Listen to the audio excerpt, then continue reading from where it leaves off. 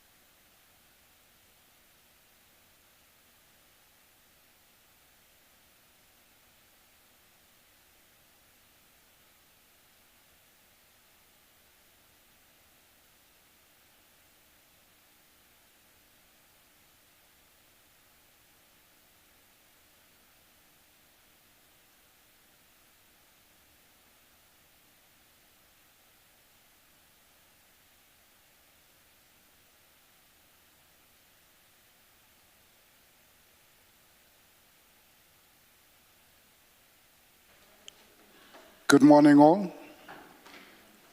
It's 29 minutes past 9. We are ready to start today's 29 minutes past 9. Make sure that your cell phones ready to start today's proceedings. Please make sure that your cell phones are off or on silent your devices. Please stand. Let's not disturb the proceedings. Thank you. Please stand.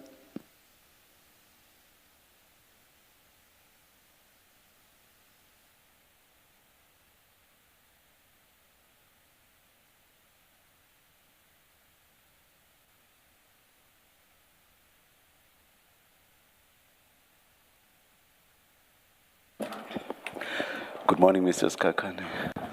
Good morning, Chair and the Commissioners. Good morning, Mr. Mr. Loftus. Good morning, Chair and the Commissioners. Good morning, Mr. Loftus. Chair, just for context, we are continuing with the stream of KZN gangs. We are continuing with the stream of KZN infiltration, or what we contend and the infiltration or what law enforcement to be the infiltration of the gangs. Law enforcement in whatever form by the KZN get through gangs. And in whatever form. Witness that we have today is Mr. and the witness that we have today is Mr. Gregory Kim to be sworn in. Mr. Loftus, will you be swearing or affirming? I'll swear. Do you swear that the evidence you are going to give is the truth, the whole truth, nothing but? Do you swear that the evidence you are going to give is the truth, the whole truth, nothing but the truth? If so, please raise your right hand. Just as a way of background relating to the witness. The witness, just as a way of background relating to the witness, the witness is Bevan Loftus, the father to the late Mr. killed in a shootout with police, who was, and his evidence killed in a shootout with police, and his evidence fits within that context. And then, as we go through, we'll then see how it fits in the entire stream. Thank you. Thank you. You should have 4 files before you. There's a statement file 1, which contains the statement of Mr. Gregory Loftus. I know there were a number of file 1, but it's that statement, if you can locate it. Then there's file 2, which contains primarily the application and the voice recording, and then there's file 3. File 4, for present purposes, perhaps you can pen it away. Then we'll start with file 1, page 1, which is the beginning of the statement of Mr. Loftus. Mr. Loftus, you have that file before you? Yes, with my statement, yes. With your statement? Yes. Correct. Do you confirm that this is your statement that you prepared for the Commission? Yes, I do confirm. All right. And is there anything in that statement that you feel, at least for now, that you're able, that you don't agree with? No, there isn't anything I don't agree with. But in any event, feel free to, if there is any issue, to raise it. I'll do that. Thank you.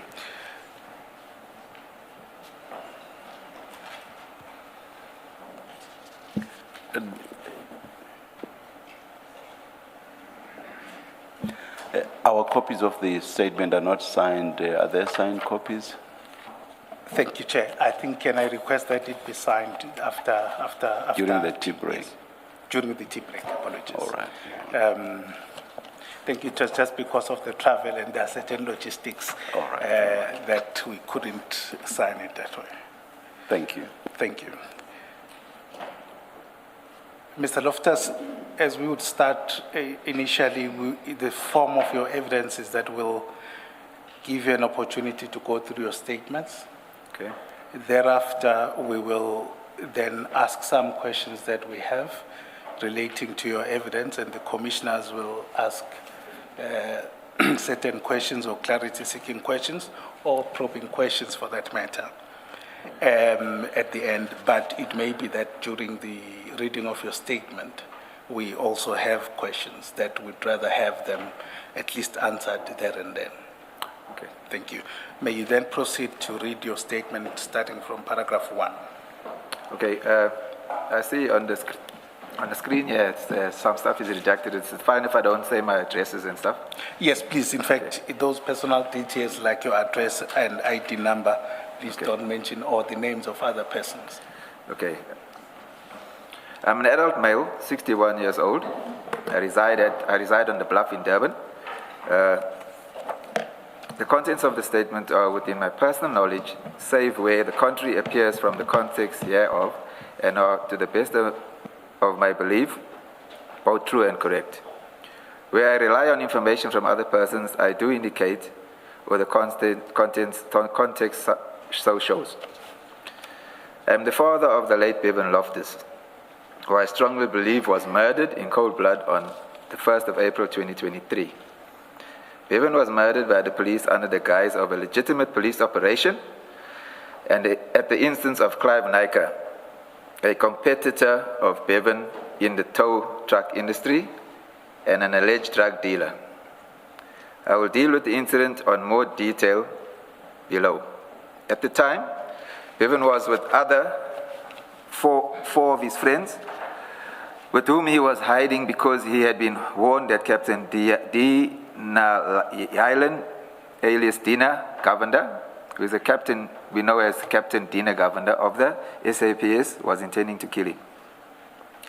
The events that I describe in this affidavit occurred several years ago, and I may not recall some of the details. If I recall events after submitting the statement, I will either submit a supplementary statement or elaborate thereon during my testimony. On March 31, 2023, the day before my son was murdered, I deposed to an affidavit in support of an interdict application which was issued that day and which sought inter alia to interdict Captain Dina Govender and the SAPS from murdering my son. If I can just say something here before I go on. It says here in support of an interdict application which was issued. The interdict wasn't issued, it was the summons that was issued. Is this a correction there? Okay. A day after the application was issued, Captain Dina Govender and a group of SAPS officers under his command murdered my son anyway. I attach as Annexure GL1 the notice of motion and founding affidavit in the support of the interdict application which I had issued on 31 March 2023. I confirm the correctness of my founding affidavit in that application. That application, of course, does not deal with the circumstances around my son's murder because I deposed it the day before my son was murdered. For reasons of convenience, I therefore repeat many of those facts in the present affidavit before going on to address the murder of my son. Captain Dina's deposed to an answering affidavit in that application, which affidavit is of technical points and appears to be protecting Mr. Clive Nyka. I am not formally employed. I provide panel beating services on an ad hoc basis. Sorry, before you proceed, I just want us to go to GL1, which is an attachment to your statement. Just to confirm, is that the application you are referring to? Yes, this is it. This is the application. Thank you. Please proceed with paragraph 7. Okay, I am not formally employed. I provide panel beating services on an ad hoc basis. I am the registered owner of 3 residential properties situated on the bluff. That one of the properties belongs to a trust, of which I am a trustee.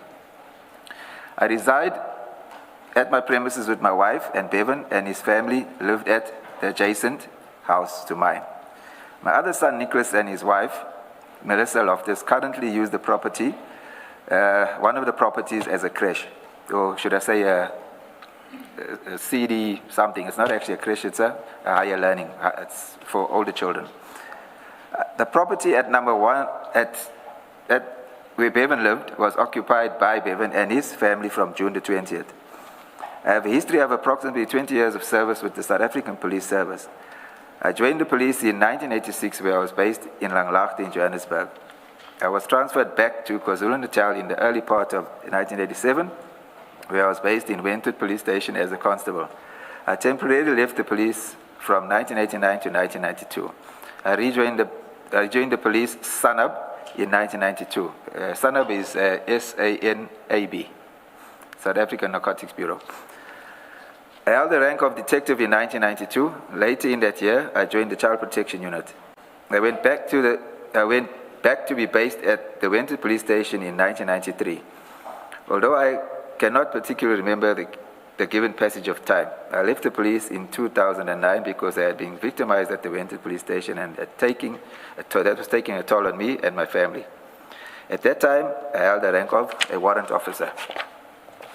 After I left the police, I worked in the construction industry for various companies on short contract basis. Bevan did his matric during 2007 and 2008.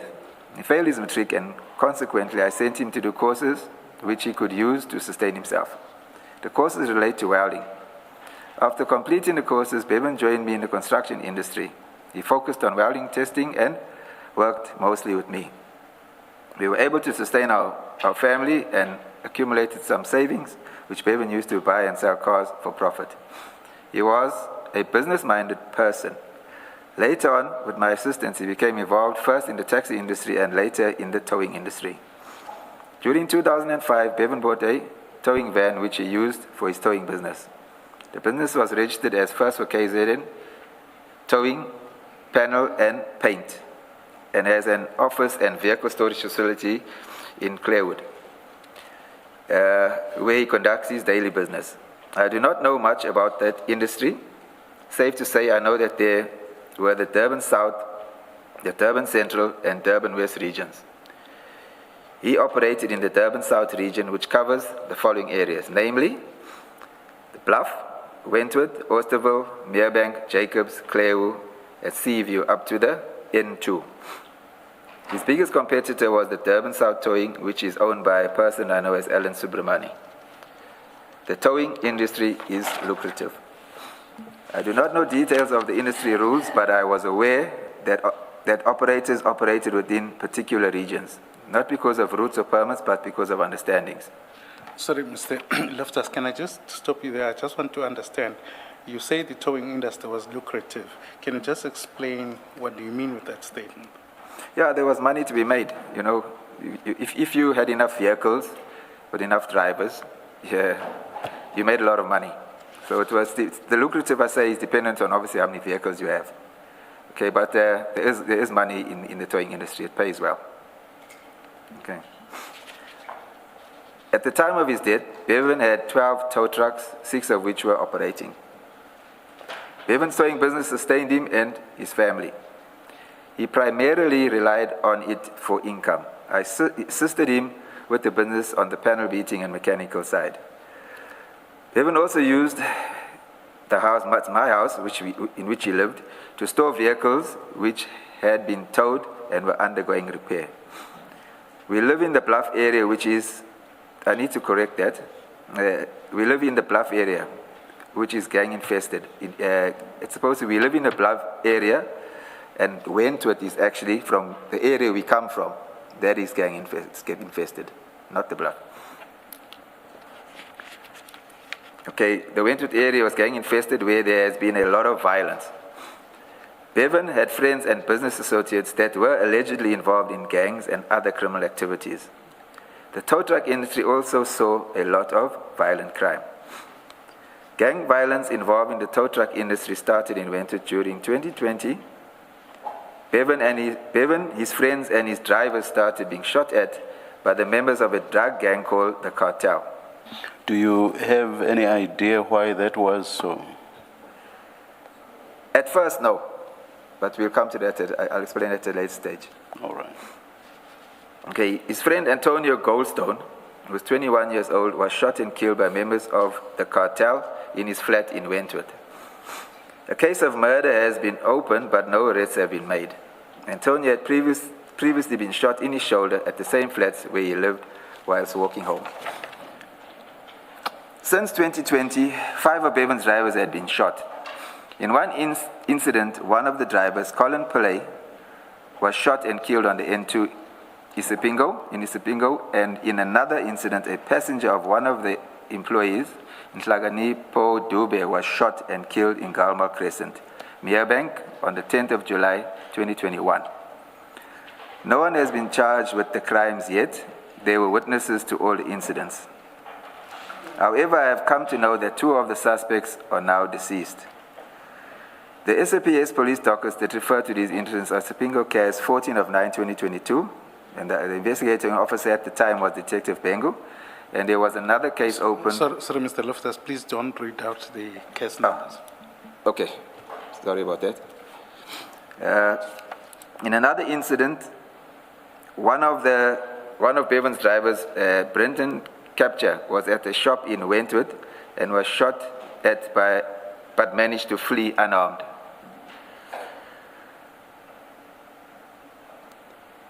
A while later, the same driver's father was seated on his veranda with his son and was killed in a drive-by shooting. The incidents were registered under a Wentworth case. A friend of Bevan, a friend of Bevan and his wife were shot in Tiflin Road in Wentworth while he was taking his wife to work.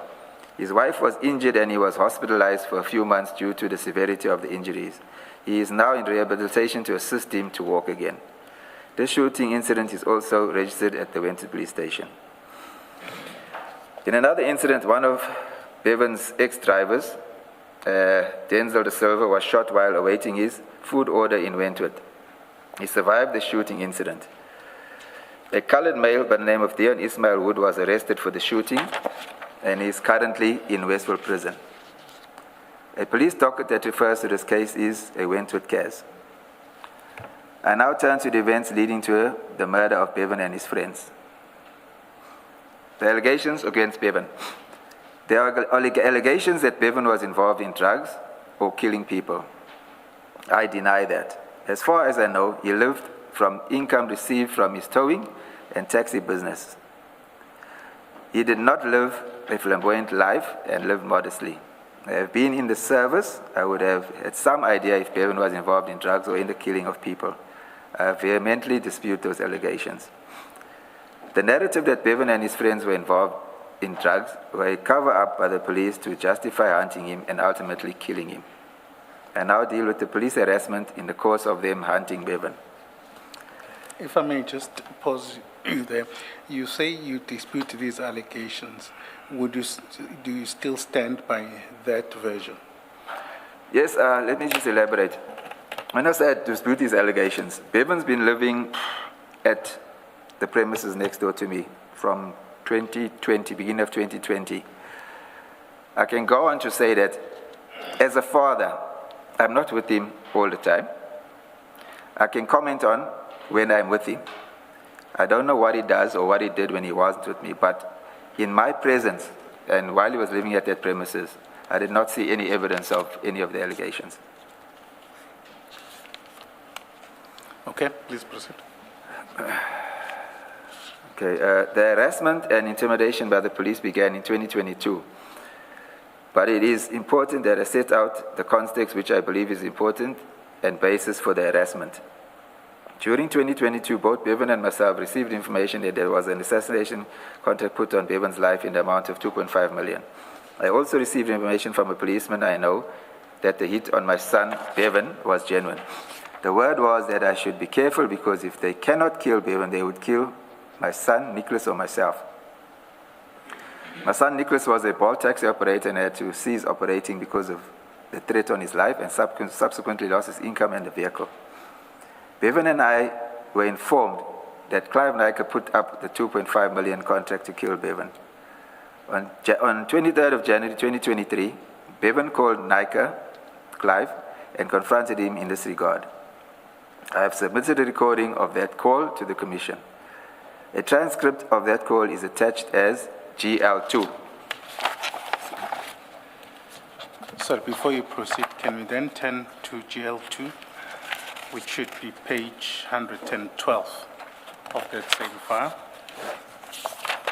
Yeah, this is it, yes.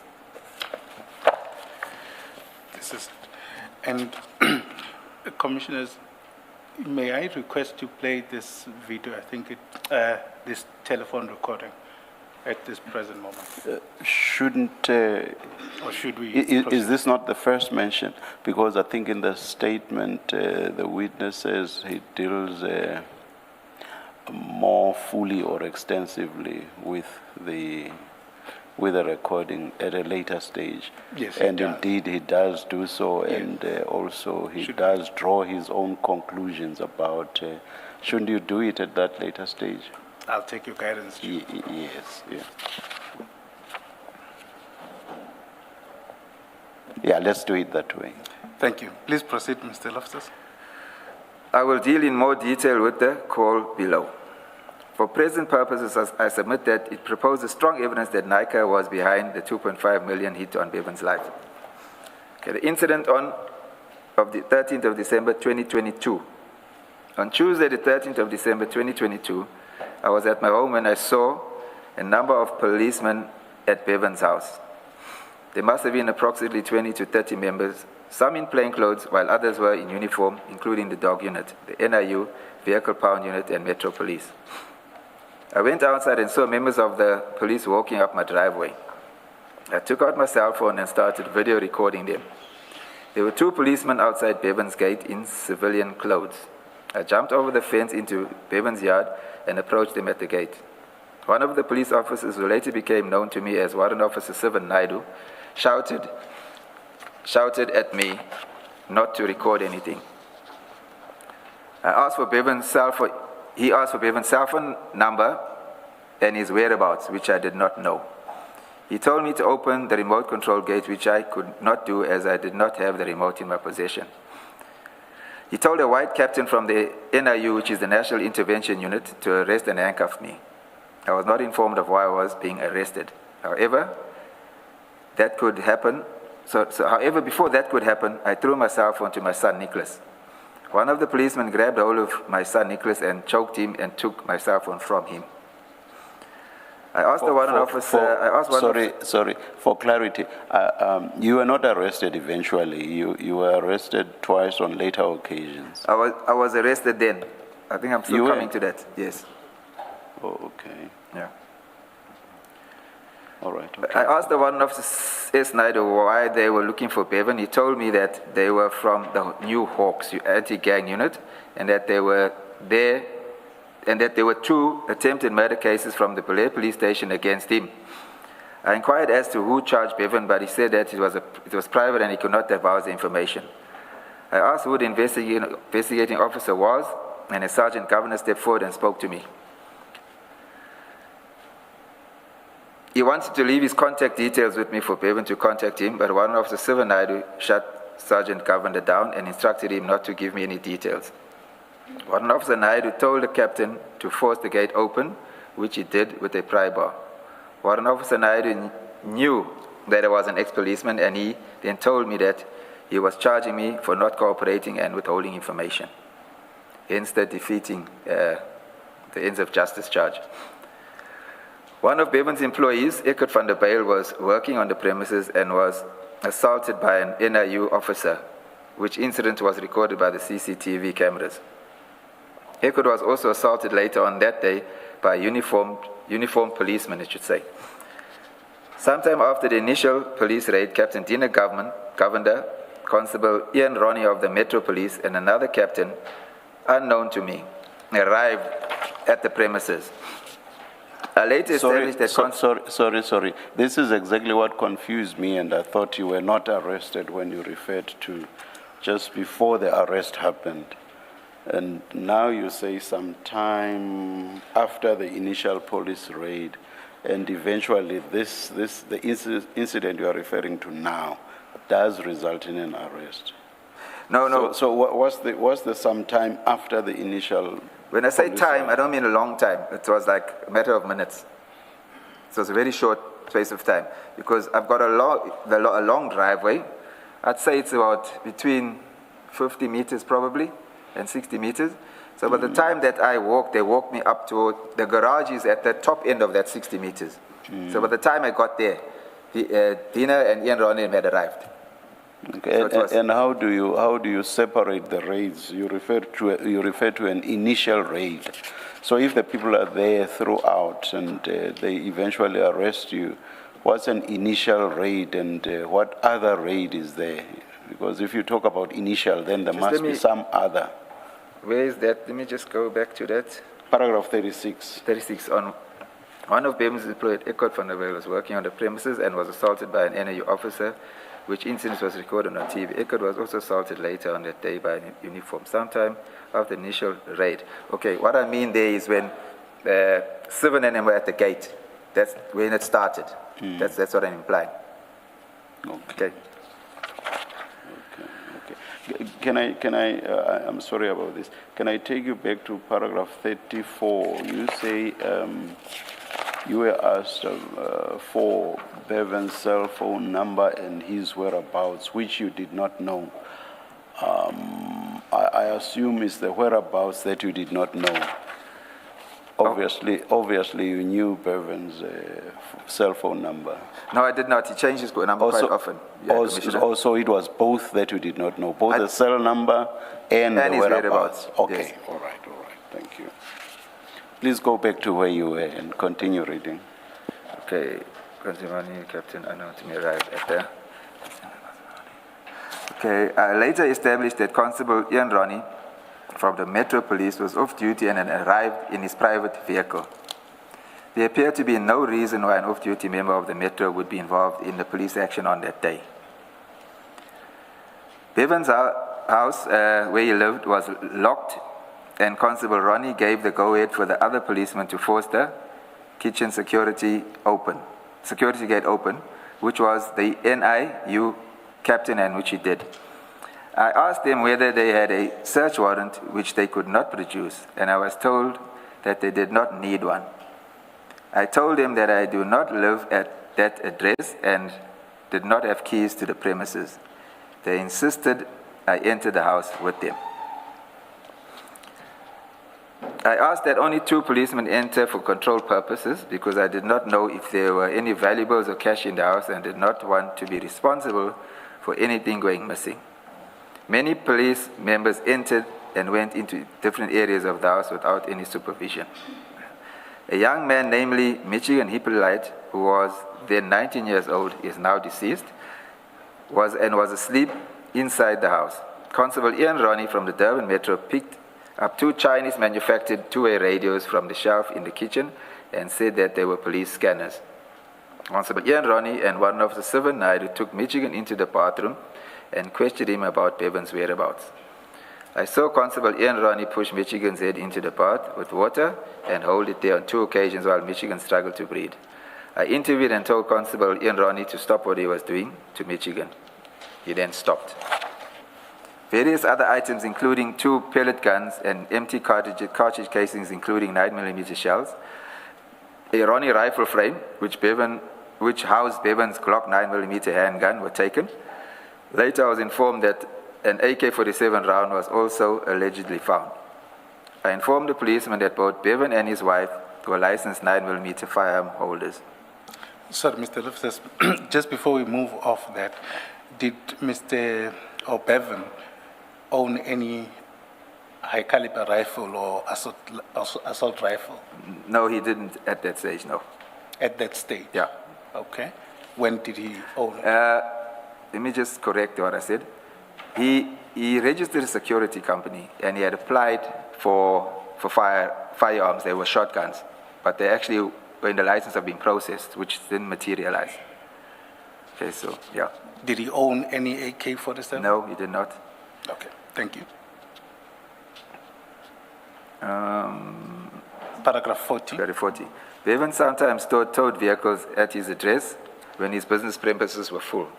The policeman scanned the disc on a Renault Duster motor vehicle which was legally towed and stored with the owner's consent during the floods storm which occurred in April 2022. When the policeman, called it up and it came up as a stolen on a Brighton Beach case, the Brighton Beach policeman had previously come to the premises with the owner to remove the vehicle. However, the vehicle was left at the premises and had attracted storage charges which the owner had not paid. We showed the police the legal documentation together with the newspaper advertisement in the independent newspaper on Thursday, 21 July 2022, indicating that the vehicle would be sold to defray costs. After seeing the documents, the police left. I was then forced to open the garage, which I did under duress without a search warrant. My old police issued bulletproof vest and handcuffs were hanging on the wall in a bag, which was covered in dust and insect droppings, mess. I informed them that it was my issue, which had been hanging on the wall for the last 15 years. When I resigned in 2009, they only took my service pistol, and I kept all my uniforms and other equipment. Sorry, just before you go there, out of interest, aren't you under an obligation to hand back all the tools of trade?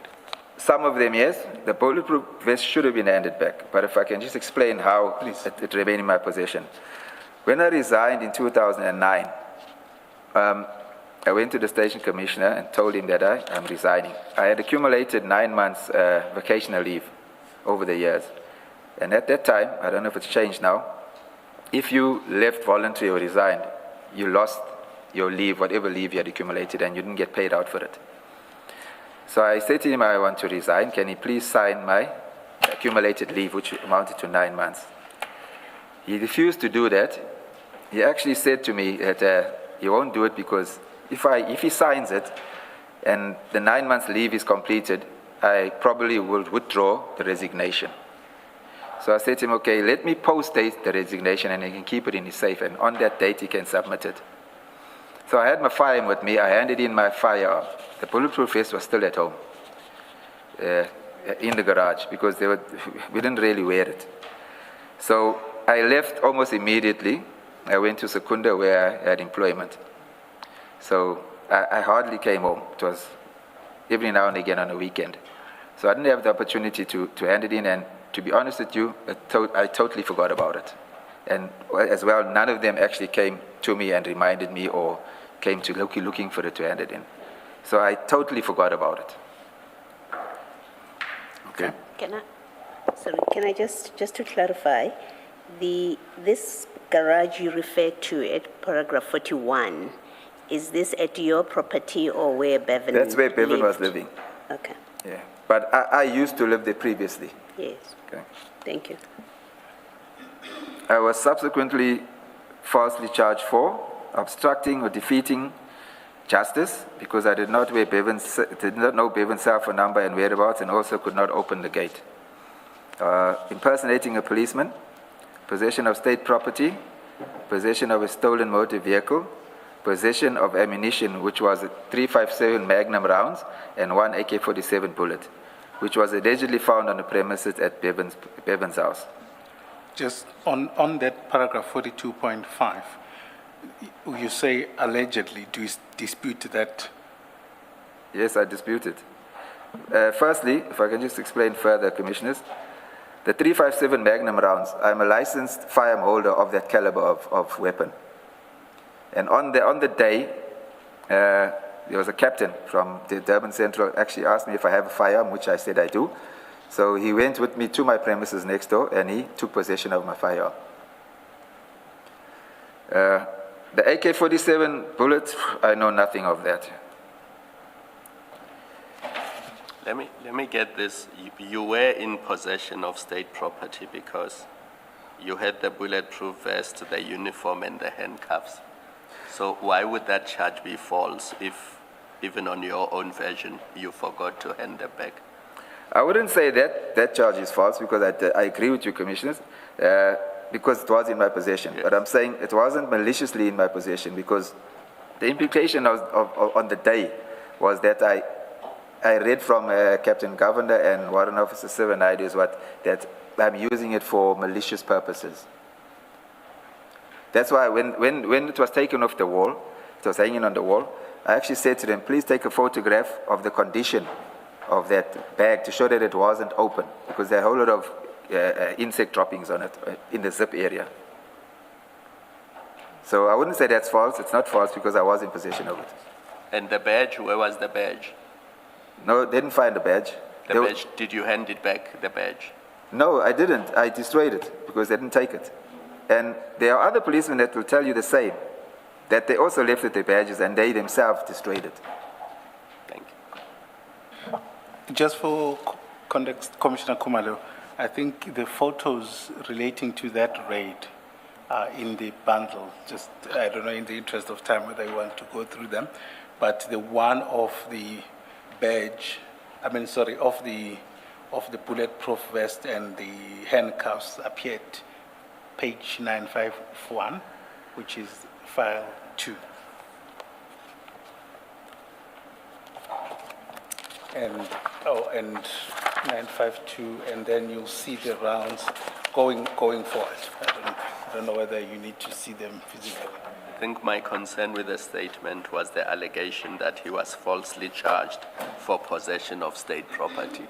And I'm saying the charge can be false if you are in unlawful possession of state property. Yes, I think the witness has answered it, yes. So maybe in similar vein, just clarify, the vehicle, the Renault that you say was on the property, it had you do explain that how the circumstances in which it ends up there, but you also say that when they checked, they found that it was still reported as stolen property.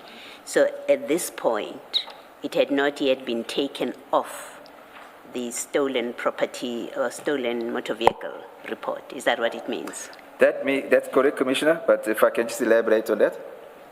What had happened in this particular case, according to what I was told, why it was in his possession is because it was flooded. It was underwater during the floods in 2022. So that whoever towed it, called to the scene, had to salvage it. In other words, not just tow it, had to rescue it or recover it from that water. And then the insurance didn't want to pay for it. It was some kind of a dispute that took place. So he wanted the vehicle without paying. So this happens used to happen when I was a policeman as well. The owner would go to the police and report it stolen, so that the police can come and recover it, and he doesn't have to pay the cost of the salvage, recovery, and the storage as well. And this is what I think happened on this day. That's why because I didn't witness the transactions between them, but I was kept up to date by Bevan about that vehicle. And he said to me, this is what's happening. Insurance doesn't want to pay the owner, and he doesn't want to pay cash out of his pocket as well. So in my understanding, that's why he went to the police and reported it stolen. So it actually wasn't really stolen. And if I can add on to that as well, this used to happen quite regularly when I was younger in the police, that owners used to come in, open cases of vehicles can be recovered. Then at some stage there was a circular that was sent to stations to say that the police are not to get involved in those transactions anymore. That's purely civil. So we stopped doing that.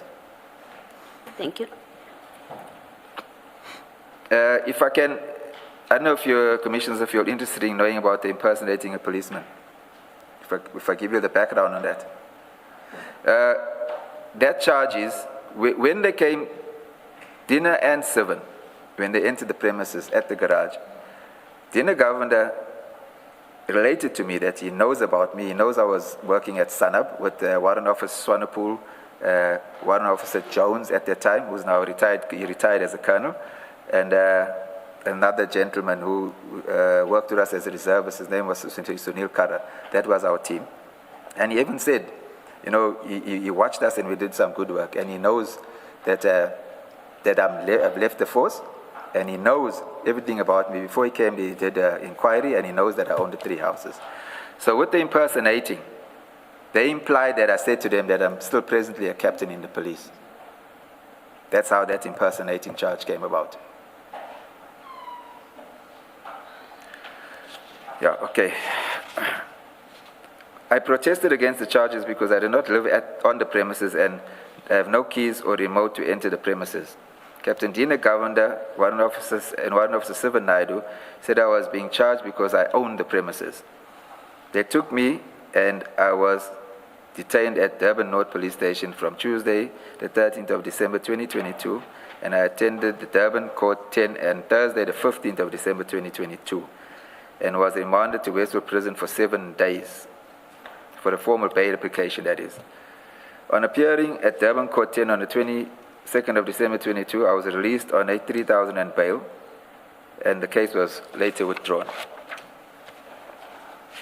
Early this year, in 2026, I was visited by Sergeant Koluse from the Hawks, who informed me that they are putting the matter back in court. They asked for a copy of my registration confirmation of the property situated at the address where Bevan lived. He said there was a search warrant and the court wanted to know whether they had searched the correct house. He also asked for a copy of my firearm license, which I later sent to him. It emerged from Sergeant Governor that the raid on our family homes on the 13th of December 2022 was ostensibly related to the 2 Belair dockets, which are both Belair cases. Bevan had no knowledge of these cases and was never contacted by the Belair police officers who were assigned these cases. I later established that the Belair cases had been signed out by Captain S. Naidu and assigned to Warrant Officer T. Naidu from Durban Central Detectives on the 4th of December 2022. The dockets were returned a week later. Bevan was not contacted in that time, and we have never seen any evidence suggesting that there was any case against him. Sorry, just to clarify certain things, you talk of Sergeant Govender. Is that someone different to Captain Govender? That is somebody totally different to Captain Govender. And then there is Captain Naidu.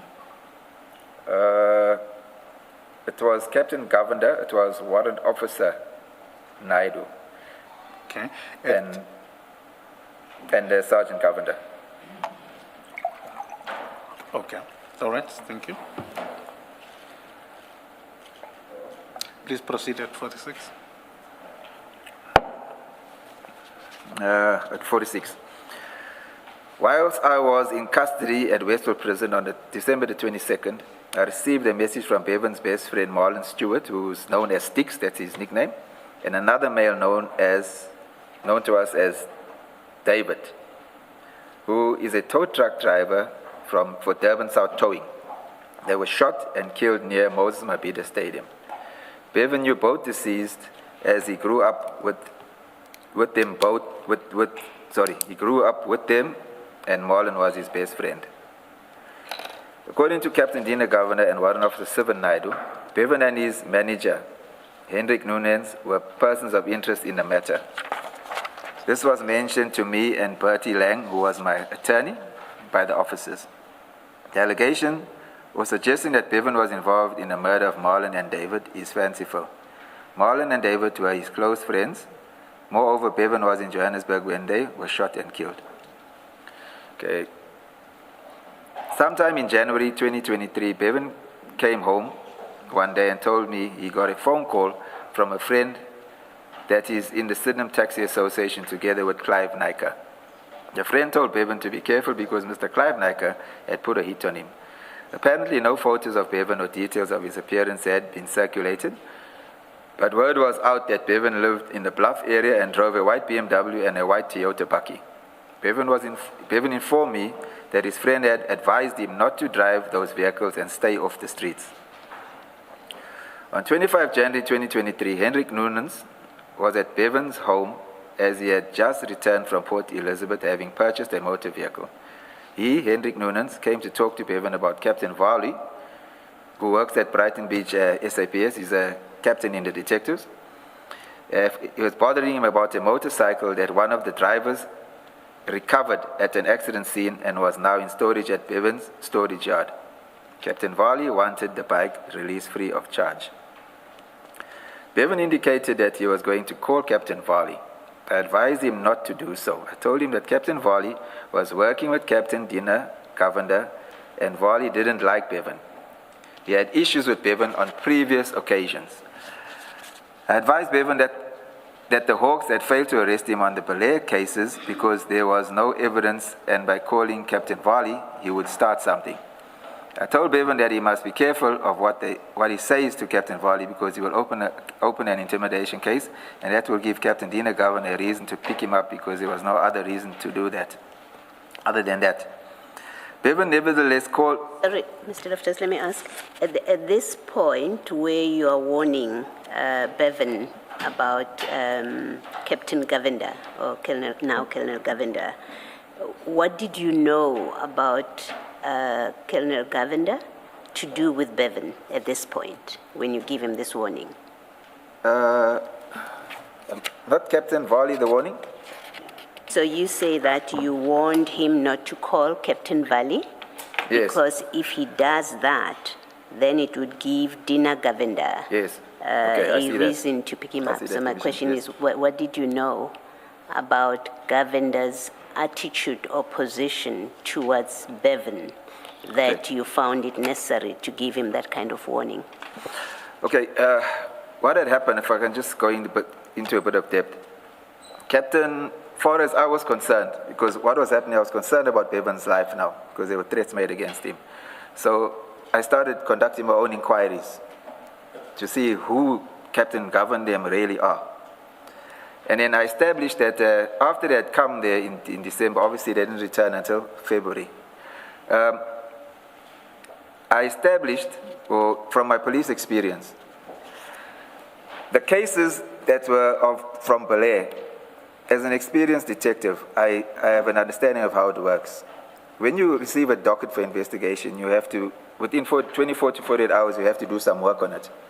So if there's evidence in the docket, you'd obviously approach the accused person or the suspect in that matter.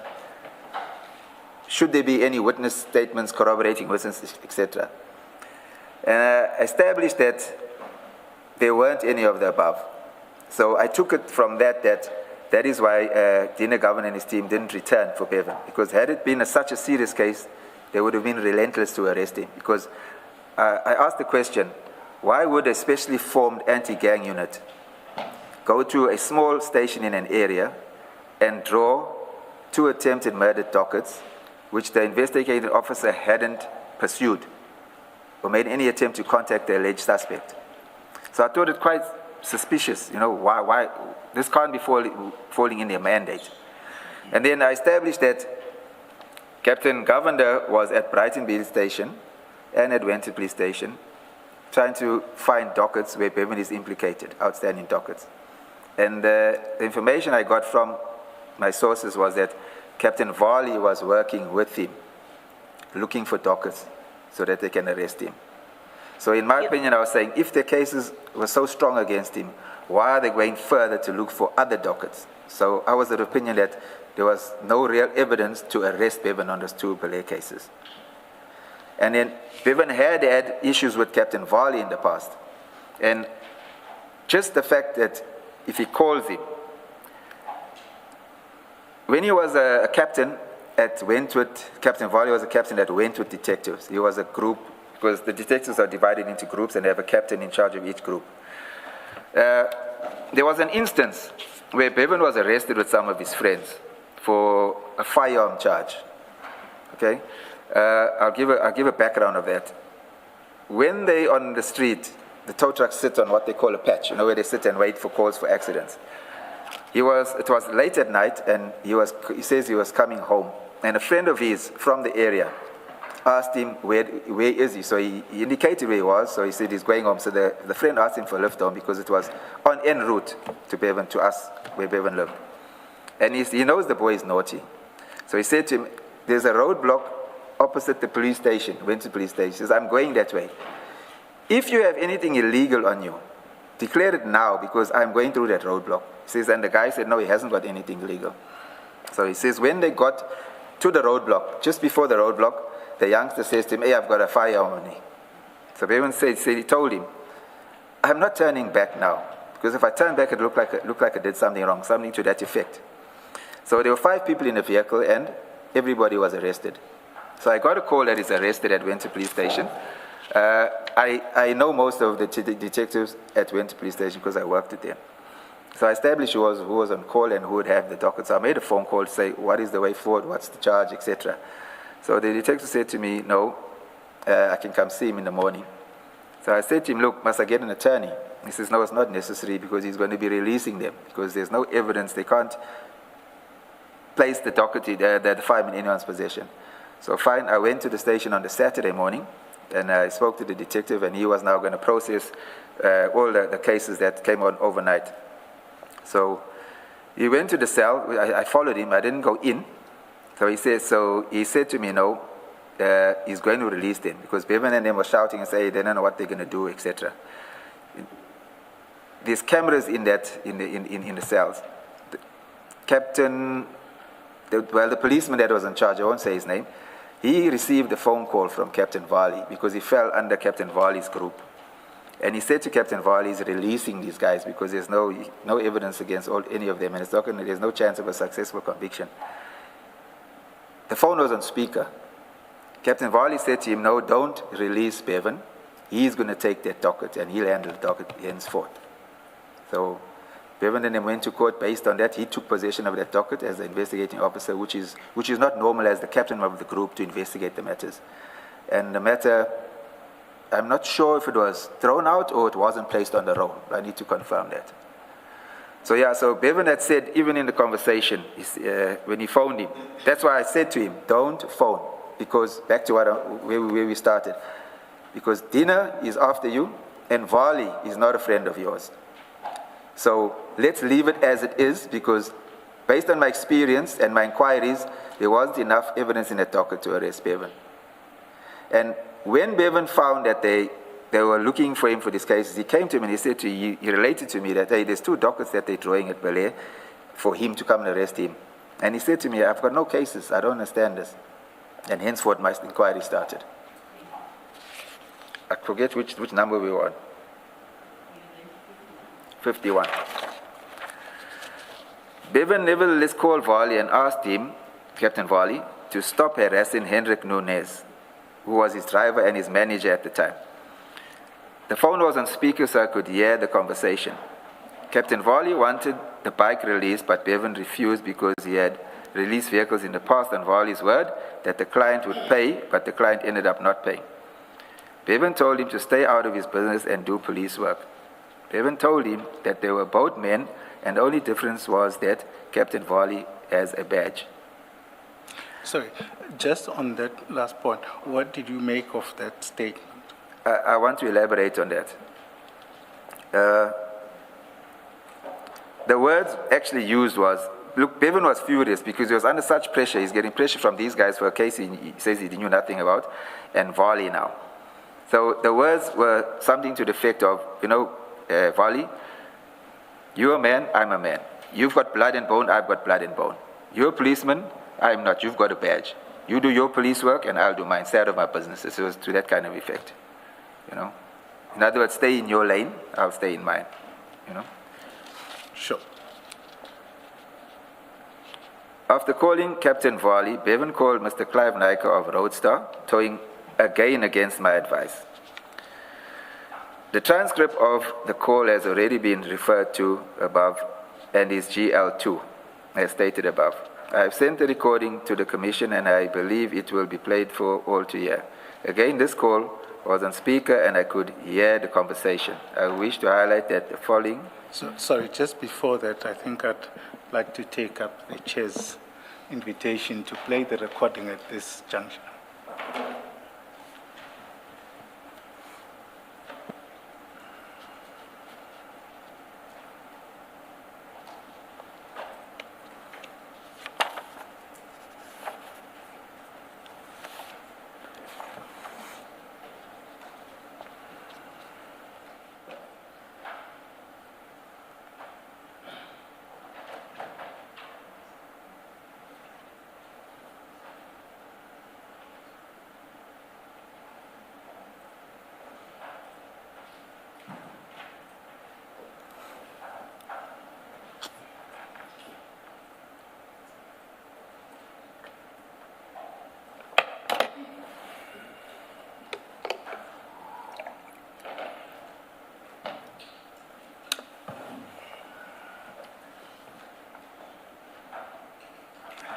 Chair,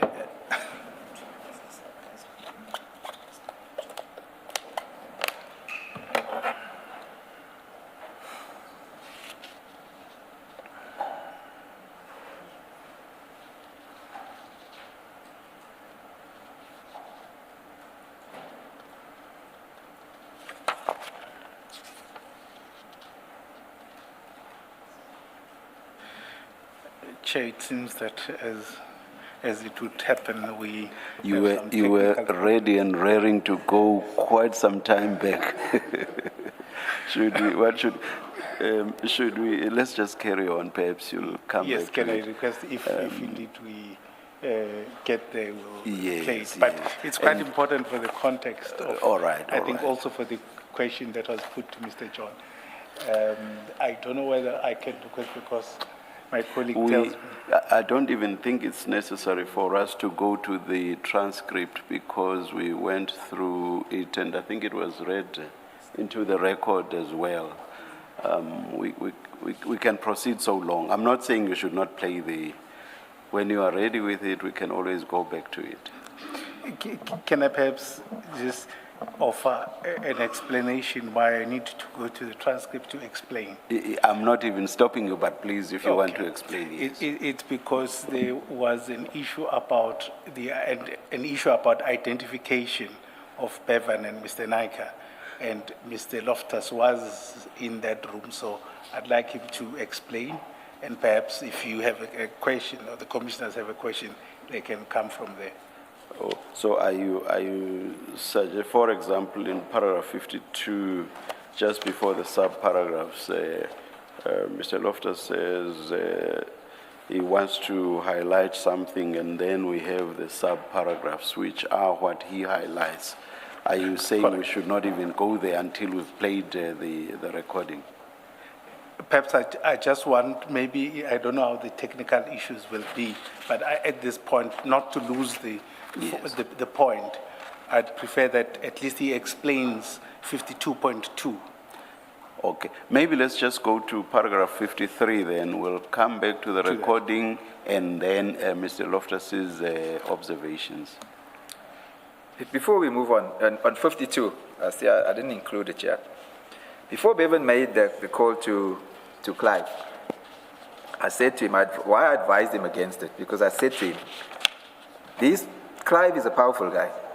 They haven't got anything on you. He'll definitely open an intimidation case against you. I said he can guarantee that. And later on, okay, let me leave it there. I think I'll cover it later on, but I forgot to say that there. All right, and I'll explain further. You said something similar about, I forget the rank, Officer Valley as well. Captain Valley, yes. Captain Valley, Yes. yeah. Okay, all right. I just forgot to include it here. All right, thank you. Let's go on to 53 then, if that's fine, Mrs. Kakan. Thank you.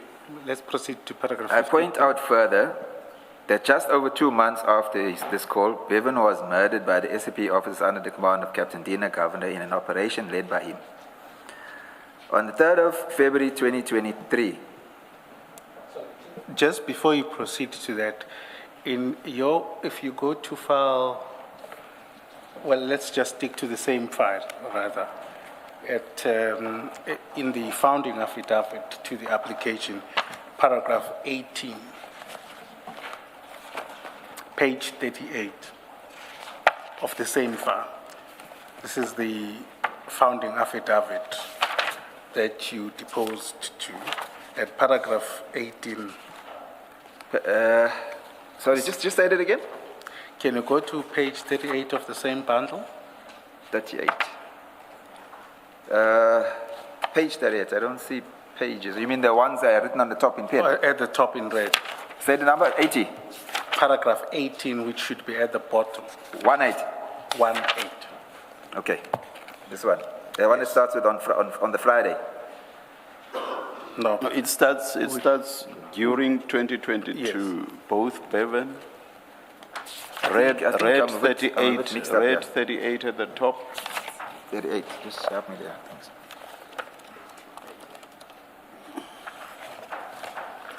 Oh, okay. All right. Okay. Can I go Are on? you there? Can you just read that entire paragraph 18? During 2022, both Bevan and myself received information that there was an assassination contract put on Bevan's life in an amount of 2.5 million. I also received information from a policeman I know that a hit on my son Bevan was genuine. The word was that I should be careful because if they cannot kill Bevan, they will kill my son Nicholas and myself. Thank you. I just want to probe just two things there. So you, according to this, you received the information in 2022. Yes. Do you remember when about?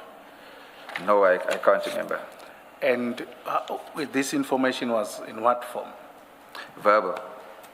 From a source? From a source, yes. And in terms of this, was it at the same time you at Bevan, or you received it separately from separate sources? It was more or less around the same time. Yes, because we discussed it, yes. So I think the question is, was the source the same person? No, it wasn't the same source.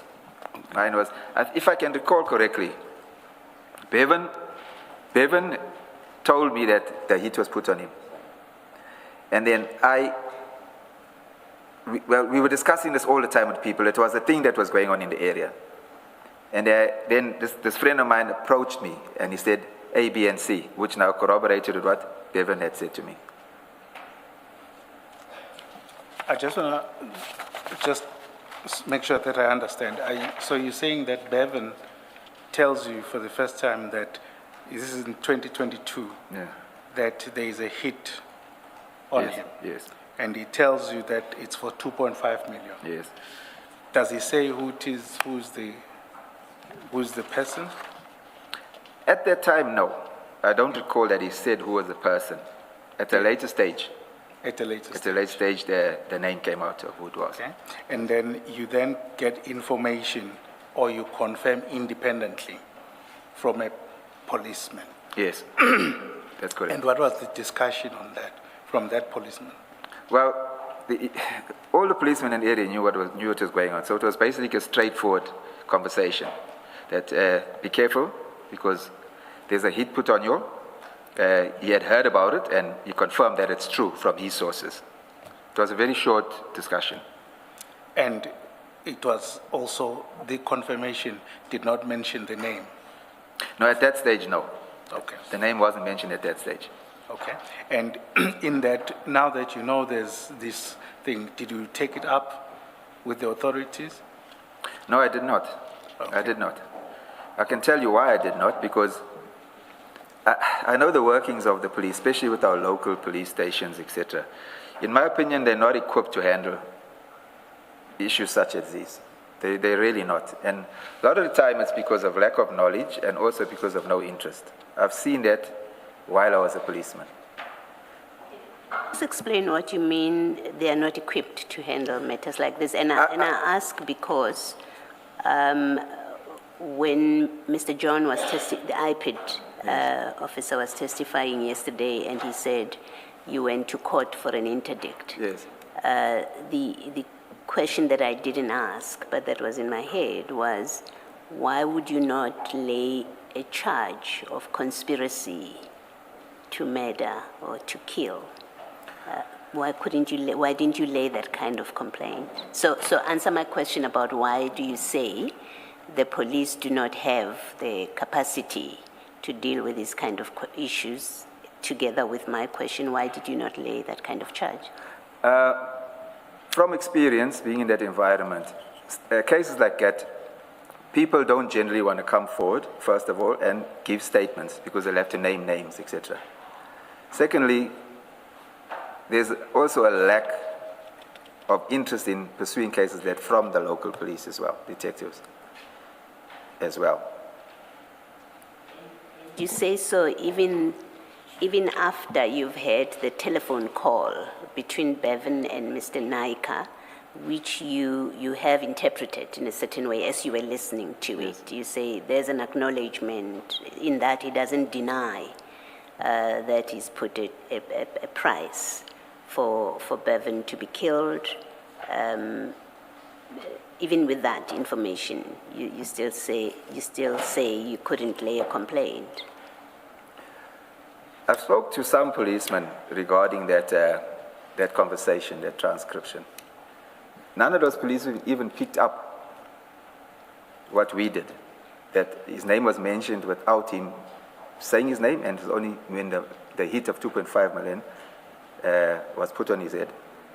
They didn't pick that up, and they didn't pick up what I would call a motive, where he says, "You killed my uncle." They didn't even pick that up. I had to actually highlight it to them. This is not policemen at stations, people that I knew, policemen that I knew.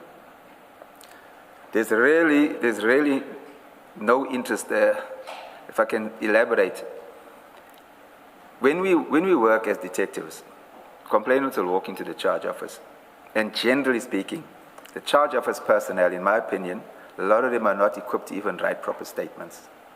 That I can tell you because I've witnessed it. We have to go and retake the statement. So a lot of the times, like what we did, we established what we call a crime office, so the detectives actually could interview the people, the complainants, and take the relevant statements in a proper manner. A lot of the detectives and the uniformed policemen, they've got this, if I can call it a thing, where they say, kill the case. So when a complainant walks into a charge office, there's a persuasion. They try and persuade the complainants not to open a case. If you can understand what I say, they try and inform that they can't open a case because there is no case, etc., etc. They find some kind of way not to help them. I've witnessed it. So, thank you. I'll elaborate a bit more. There were times when this started, where youngsters would be intimidated at the flats before it escalated. When I say flats, it's where we grew up in Reykjavik, where this cartel was operating. These youngsters, 2 of them that are deceased now, and Antonio was also deceased, they're from there, they were junior youngsters. They were being harassed, intimidated. I personally, and a lot of those youngsters had single-parent homes, single mothers. I was very well known in the area. So I took some of the mothers up to the police station and had a meeting with the station commissioner, with the mothers, to say, from experience, this is going to escalate. It's starting as threats and little assaults, but I explained how I could see this escalating from experience of the past. And there was no interest. We had those kind of meetings on about 2 or 3 occasions to try and get the station commander to intervene. I can't remember the station commander's name. He was a white gentleman. He actually said to me, and he sent me a document with the Intimidation Act, where he actually said the Intimidation Act doesn't exist anymore. So we did make efforts at that stage.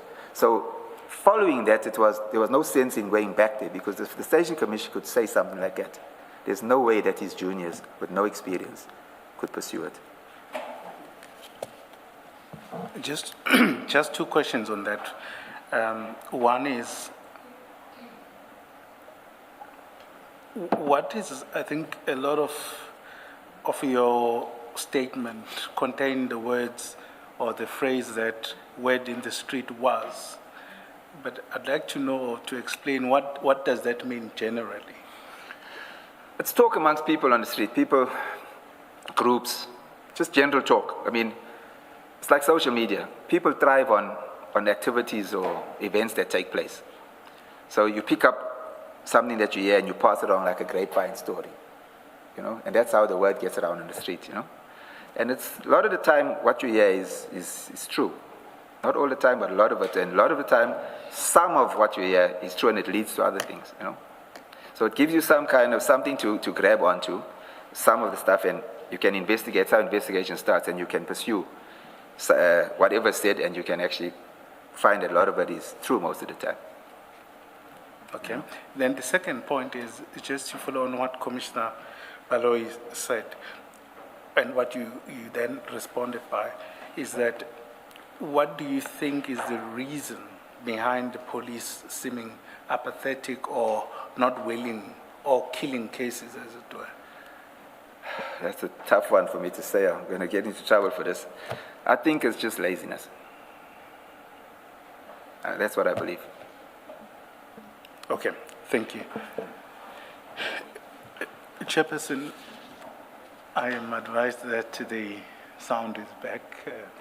Can I request that we play that recording and then go back to the file, to the statement at page 15, paragraph 52.1, but we'll start with the recording.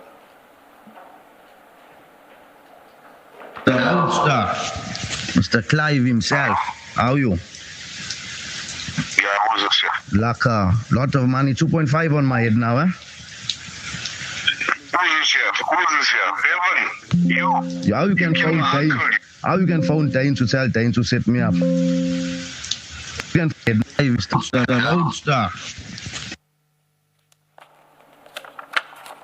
The roadster, Mr. Clive himself. How are you? Yeah, who's this here? Like a lot of money, 2.5 on my head now, eh? Who is here? Who is this here? Evan, you? Yeah, how you can phone Dane? How you can phone Dane to tell Dane to set me up? iPhone Dane, I don't even fucking know. Me, I never ever fought with you. I got no problem with you, but look like you after me. You paying dinner, governor, you paying all the carols. You went past to do all these things to me. I never had nothing to do with you. I never minded your business. I got no flop with you. But Bali, you went out of your way to do all these things to me. You wanna kill me and all. What kind? Bali, where's the numbers? Are you making allegations against me, or are you telling me the facts? I'm asking you, where's the numbers, Bali? I never do fuck all to you. Check your word, I'm fuck all to you. Telling the people I killed Regan. See our Bali. See our checker. No flop. You wanna kill me, right? No flop. The fastest lives the longest. Right? Laka.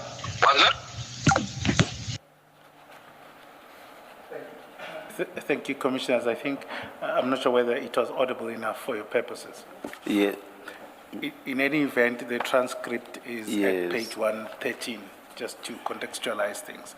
Now, this is the recording. Is this the recording that you were referring to earlier? That's correct. That's the recording. And at page 130, 113 is a transcript. Yes. Is that an accurate? That's inaccurate. Okay. And you were present when that call was made? It was made presently. It was his phone was on speaker. Okay. And what was the purpose of the call? After he phoned Vali, or let me say before he phoned Vali, he was agitated and he was quite angry and he was under a lot of pressure because he was tired of this. You remember, he hadn't been out of the premises for a long time. Because when he heard that there's a hit on him, he said to me, they're not going to get me because I'm not going to leave the premises. So, like he says, he can't go out. Sorry, just repeat that.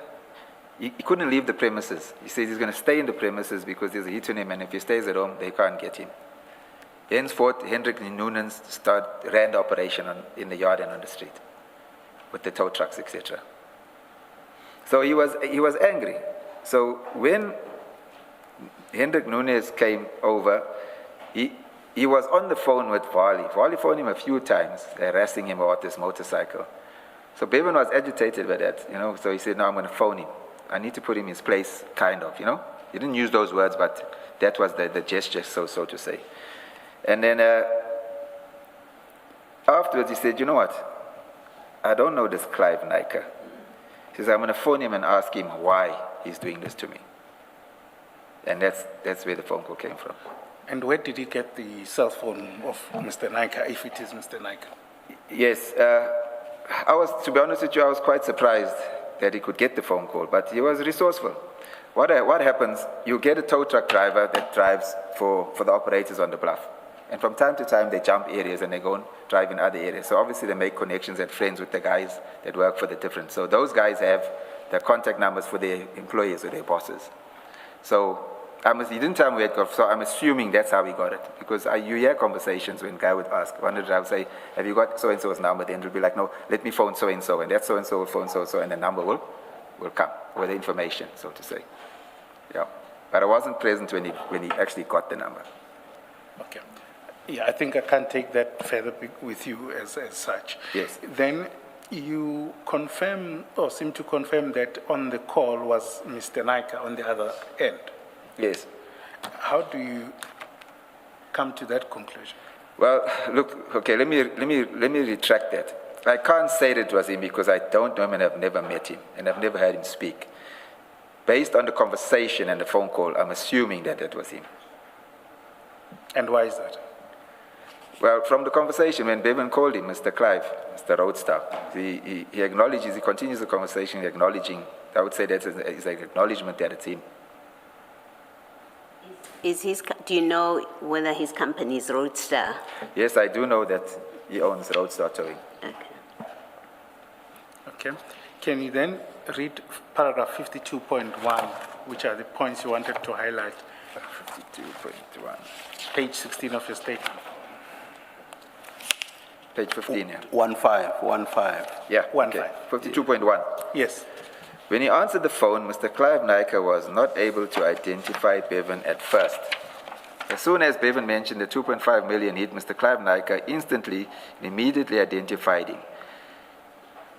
And accused, he immediately identified him, Bevan, and accused Bevan of killing his uncle.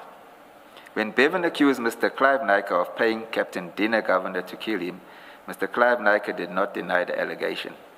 I want to take issue with that. I think you should listen to the recording in the context of everything that was said. Let me take you to page 113, 113. Read 113 at the top.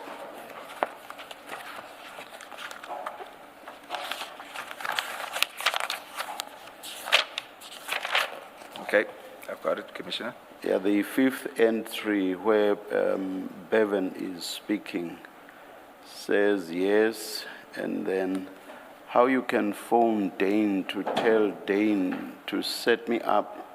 Then the response by Captain Nyker. I'm sorry, Mr. Nyker. I phoned Dane. You see, even the fact that is asking a question there, I phoned Dane. It should tell you that implicit in that is, it may in a sense be a denial. I don't even effing know who Dane is, so it becomes clearer. I've never, so your source about me having called Dane to set you up, that's false. So that's a denial. Yeah. But let's go further down. So yes, it's not, it does not directly deal with the 2.5, but the context is the 2.5. And the setting up by Dane is in the context of the 2.5. So let's go further down. The long, or there is what Bevan said there, the longest by him.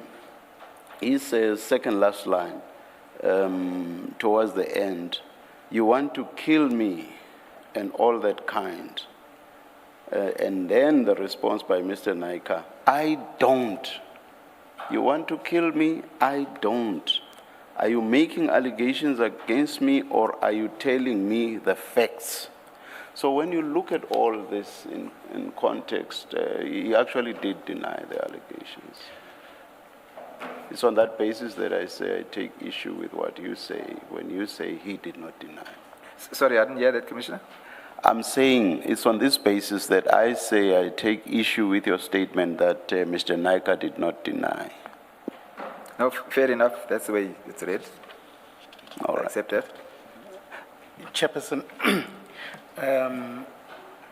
perhaps one has to understand the context of the issue, whether it's taken with whether it was not Mr. Nyker on the other side, or whether it's a matter of having put a contract on his head. I just think we need to distinguish that for his purposes as well. I'm just proceeding on the assumption that it was Mr. Nyker. And what I'm addressing is the statement by Mr. Loftus that Mr. Nyker, if it was Mr. Nyker, did not deny the allegation. That's all I'm engaging Mr. Loftus on. Sure. Chair, can I then take you to file 3?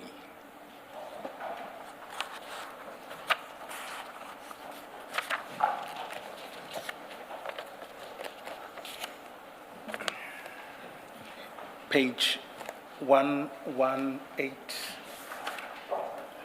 1181 at the bottom. Perhaps I have to identify what this is as a document entirely.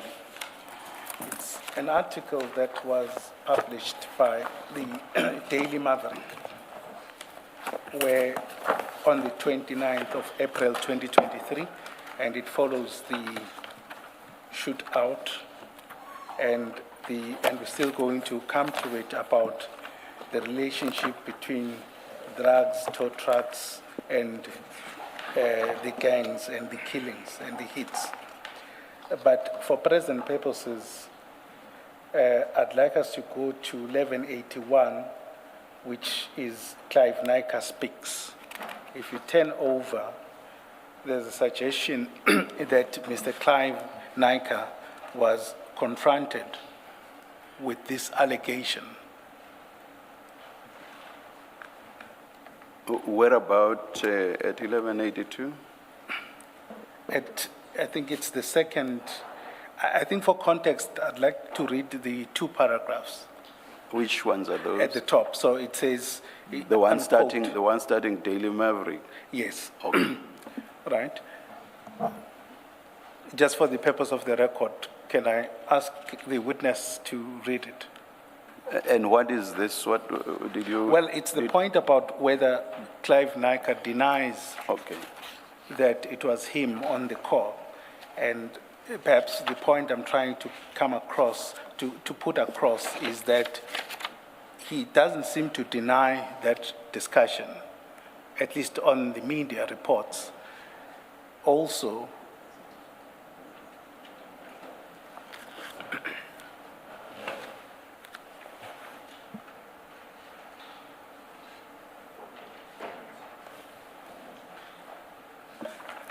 Please go ahead. thank you, Mr. Chairperson. Kakan. Mr. Loftus, would I kindly request that you read that portion just into the record? Which page is this, Naba? Page 1182, 82 from the top. from the top. Thank you. Daily Maverick approached businessman Clive Nika, who described Bevan Loftus as an evil young man. I've only had 2 or 3 conversations with this evil young man. I don't know him. I have been in the towing industry for 14 years, and I am chairman of our Towing Industry Association. I have never had a confrontation with Bevan. Earlier this year, Bevan called me saying I wanted to kill him. I said I heard he killed my uncle, the tow trucker Elvis Raju in Asherville, earlier this year. I heard on the street that it was a case of mistaken identity, that I was meant to be the target of the shooting. Bevan ended the conversation with, let's see who dies first. Thank you. I think I'd like to stop there. Chairperson, it's that evidence that I just want it to be there regarding Mr. Nika's, regarding whether it was him on the other line. And it seems to be consistent with the transcript and what the witness states and what is on the call. Or which is that it was Mr. Nika. Correct. All right. Thank you. Or this has nothing to do with whether there was or there wasn't a denial by Mr. Nika. It's just to show that It's just to show. it was Mr. Nika on the. Yes, he confirms that, and he confirms the contents because Okay, you see where the last, not the last statement, it says, let's see who dies first. Yeah. And that's the other thing I want to take with Mr. Loftus. All right. For me, it was just to place that before you, Commissioners. All right. Thank you.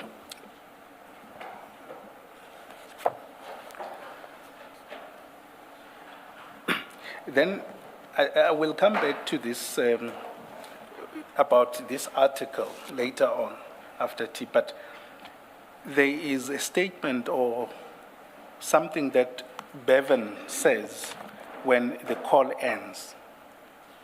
Yes? And it is, I just don't want to,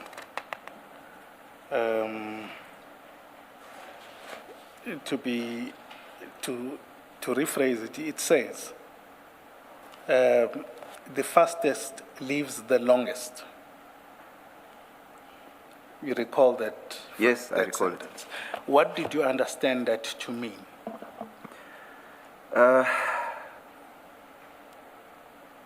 At first, I didn't know how to take it, because I said to Bevan, I actually asked him, what did he mean by that and why did he say that? He offered no explanation. You know, he says he was angry, so he didn't even realize what he was saying, but he didn't offer any explanation.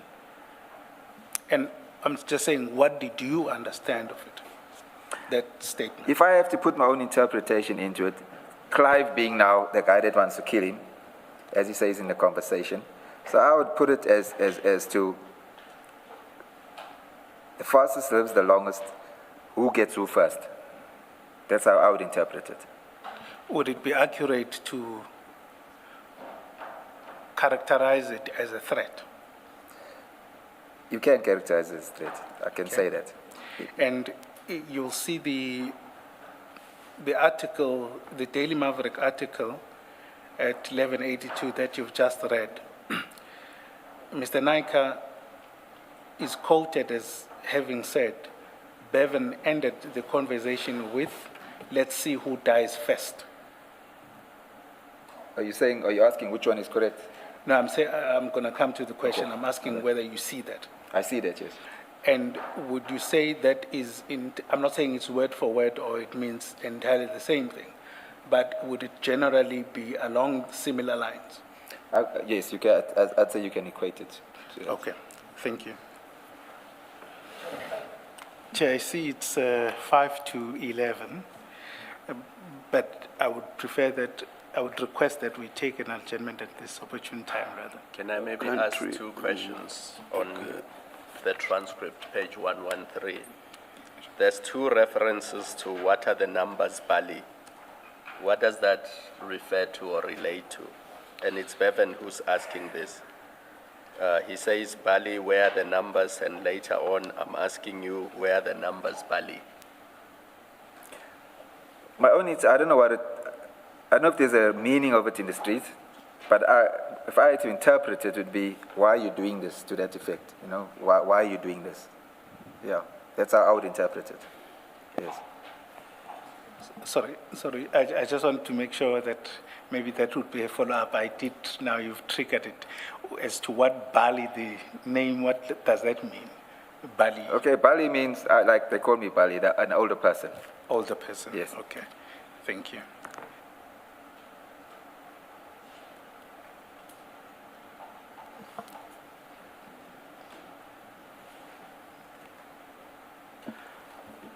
Let's adjourn and resume at 11:30. Thank you, Chair.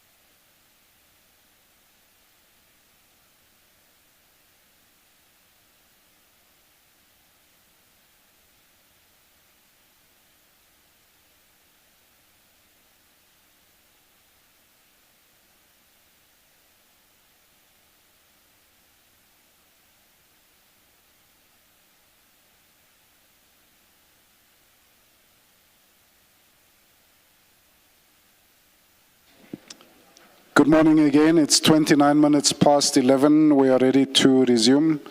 Please make sure that your cell phones, your devices are off on silent. Please stand.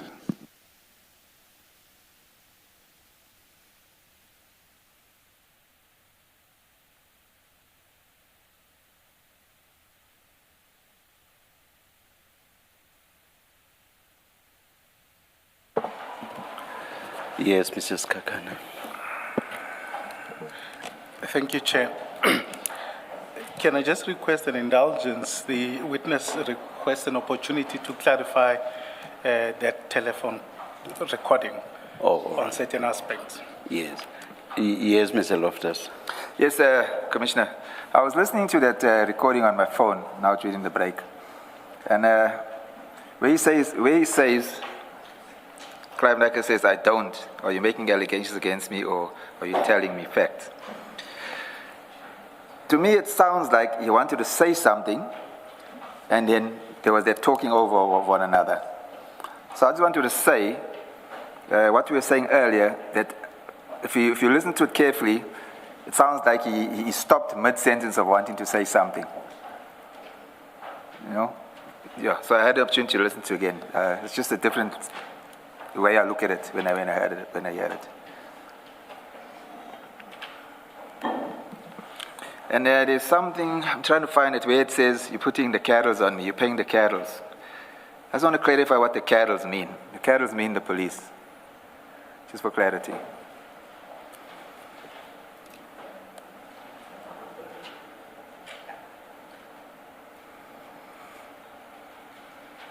Why do you say carols means police? It's Durban slang. Yeah. For police, meaning police. Yeah.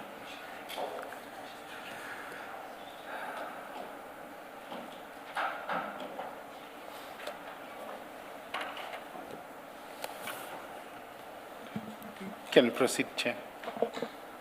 Yes. Thank you. I think we had gone through paragraph 54, but I think just for context, can you start reading from that? I think it would make sense. Sorry, I didn't hear that? 54, paragraph 54. Sorry, paged over. Okay. On the 3rd of February 2023, Captain Dina Govender and his team arrived again at Bevan's premises. I was in his yard assisting the welder in making a gate. I told Bevan that there were police at the gate, and he immediately fled. I just want to add something there. There was a security vehicle, Fidelity security vehicle with them, and they stopped at the gate. And he fled because he was expecting them. He knew that they were there to kill him. He was clothed in sleep shorts with no shoes and no shirt. I told Michigan to go with him because of their visit on the 13th of December 22 when they waterboarded Michigan. Bevan and Michigan managed to flee. The police came in unmarked vehicles, stopped at the gate at Bevan's premises. Captain Dina Governor, Warrant Officer S. Naidu, and a dog unit policeman, Warrant Officer Naika, approached aggressively and said they were here not to arrest Bevan, but to kill him. Because according to Captain Dina Govender, Bevan had threatened to kill the members of the Hawks and Captain Valia of SAPS Brighton Beach Detectives. The police searched my premises and Bevan's home, where Bevan resided. No search warrant was produced, and the bedroom door of the house was damaged. I was arrested by Warrant Officer Naika whilst I was handcuffed on the roadway. While I was handcuffed on the roadway, Captain Dina Govender and Warrant Officer Sivan Naidu and the dog unit policeman, Warrant Officer Naika, repeated that they intended to kill Bevan. I'm not going to mention the other names. There's 4 other people involved. They kept insisting that Bevan was at the Bluff Butchery early that day, and that is why the Toyota engine was hot. Captain Dina Govender and Warrant Officer Sivan Naidu said that I must get Bevan's funeral policy up to date because I'm going to bury him, and my wife and I are going to mourn for him. Captain Governor said that Bevan shot his friend, Alan, which is Alan Subramani that I mentioned earlier. He's the Durban South Towing Company owner. He said Bevan shot him in the head. Warrant Officer Sivan Naidu sent... Sorry, just before you go there, did he pass away? No, he didn't pass away. Warrant Officer Sivan Naidu sent policemen into 190 into Bevan's premises, into my daughter-in-law's premises, where my daughter-in-law Melissa runs a creche. She protested because of the upset of the children and further because they did not have a warrant. A policewoman was called and she searched together with the premises whilst the children were there, and Melissa was handcuffed and placed in a police vehicle on the road. Mr. Loftus, just go back to paragraph 57. Yes. The second last sentence where you say Captain Dina Govender and Warrant Officer Naidu. They could not have both said that. Surely it must have been one of them. Okay, let me clarify that. They did not say it both together. It wasn't a one-off statement that they made. These guys overtalk one another. And they were in an aggressive manner. It was like anger in them. So they both said it, but not at the same time. It's like the one was repeating the other. They said it on numerous occasions. It wasn't just clearly we're gonna do that, and then we're gonna do that together. But no. who said to you, you must get Bevan's funeral policy up to date because I'm going to bury him? They both said it. Dina Governor said it first, and one of the Naidu, he repeated it. But as I say, it wasn't said once, it was on a number of occasions. They speak fast and they don't stop talking. And again, why did you not open a case? Because now they're making a direct threat. I didn't believe that the case would be accepted and that anything would become of it. Because I can say why, I can elaborate, because my wife, my daughter-in-law, both daughter-in-laws went to the police station and they tried to open cases at Brighton Beach. And there was a captain on duty there and he refused to accept the charge. They ended up going to the attorney who took them to IPID. And IPID referred them to Point Road Police Station, and I'm not sure where they eventually opened the case. It was a rigmarole. Nobody wanted to open a case. And this is not an uncommon practice. I've witnessed this before. So people lose interest.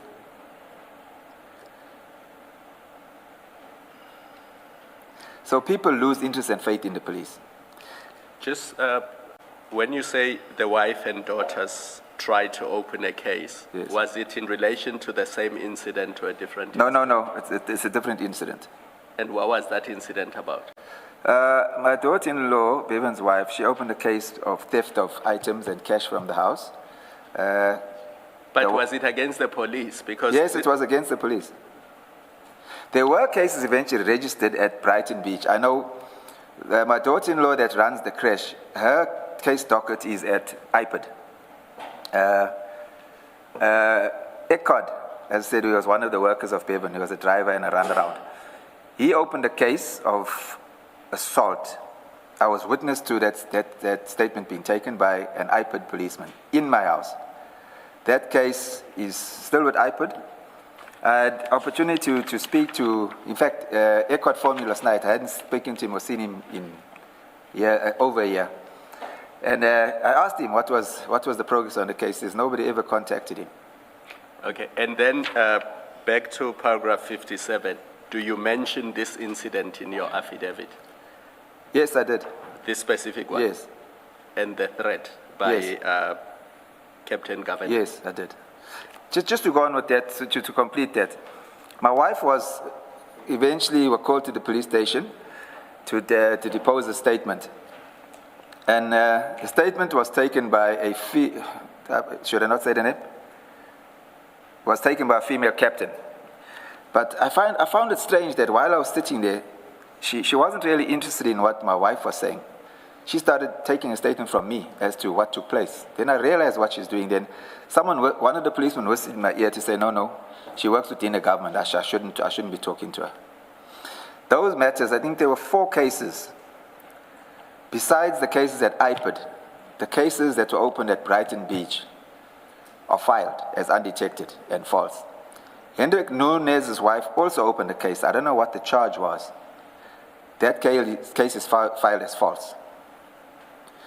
Coincidentally, the cases were filed. Mr. Loftus, Yes. I'm going to stop you because you have to be careful. In this commission, when you mention people's names and you make allegations against them, we will have to call them to provide their version. So maybe stick to the question I asked so that we limit ourselves. Okay, Commissioner. Because if you end up mentioning 15 people, Okay, I acknowledge we will that. have to give them the opportunity to come and give their side of the story. So let's limit ourselves to Okay, I the acknowledge that. question I asked and only the answer to that question. Point taken. Thank you. Was the shooting of Alan supposed to have taken place at Bluff Butchery? Was the shooting of who, Commissioner? I didn't hear that. Alan. No. That was in Durban Central somewhere. Oh, all right. Where you told was supposed to have been shot at Bluff Butchery?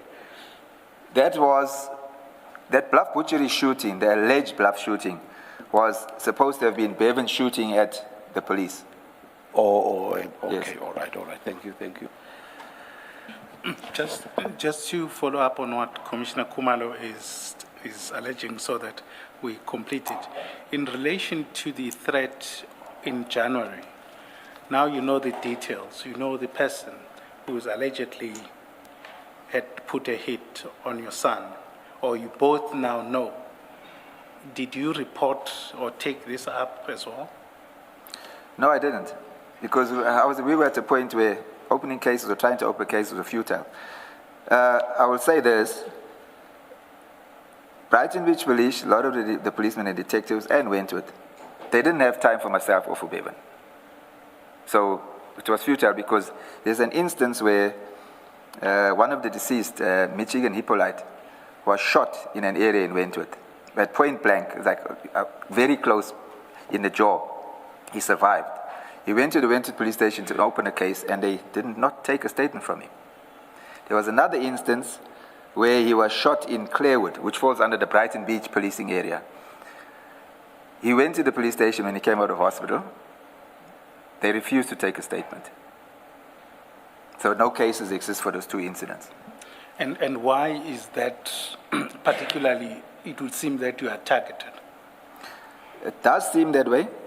I wasn't popular when I was in the police. I wasn't one of the guys that did anything illegal.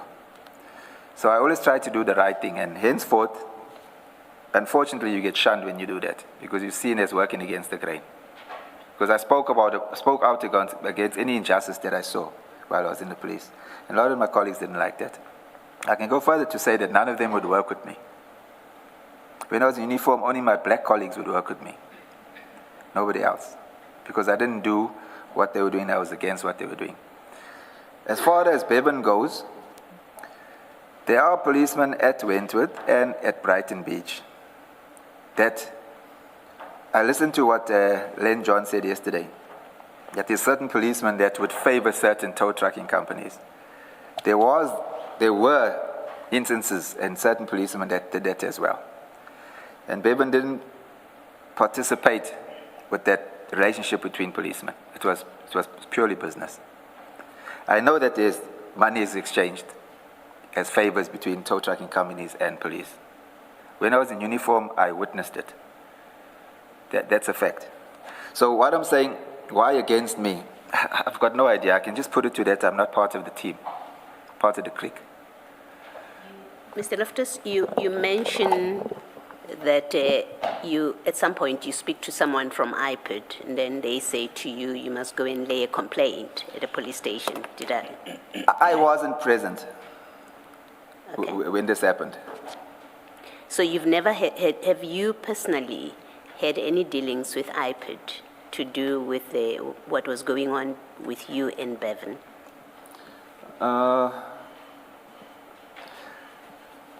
Let me say this.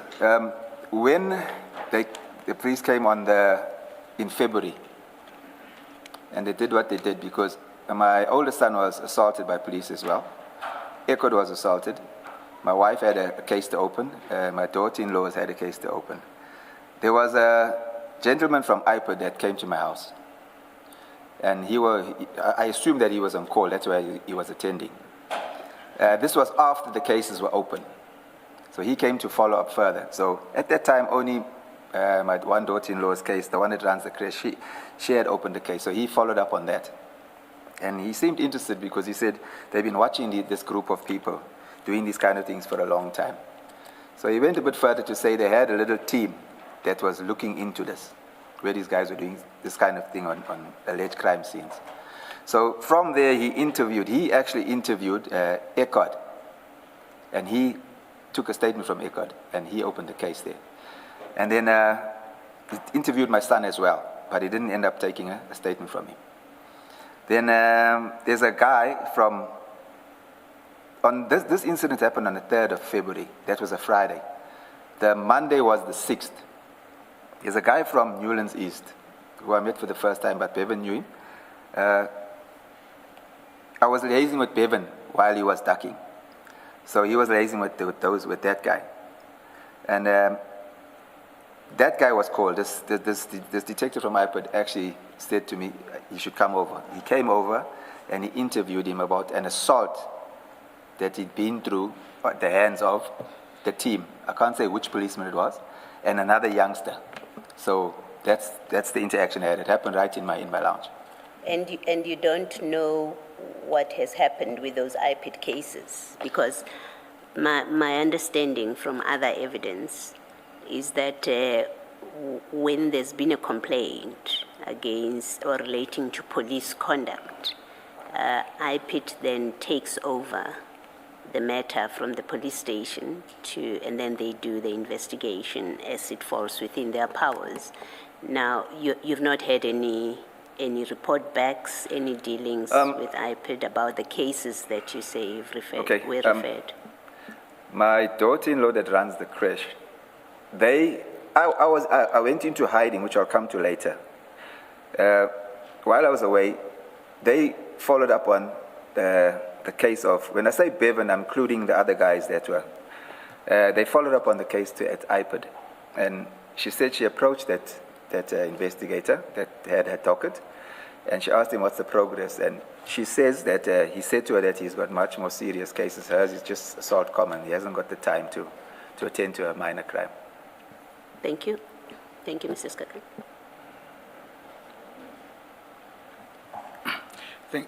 Thank you.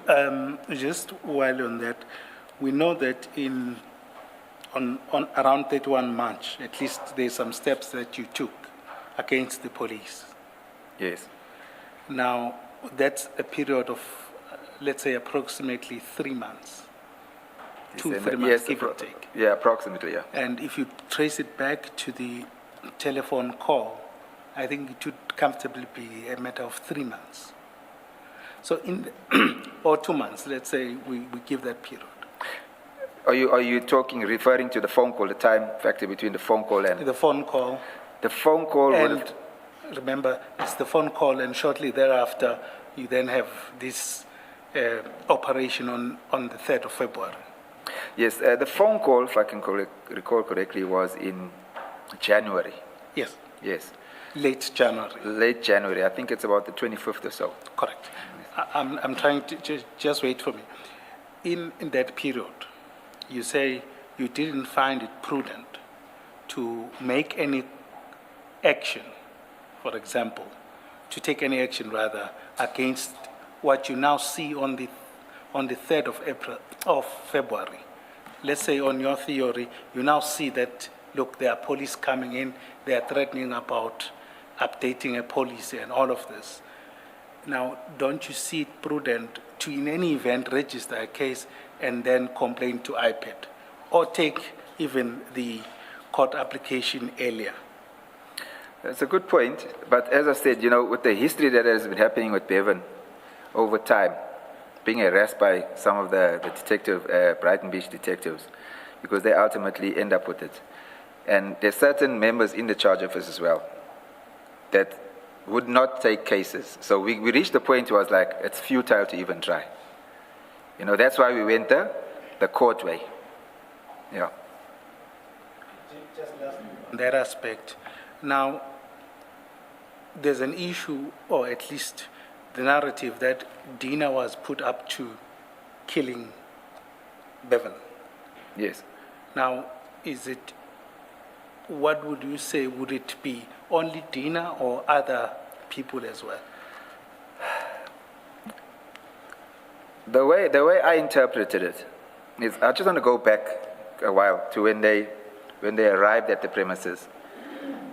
One of the first things they said is, we're going to kill him. We're not here to arrest him. So the way I saw it from my inquiries, there's a small clique in that unit that knows what's going on. The majority of those policemen that work with him, in my opinion, doesn't know what's going on. So to me, it was Dina, Seven, and Nika, because they were very aggressive, and the ones that kept harping on, we had to kill him, we're not going to arrest him. And especially when they focused on when their friend Alan was shot in the head by Bevan. So I had no doubt in my mind that they were going to do it, having also done some background inquiries on them. So I was convinced that they were intending killing Bevan. There was an instance where, at the premises, where one officer, Nika, he was wanting to search the premises. I did not see a policeman called Pedro Rodriguez arrive. He didn't arrive with them. But being handcuffed, when we came out of the house and went to the side of the house, one officer, Nika of the dog unit, actually said, Pedro Rodriguez was there, and he went under. We've got a wooden floor, so we've got an elevated floor. We've got a crawl space under the house. He asked Captain Rodriguez to go under the house and check, and he said, if he's there, shoot him where he lies. So I was like, these guys were really set to kill Bevan. And if he approached the Brighton Beach guy, detective, and I can tell you he wouldn't get joy, because he's had that before, especially Michigan was shot. There was no joy. So there are three possibilities that I just want to understand. There's the possibility, the main one, which is there was a contract to kill him, right? That is irrespective. Then there's the theory or potential theory, which is that, and we'll go to it, they just wanted to kill him, or was this Nika because he shot a friend, or they just wanted to kill him for whatever motive, but unrelated to the hit. Or you then say there's a clique. Are you saying it's the clique? It's just we need to be careful about it. Are you saying that clique was executing a contract? I do believe that clique was executing contracts. I believe that. Thank you. Is it not more likely, though, that if this was a contract killing, the killers would have been discreet about it? I don't believe that. They are the Hawks. They have power to go where they want to and to do what they want to. When they opened my garage, I just want to relate something. When they opened the garage, it was actually the investigator of my case that they put him back in. It was that gentleman that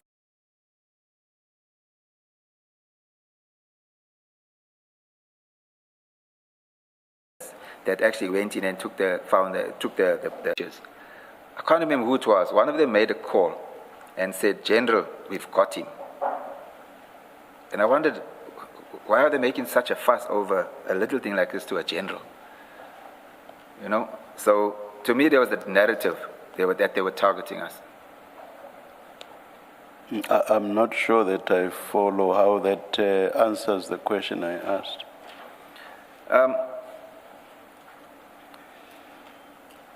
It's in my belief that this clique of guys were working for Clive Nika, based on the inquiries that are made. And as I said to you, I found it strange that we'd be pursuing Bevan on futile, what I will call futile cases. Maybe not futile, but on cases where the possibilities of a conviction weren't realistic.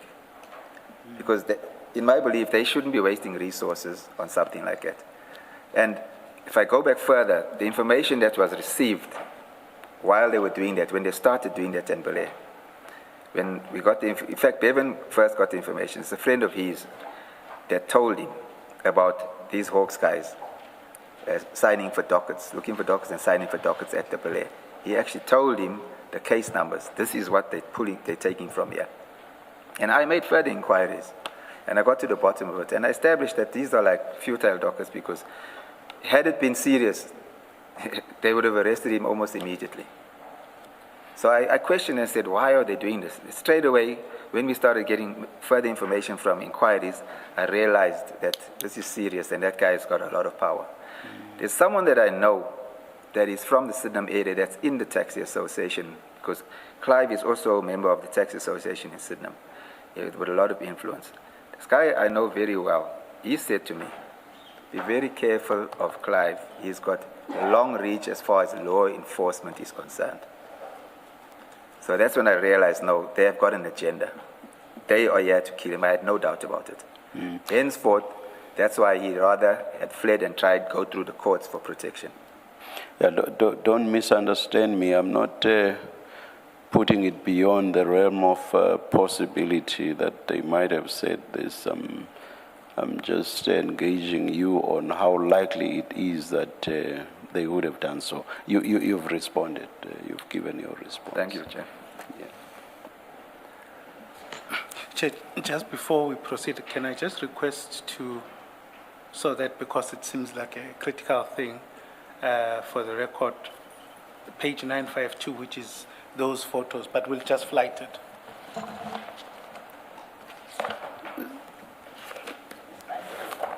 File 2, it should be file 3, sorry. 3. 952, you said. 952.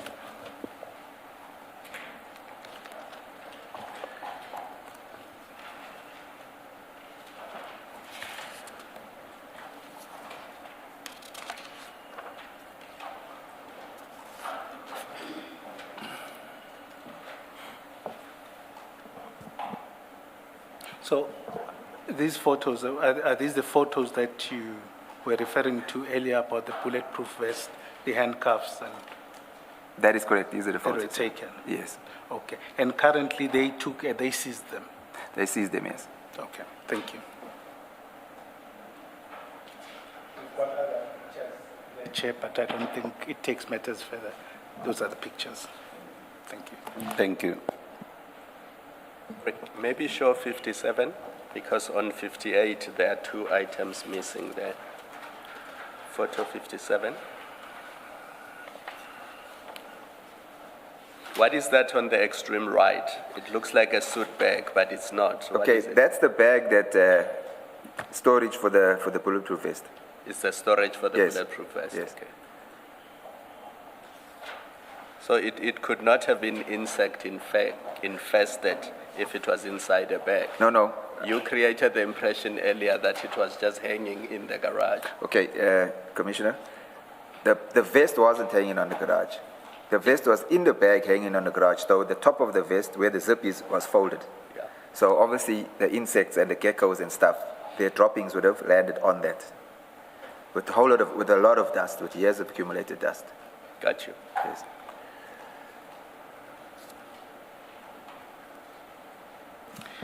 So let's then go back to your statement. I think at paragraph 58. Yes. Or rather, it would be 59. Okay. The other teacher, to try and calm the children down as they were traumatized by what was happening. Before Melissa was placed in the van, she was taken to the granny flat at my premises, where she lives, in the granny flat, right? Her identity card and sorry, let me just say that again, it's not making sense. Okay, the other teacher had to try and calm the children down as they were traumatized by what was happening. Before Melissa was placed in the van, she was taken to the granny flat at my premises where she lives. For her identity card and the premises were searched. She was later released on the instructions of Captain Dina Govender. I was placed in a police vehicle and heard Captain Dina Govender, one officer Sivanide and one officer Naika having the discussion that they would get Bevan's attorney to bring him in. They would book Bevan out for further investigation, shoot him, and Captain Dina would cover it up. The dog unit policeman said he had one more firearm to plant. Captain Govender also said that they were going to sort out the Newlands East boys. This is a reference to the people who live in Sawfish, Newlands East, Sawfish Road in Newlands East, and who were people who grew up in the Wentworth area before being shifted to Newlands East. While I was handcuffed, I also heard one of the policemen, Captain Bevan of the Durban Metro Police, phoning Hendrik Noonans, who was Bevan's manager, and telling him to come to my house. When Hendrik Noonans arrived, he was immediately handcuffed and policeman. He was arrested for possession of an unlicensed firearm, which was allegedly found in his premises. Before we left to go to the police station, Captain Dina Govan told Warrant Officer Naika to remove the Toyota Hilux. He sent other policemen to remove the hard drive of the CCTV footage in Bevan's house. I asked him why he was taking the vehicle which was used in the business, and he said it was used in the commission of a crime. I was taken to the Brighton Beach police station. When we were at the station, I was told by Captain Dina Governor that they were charging Bevan for attempted murder for shooting at the police at the Bluff Meat Supply. These allegations were blatant lies because Bevan was never at Bluff Meat Supply and in fact had not left the premises at our family home that day. The police removed the CCTV hard drive because it was evidence that Bevan did not leave the premises. It is for this reason that in my interdict application, I sought the return of the CCTV hard drive that would prove Bevan's innocence and cover the conspiracy to implicate him falsely. At the Brighton Beach police station, Mr. Loftus, did you receive the hard drive back? Because I did not receive the hard drive, Commissioner. I have a report in the response, in the police response to my application. There's a statement by the electronics department where the guy says, the policeman says that he received it, he opened it, and he downloaded footage, but there was no footage for the day of the 3rd of February. He says then at a later date, he was asked again to download it because the relevant policeman handling the case had lost the footage. He says he tried to go into the hard drive, but there was a password on it. He couldn't get in, and he says he found it very strange that happened. But he had a copy of the download on his file, so he took it from there. And then on the 3rd time, the policeman came to ask for the footage again. He says, but he couldn't get into it. And he said he found it very strange. So we did not receive the hard drive back. Okay. At the Brighton Beach police station, I was charged under the Communications Act for being in possession of a Chinese-manufactured two-way radio, which the drivers of the tow trucks used to communicate.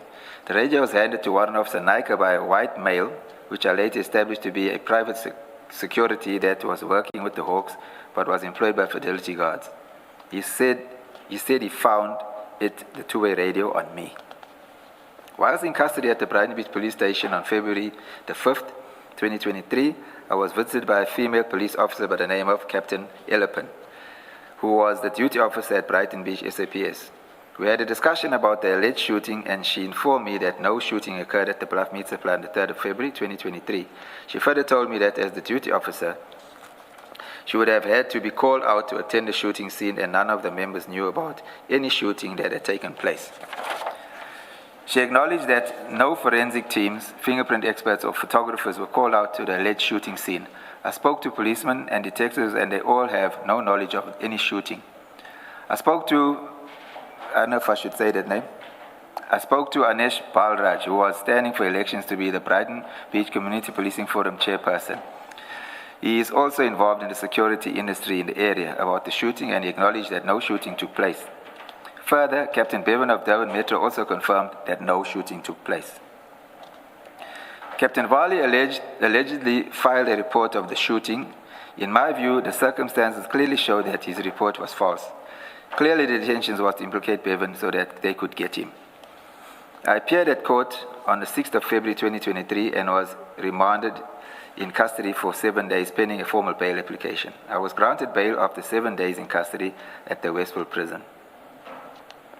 On Wednesday, the 8th of February 2023, whilst in the court crew waiting to appear for bail application, my attorney Bert Lang, Captain Dina Governor, and Warrant Officer Sivanadi came down to the cells, and in a discussion, Captain Governor said he wanted Bevan to come into his office so he can take him to the SPP to take a warning statement.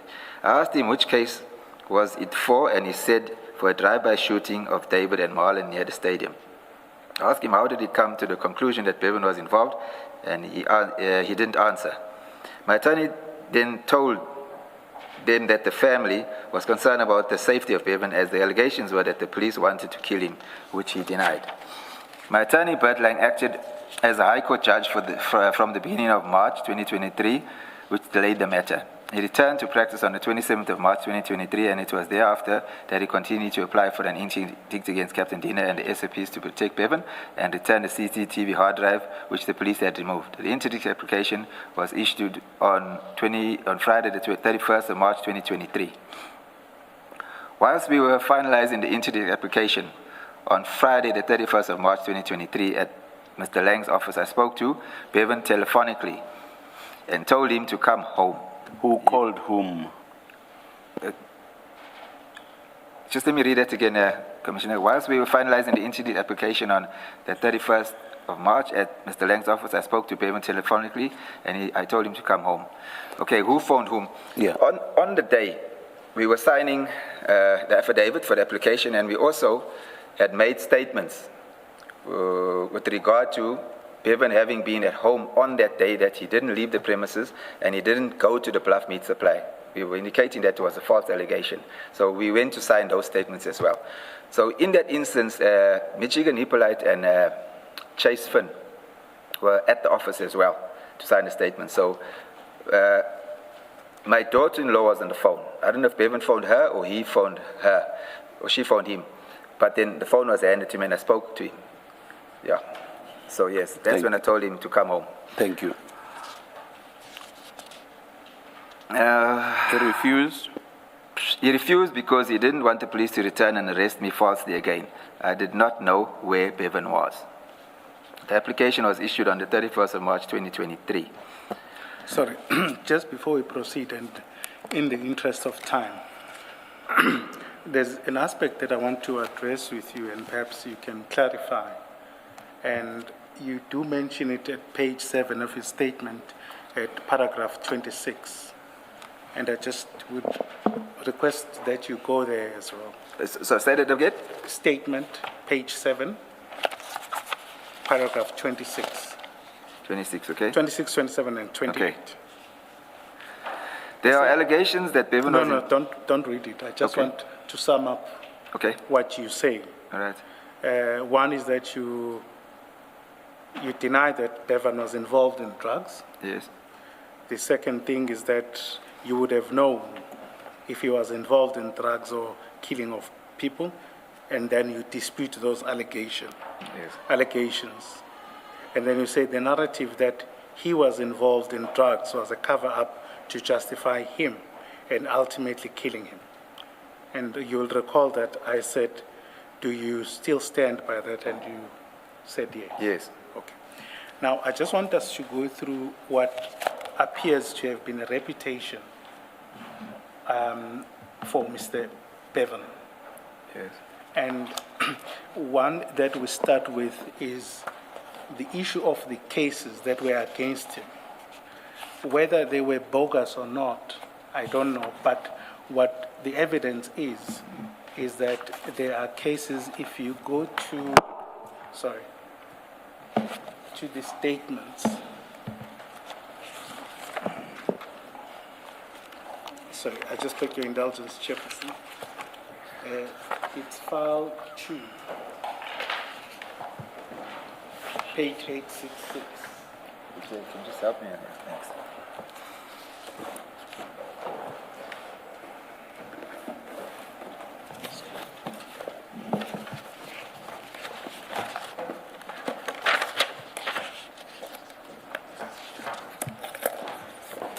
Sorry, it's file 3.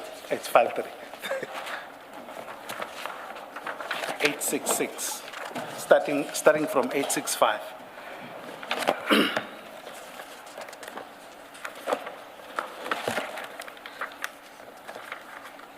This is the Belair case, which is one of the cases that Bevan was sought in connection with. There's a statement at page 865 from a certain Mr. Jonathan David Thomas, right? He relays what transpires, but I would like for you to go to page 866, paragraph 9 of that affidavit or statement.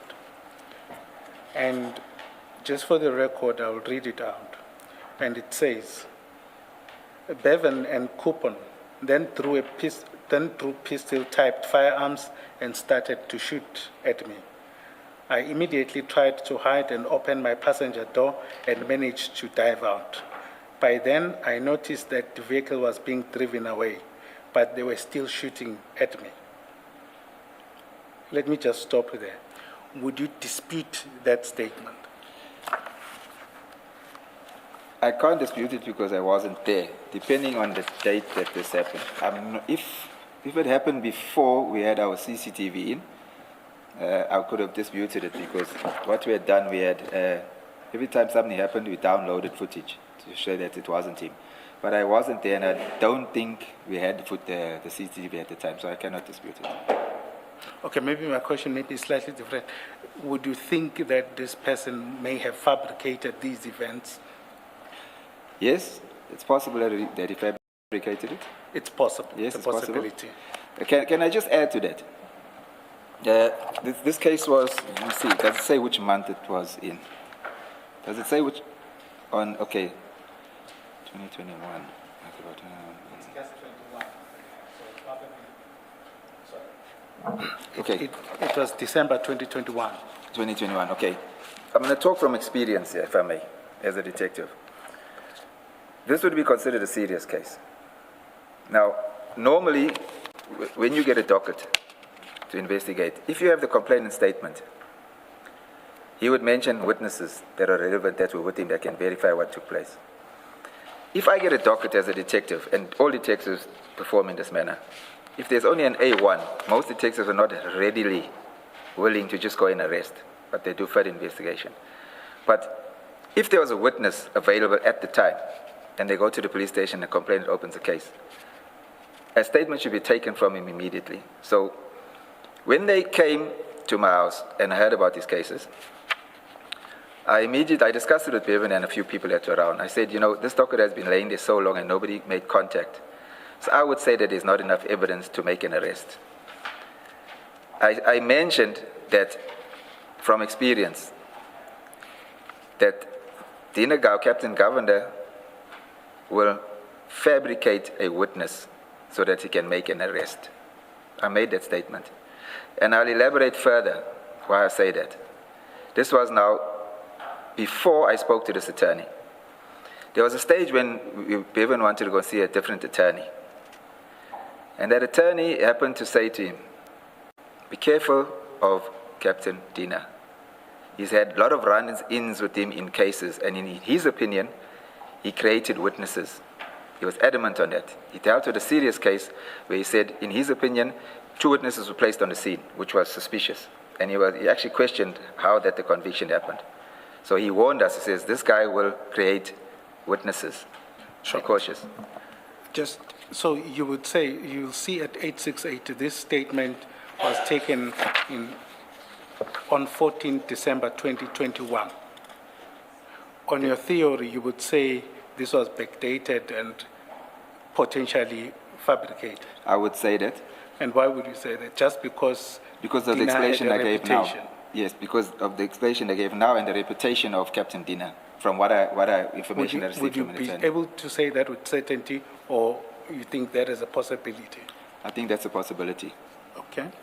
If you then go to page 8. Let's do this before you leave. Assume it's not backdated. Assume that the statement was taken in December 2021.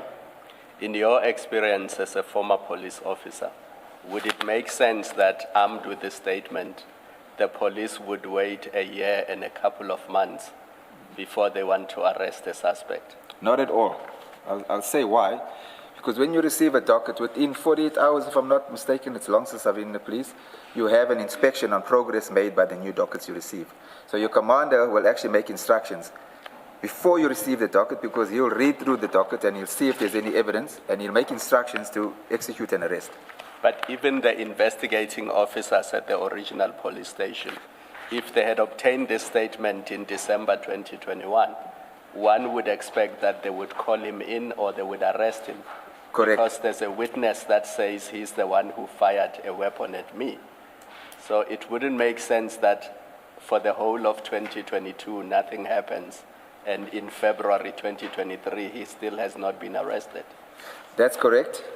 I find it strange because based on the witness statement and the complaint, he should have been arrested. And this is an eyewitness account. Yes. The witness says, I saw him pull a firearm and fire shots. Correct. He should have been arrested immediately or asked to come in. Or questioned about the incident. Question about him. And if there's any doubt to the authenticity of the witness statement, at least take a warning statement and discuss it with the SPP.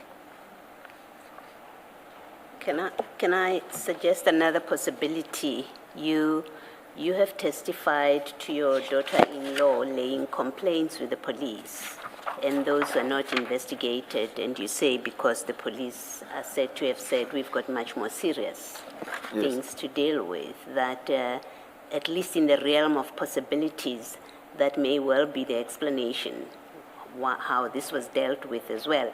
In the realm of possibilities, that you have an A1, and that's all you have in the docket, that some police officer may well have decided we have much more concrete cases, even against Bevan, if you like, that we are going to deal with. This didn't become a priority, just a possibility.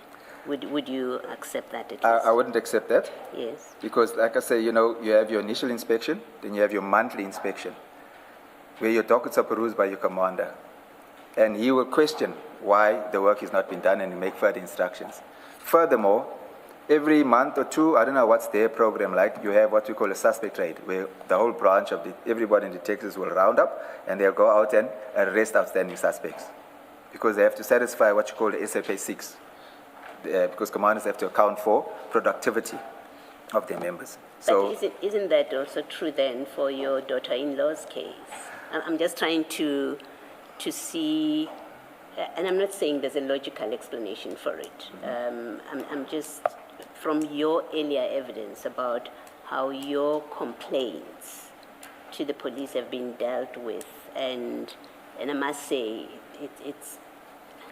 I think the public will agree that we hear those kind of stories every day. Your neighbor has got a similar story that I've been to the police and nothing's happening with my case. So I'm asking from that point that you have the experience about your own cases, your family cases, that are not being investigated. You have an explanation for why they are not investigated, and I'm suggesting that perhaps this is one of them where nothing is done because the investigating officer, even the one that does the inspection, if they did Melissa's inspection, docket inspection, you would still ask the question, why did the inspector not raise any issues about no progress in the matter? Similarly here. I would say, Commissioner, with the iPad matters, I think they focus, I believe that they do focus priority on the serious matters. And being assault common, which was the charge, I believe that's why there wasn't too much focus on that. But in this instance, this is a serious matter, an attempted murder. And this should have been attended to.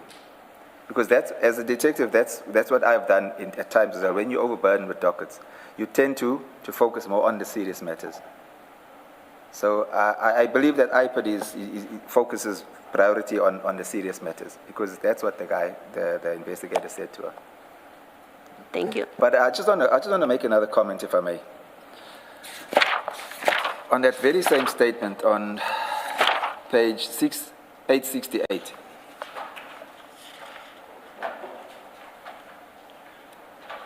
I find it strange that a captain commissioned this statement. I do find it strange, because generally when we take statements, a statement, if the witness statement is not taken at the charge office with the complainant, the detective would take the statement, and he would commission the statement. I find it strange that a captain has commissioned it. This is not, to me, not normal practice, because generally they don't get involved in the cases to this extent. Because if I'm depositing the state, taking the statement, I'm with him, so I do the prescribed oath. Is there subtext in what you are saying now? This is some text. Subtext. Are you suggesting something? Yes, I'm suggesting that this statement was taken at a later stage and backdated. Because this is not normal. So are you, sorry, what does it mean? Are you now implicating even the captain who commissioned this, that they're actually part of the scheme? I wouldn't say implicating. I'm saying that I'm finding it strange that the captain would take time to commission a statement like this here. The chairperson asked you what is the subtext of what you're saying. I find it strange. You're repeating it. Okay. What in All right, fact are you saying about it? All right. I would say that he was involved in the fabrication of the statement. Thank you. Can I then take you, and please don't misunderstand me. I'm not saying the cases were not utilized for one reason or the other, but I'm just pointing you to certain affidavits, what they say about Bevan, and what's your view about it. And it goes to the reputation that is out there versus what you know. Yeah. Right? And on the same file, if we go to page 1003. 1003, same file? Yes, same.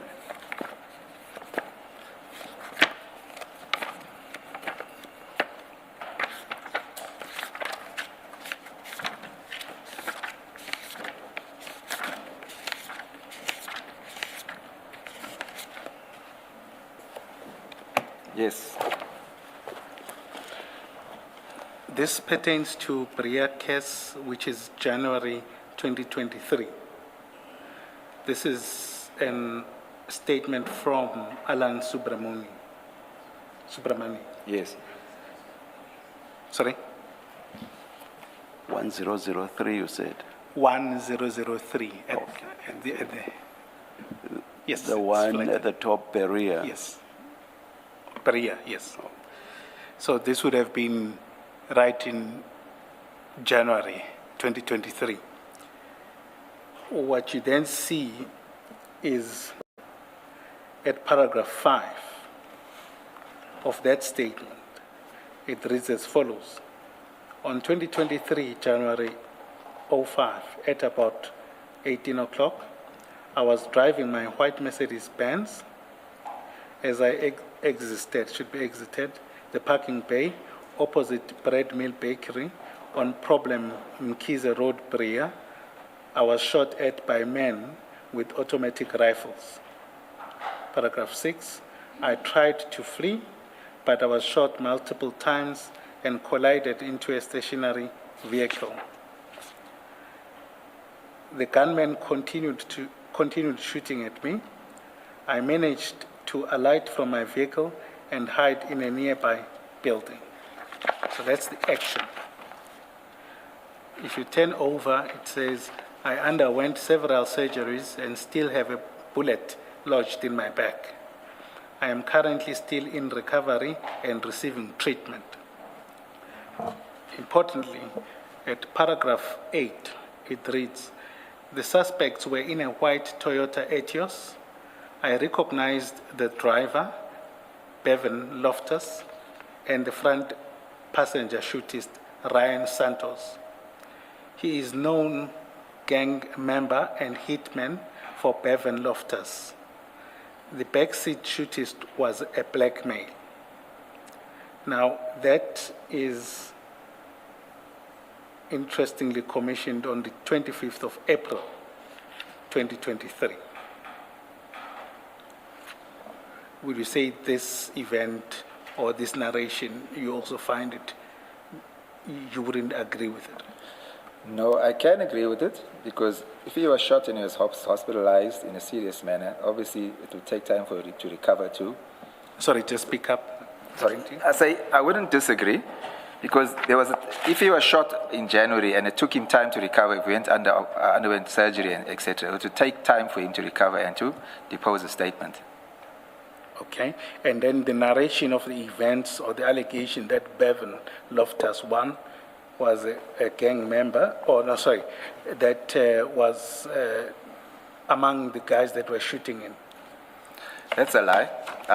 Not because he's my son. On the date, that was came on over social media. On that day, Bevan was at home. I can verify that. In fact, there was footage downloaded from the hard drive because he knew that it's going to come back to him. I'm not sure where that little disk is, or that data stick is, where the footage was downloaded. And if they hadn't taken the hard drive on that date, if it wasn't written over or recorded over, you'd see that he was at home.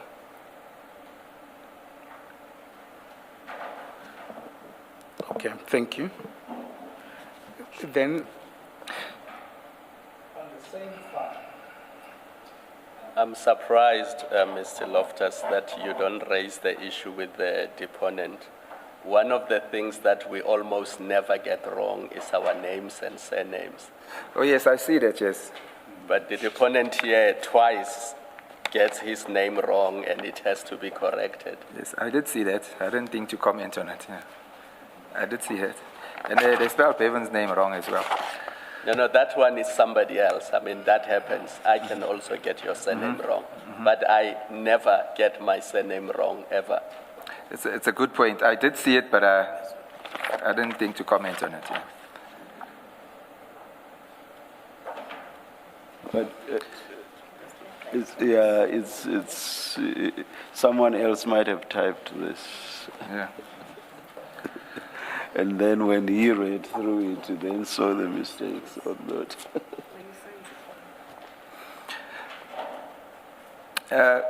Can I make a comment? Just to go back a bit. This Belair case where this witness statement is now submitted, which I believe is fabricated, I asked the question.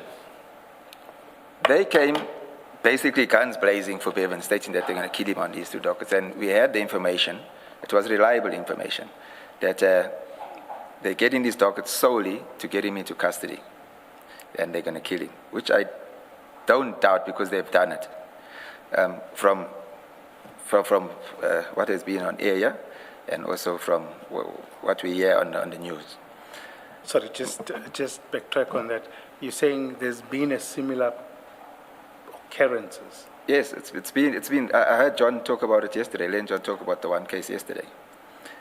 My question is this: they came with those two cases and they didn't get him in December. They took some time to come back. If these cases that they had were so serious, why did they have to fabricate a case of attempted murder, of him shooting at the police at the Bluff meat supply, if they already had this serious matter against him where they could arrest him? Because when we got to court on the second time, there was no mention of these cases, he being wanted on these two cases. They focused solely on that attempted murder, which didn't happen. That's been my question. Why go to that extent when you already have cases against him? Sure. You recall earlier, I'm just probing those things and what the reputation is. Yes. And whether those affidavits, you believe those allegations are true or not, and you saying you deny them. It's denied because I can say with confidence that Bevan was at home on that day, because when the shooting happened, he actually called me from next door and said, look what's taken place here. They're going to blame me. Okay. Then I said to him, go and download the footage that shows that you were in the yard and that you haven't left. Sure. You say when the shooting in Berea case? Berea case. So was it on TV? No, social media. When he was shot, it went wild on social media. Everybody when had this it. man was shot? Yes. Okay. That's fine. If on the same file, and again, this is just simply on the reputation, and I'm not casting any reputation. I am just dealing with what was reported. It's still on the same file. It's Exhibit CJC 403, but I'm more interested. There are other articles, but the Daily Maverick one. Where do I find it? The same file, 1169 on top.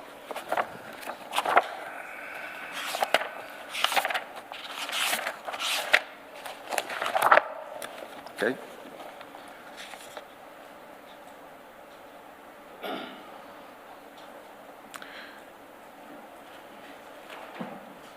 Now, just in the interest of time, this article is written post the shooting, which will come to now, but it narrates what has happened, the drug wars, the theft wars around the tow trucks. I think you also, I'm not sure whether you can dispute that. Those that interlink. Are you saying that there's drug wars? For example, that, between the tow trucks, there was theft wars, and then there were allegations of, drugs being used via tow trucks. Okay, when you say turf wars, my understanding of it is for turf war is if someone that from another area would encroach on another area, like in the taxi industry. Yes, exactly. No, in my opinion, that didn't happen because everybody that was running in the Durban South area were normally running in that area. So are you saying there were not theft wars? No, I don't believe that. Okay. So these reports about theft wars and the deaths that are there, you're saying they are false? I'm saying they are false. What I can say, as far as disputes in a particular area, what I can say is that there are disputes amongst tow truck drivers and, if I can say, owners at some stages, where there will be maybe disputes on the accident scene of who arrived first, because how it works is first at the scene picks up the first car, second at the scene picks up the second car. So sometimes there is disputes with that regard. But as far as turf wars, I'm not aware of any turf wars of anybody coming from another area and trying to encroach, which I would say would create a turf war. I'm not aware of anything like that. So there's just a lot of news reporting around that you would see in the file that they say that, but in any event, you're saying there were no such things. There were no such things. Okay. Then at 1169, then it talks about the shooting, but interestingly at page 1170. Sorry, I had it on the wrong page. Let me just get that, 1169. Yeah, but let's go to 1170. 1170.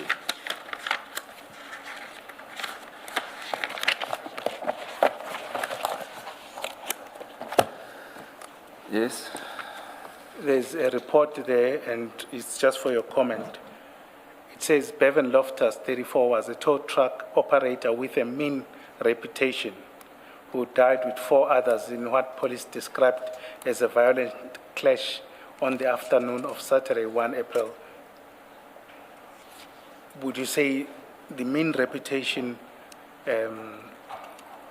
allegation, as it were, is also false? That's false. Okay. He didn't have a mean reputation. If I can elaborate? Yes. The tow truck and the taxi industry is a very tough environment. So what if he was put in a situation, for example, I use what I said earlier, hypothetically, if he got to an accident scene, which he only did when he started his business, when at later stages he didn't drive, he'd never driven a tow truck, he wouldn't go to accident scenes. But in the beginning, to establish the business, he didn't drive, but he used to attend accident scenes. So if he got to a scene, for example, and one of the other operators who came after him were trying to take that tow from one of his drivers, he'd step in and dispute that action. When I say tough, I would say that's the kind of tough I would say that it was. Mr. Loftus, you, without in any way commenting on the circumstances of his death and what you say were the threats that were being made, what you say about the cases that were being pursued against him and the allegations, without me commenting on that, it's fair, is it not fair to say that you were not around the clock with your son, as no parent can ever be around the clock with their child? You have also testified, for example, that because he changed his phone so many times, you didn't even know his telephone number at the time that the police were there, that you really are not in a position to categorically deny the description, for example, that he was mean. He may well have been mean out in the streets. and out of respect for you, would never show that to you. But as a parent who's not around the clock with their son, it seems to me that you may not be in a position to say in every case that allegations are made about him and where he's described in these terms. You may not be in a position to say all of that is lies. You have to make room, at least I think, you would have to make room for, well, I didn't live around the clock with him. So I don't know what exactly he got up to, but the son that I know could not be described as a mean person. Is that not, would that be a fair proposition? I agree that would be a fair proposition. Okay, thank you.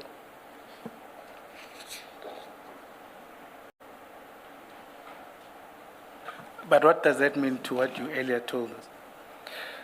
Look, as the community says, I'm not with him all the time. From what I know about him and what I hear in my sight and and whatever's on the street with the towing industry, I can vouch for what I said.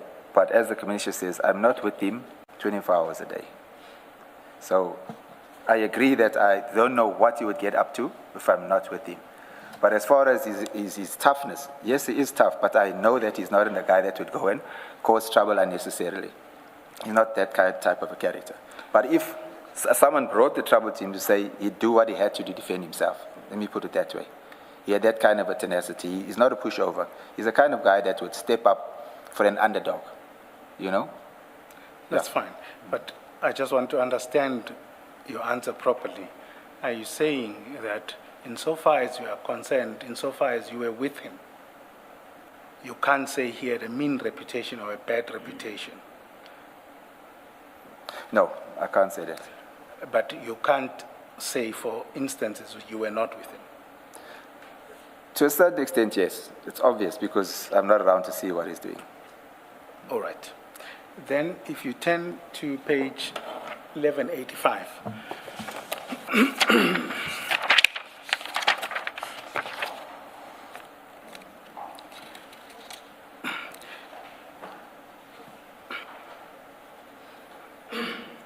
And then this is after the shooting. Ecele was, former Police Minister Ecele was interviewed by ENCA. And this is what it says. Well, let me read what it says rather entirely. The third paragraph. Ecele arrived on the scene after the shooting and addressed the media. According to clips from ENCA and the SABC, Ecele says, these guys have been profiled. They have been causing havoc. He continued, the syndicate seems to be much bigger than what we see. It's a group of guys who looked like the nucleus of this nonsense of drug turf wars. Ecele said they went around eliminating their opposition.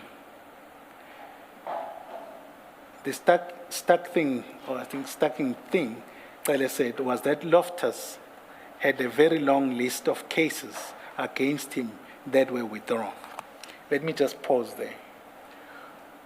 You would say, based on what we discussed, that insofar as you are concerned and insofar as you've been with Bevan,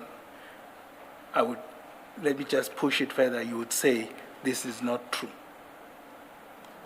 Of the cases being withdrawn? Of what Ecele says, which he says, as the police, they've profiled the Bevan and friends, they are part of a syndicate, this whole thing is part of drug turf wars. I disagree with that. You disagree with that? I disagree with that. Okay. But then if you follow Commissioner Baloyi's proposition, which you accepted, in instances where you would not be with him, you can't for sure. I can say for sure that he wasn't dealing in drugs. I can say that for sure. Okay. And the other instances, for example, he says they've been profiled, but I suppose you can't comment when they say they've been causing havoc. You don't know what... No, I can't comment on that. All right. And you can't certainly... What I can say, as I said earlier, a lot of the times when they say Bevan was shooting, the CCTV and the downloads to show that he was at home, because he hadn't left the premises for a long period of time because of the heat that was placed on him. Can I comment on the cases? Sure. Okay, I'm presuming that if they profiled, I'm presuming that they went to the stations on the system and checked if he's been charged for stuff. Yes, he had been charged for stuff, even before he became a tow truck driver. But cases were withdrawn because they were found to be false in most of the instances. I can't say that I know the contents of it, but he would relate to me if someone charged him. And I can categorically state on a few occasions where he was falsely charged. I can quote the instances. There was a Belair case on one occasion. Okay, he was just newly in the industry. There was a driver that, I can't remember which company he was driving for. A case was opened against Bevan for, I can't remember if it's attempted murder or assault GBH, where he said Bevan assaulted him. Bevan was arrested and placed before court with, I think, other people. I don't know how many.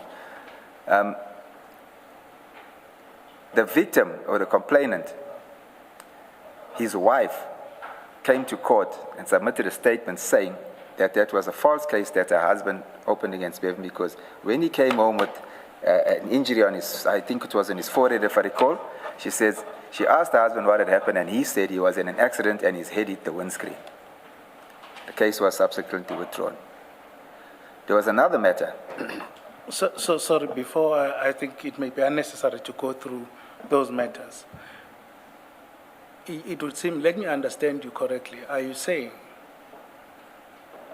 or maybe the other way is that you're saying in some cases, Bevan was falsely accused? I'm saying that, yes.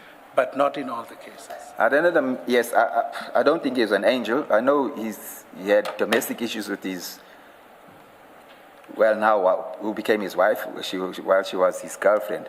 I think she charged him that domestic issues, and she had applied for the protection or the domestic violence interdict, and I think he was convicted on that.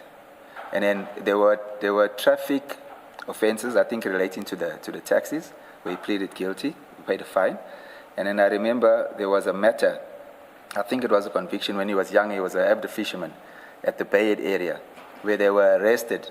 I don't know if it was fishing in the wrong area or no license or something to that effect. Just the essence of it is that he was not involved in violent crime. No, that's what I'm saying. And yes. All these cases are fabricated. Yes, it was fabricated. Okay. I feel I need to speak on the one in particular. He was still a youngster before he got into the towing industry. He was arrested for an attempted murder, allegedly shooting at someone, him and a few others, at the local service station. He was detained, I think, for a long weekend, and the case was not put on the roll because there was no evidence. But we work in the construction industry, so when you go there, they do police clearances on you. I can't remember how I got the knowledge of this, but we were going to travel to Petro SA in Mossel Bay, the refinery, and I knew that they do these background checks on criminal records, because you have to make a declaration, and if you lie, obviously you don't get the job. I established that there was a case of attempted murder filed at the Wentworth police station, where Bevan was given a conviction for attempted murder. The docket had never been placed on the roll in court. It was registered on the Criminal Record Center as a conviction for attempted murder. Do you get where I'm going? He didn't appear for a case, but he had a conviction. No, that's fine. Yeah. That's fine. Now, I must say I'm finding it rather difficult to accept that. I'm not saying there were no instances, but I'm finding some difficulty with saying all of these cases, including the minister and everyone else, would just end the reports would just simply target Bevan and say he was engaged in violent crime. But your contention is that he wasn't. I'm just finding some difficulty with that. But we can move on from that. Can I just respond to that? When I'm saying he wasn't involved in violent crime, it's because there's no evidence of it. I mean, he wasn't charged. There was the narrative that is involved, it's social media sensationalism, and it's social media WhatsApp communications, sensationalism as well. As I'm saying, I'm not saying that he didn't get into fights or stuff like that. As I say, I'm not with him all the time. What I'm speaking on is what is fact. It's in black and white. Sure. And then you'll recall earlier when we played that video, and he was the one, and you accepted that made a threat to Mr. Naika. If you interpret it as a threat, which I can say is a threat, yes, I agree. Okay. And that threat is about leaving? Yes. Okay. Chairperson, can I just request to play a video that deals with the reputation and what the police have said, and then we'll go to the execution portion of the affidavit. I beg your indulgence. It's quite a lengthy video.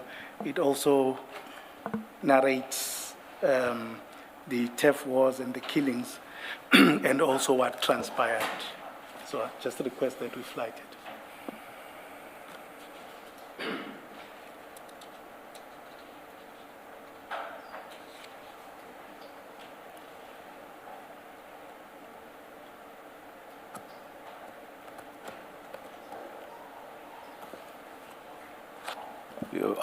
I'm looking at the warning there. Just pause, please. I'm looking at the warning there.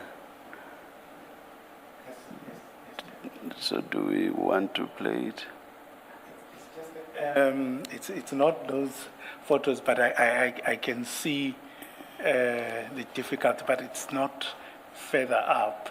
Perhaps what we can do is to edit those in light of what you had proposed and continue and play it thereafter.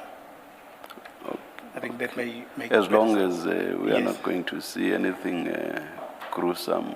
Yeah, no. It's not that gruesome as the photos as you would see, but I think it's just a normal warning.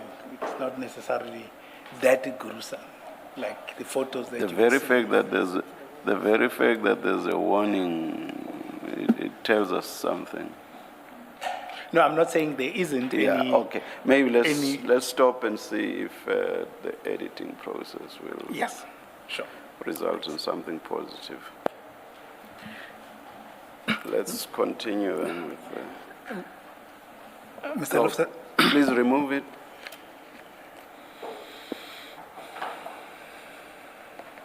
Let's continue with the statement. Okay, please continue to paragraph 72 of your statement.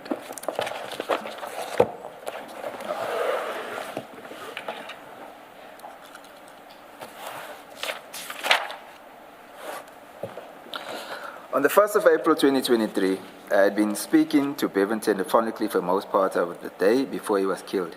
He was anxious about the court order being served. He said he was tired and wanted to come home, but first he was going to fly to Johannesburg to buy Toyota minibus taxis, which are quantums, to add to his taxis in Wentworth, where he is a member of the association. I told him that the summons would be served on Monday the 3rd of April 2023, and they must stay inside, out of sight, and stay safe and stay alive. I heard him relay the message to his friends in the flat. What seemed like about 10 to 15 minutes later, I received a call that Bevan and them were dead. I cannot remember who called, but he said there were gunshots heard and he couldn't get hold of any of them. I tried calling Bevan myself, but there was no answer. I got the address of the flat where they were and went to the scene. To my shock, it was true that Bevan and his friends had been killed. The forensic teams and others were already on the scene. Whilst I was on the pavement outside... Mr. Loftus, you say you then said to him that they must stay inside, out of sight, stay safe and stay alive. You speak in the plural, you say they. How and who did you know him to be with? It was Ryan's flat. Although the flat had been rented by Bevan through his company for Ryan. It was Ryan, Bevan, Michigan Hippolyte, Chase Finn, and Cecily Zondi. Yes. They were all hiding, and you knew that they are together and they're all hiding there. Well, at the stage, Bevan was the focus. to me, Bevan was the focus. And the fact that they were there, that made it plural, say, you'll all stay safe. Because at some stage, I know that Dininem were talking about Ryan as well. So that's why I said plural, you'll all stay safe. Because if they had to come there, there's no way they were going to just target one person. That was going on in my mind. Thank you. Whilst on the pavement, outside the flat, a warrant officer, Venkatis, whom I know works at Durban Central, SAPS Uniform Branch as a sector commander, called me and said the captain wants to speak to me. I approached the uniform captain, who was wearing a balaclava on his face, so I could not identify him. He removed it, and I saw that it was Captain Houston, who used to work at Wentwood SAPS. Captain Houston told me that he was on duty in the area when a message came over the radio that there's a shooting at the flat in Percy Osborne Road in Morningside, Durban. He responded that he would attend shortly after his response. After his response, he was informed on the radio that it was not a shooting, it was a domestic issue, and it was sorted out. He said he was close, so he drove by the flat and stopped outside. It was quiet, but he decided to enter the premises. Upon entering, he saw Captain Dina Governor and Warrant Officer Sivan Naidu. He knew Captain Dina Governor and did not know Sivan's name. As he approached, Warrant Officer Sivan Naidu was rude and aggressive and tried to prevent him from going into the flat, but Captain Dina Governor allowed him to pass and to enter the flat so that he could help them identify the 5 deceased. Captain Houston relayed that when he entered the flat, he first saw Sihle Zondo, but at the time he didn't say Sihle, he said a black male. We established it was Sihle Zondo after that. So him laying in the Zondo or Zondi? Zondi. He first saw Sihle Zondi laying in the passage in a pool of blood. He then saw 4 more men in the lounge laying side by side. He at first did not recognize any of them, but on a second closer look, he recognized Bevan. They were all laying in blood on the floor. He said that it was one of the worst scenes he had been in. He said, I must not leave it because they were executed.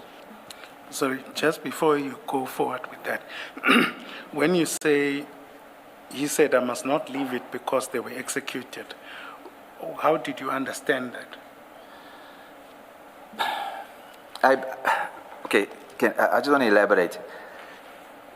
As far as I'm concerned, execution, if you're bound and you've got no form of defense. And if they understand, killing is if basically you're confronted and you've got freedom of movement, etc., and a killing happens. So I understood execution as you had no freedom of movement, you were actually bound. That's how I understood executed. So not necessarily. I mean, that was my understanding. You may be executed even if you are not bound. Anyway, let's continue. What was your focus on execution, or was it not leaving it? What was your focus, Mrs. Kakani? I wanted to get his understanding and also of execution or of not leaving it. Of execution. Okay, all yes. right. Then, if Captain Houston were to dispute what you narrate here, what would you say? If you would what? If you were to dispute that he said they were executed. There's nothing I can do about it. Okay. That's his choice. Okay. Please proceed. I assume that there have been consultations with him. Captain Houston. Captain Houston, yeah. Is that what he says? In his statement, I think he does indicate, he does dispute that he said that.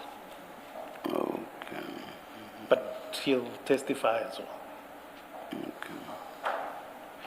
I guess, in a sense, we do get what your response would be based on your last response to. Yeah, as I said, that's my understanding of executed. Okay, please proceed. It's no longer about your understanding. It's more about what's being put to you is he denies that he ever said this. What's your comment? Well, I won't be able to dispute. If he says he didn't, that's what he's saying, but I know what he said. All right. Do I go on? Yes, please proceed. While we were on the road, we had already received pictures of Bevan and the other murdered men laying on the floor, dead. Having seen the photos and the bodies laying on the floor as depicted, I was convinced that they were killed. On the 3rd of April 2023, I attended at the Phoenix Government Mortuary to identify Bevan. The post-mortem was done on the 5th of April 2023. The report was compiled on the 10th of May 2023, and I only saw it a few weeks later. I went to the flat on or about the 6th of April, and I looked at the scene carefully to assess what had happened, and particularly if the police reporting was correct. It became clear to me that Bevan and his friends were executed, and there was no shootout. I have tried to understand what happened. From the pictures I have seen and taken, and the markings on the walls and the floor in the flat, I do not believe there was a shootout. There is a video which I would refer the commission, which my nephew did based on what we believe happened. Okay, we'll come to that. These have been handed to the commission, and I believe will form part of the panel exhibit. No, that's fine. Just on this aspect, before we go to the photos, I want you to explain the scene as you see them. But just to put one issue aside, you say the execution as you understood it would have meant that Bevan and them would have been cable tied. Yes. And bound. And that's the version you have. Yes. All right. And I'd like us to go through to file 2. This GL2. When you saw the bodies, did they have cable ties on them? No, I saw them at the mortuary. They didn't have cable ties on.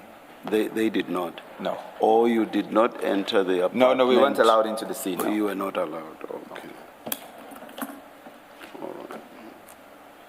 And what do you base your theory on? That is that they were tied? When I was at the flat on the 6th, I spoke to neighbors. And from their responses, I could surmise that there was no shootout. And if there was no shootout, the normal procedure when you do an action like that, obviously it should be arranged by the detectives or investigators. So they've got specialized units around them, National Intervention Unit, etc., which are trained in house penetration. And their job is to make the area safe, subdue the suspects for the investigators to enter. That's their specialty. They don't do investigations. So when I interviewed neighbors, they said to me that they heard screams, well, shouting, I would say, from the police saying, get down, get down. They clearly heard that, get down, get down, get down. So I'm saying the normal procedure when they enter, that is what they would do. And then the next step, what they would do is subdue the people either with handcuffs or cable ties. That is standard operation procedure, because that is even what they did at my house. I can vouch for that. That is the procedure. So the fact that the neighbors could say they heard them say, get down, get down, get down on numerous occasions, and they usually do it in a loud, audible voice to strike fear into somebody. And furthermore, there were other neighbors that said they heard some policemen saying, where's the money, on numerous occasions in a loud voice, where's the money? So the tying is mere surmise on your part? Yes. All right. You've answered me. Thank you. Okay. Yeah. So I think just to follow up from the chair, just to clarify, is it correct that you didn't see them at the date that they were shot? No, I did not. And you didn't see any evidence, direct evidence that they were cable tied? No, I didn't see any direct evidence. Any evidence. of them. And on your basis to say that they were cable tied is on the basis of is hearsay and what you would expect. Okay, let me just backtrack a bit when you say I didn't see. Why I also suspected that they're cable ties, because the pictures that were sent out of the deceased, I saw that there were marks on And from the pictures, especially Chase's hands, were red marks around his wrist, and there were like marks around Bevan's arm as well. So, based on what I know of the procedure, and the fact that, in my opinion, they were alive, there was no shootout, they would have been cable tied.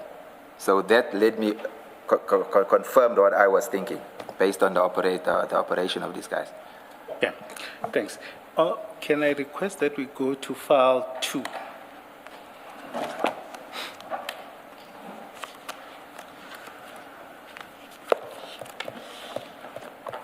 Page 833. Sorry, which page? Let's start at page 824. 824. Rather.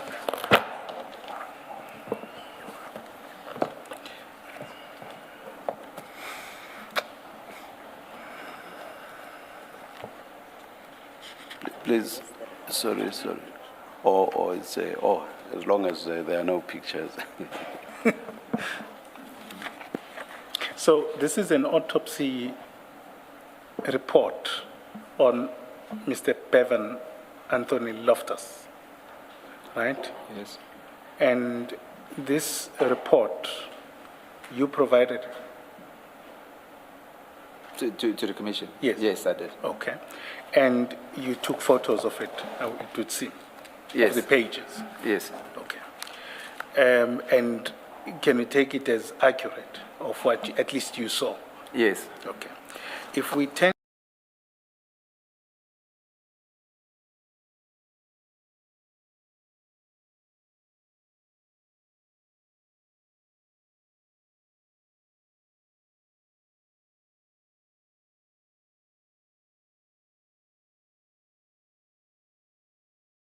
to just Yes. it's written, there is no evidence or suggestion of any restraint type injury to the wrist. Now, you would dispute that based on? From what I saw in the pictures and what I understood of the events that took place, I could dispute it. But this pathologist is a private pathologist which we hired specifically to see whether there were restraints or not.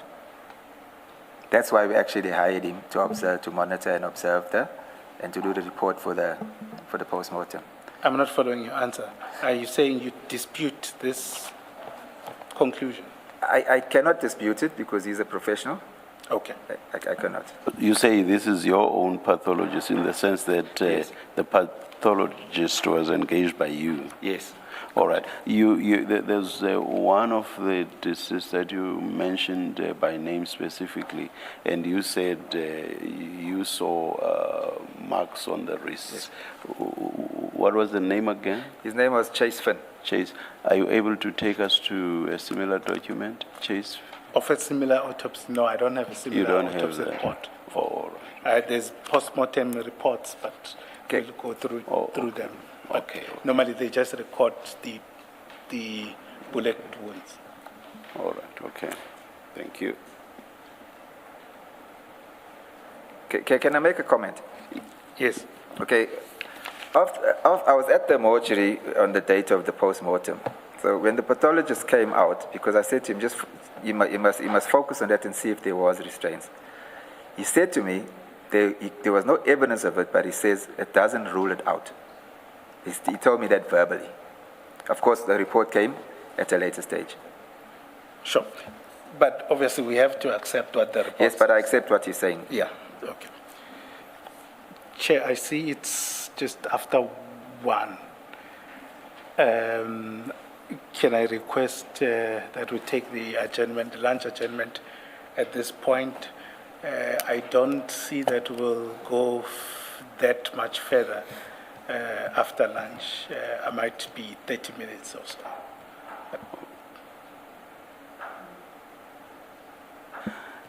Let's adjourn and resume at 2:05. Thank you.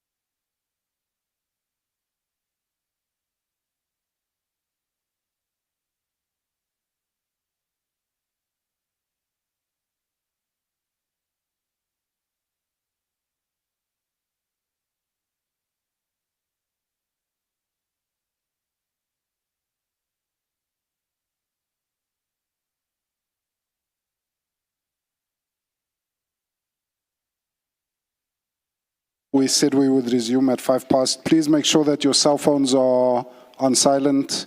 Let's resume.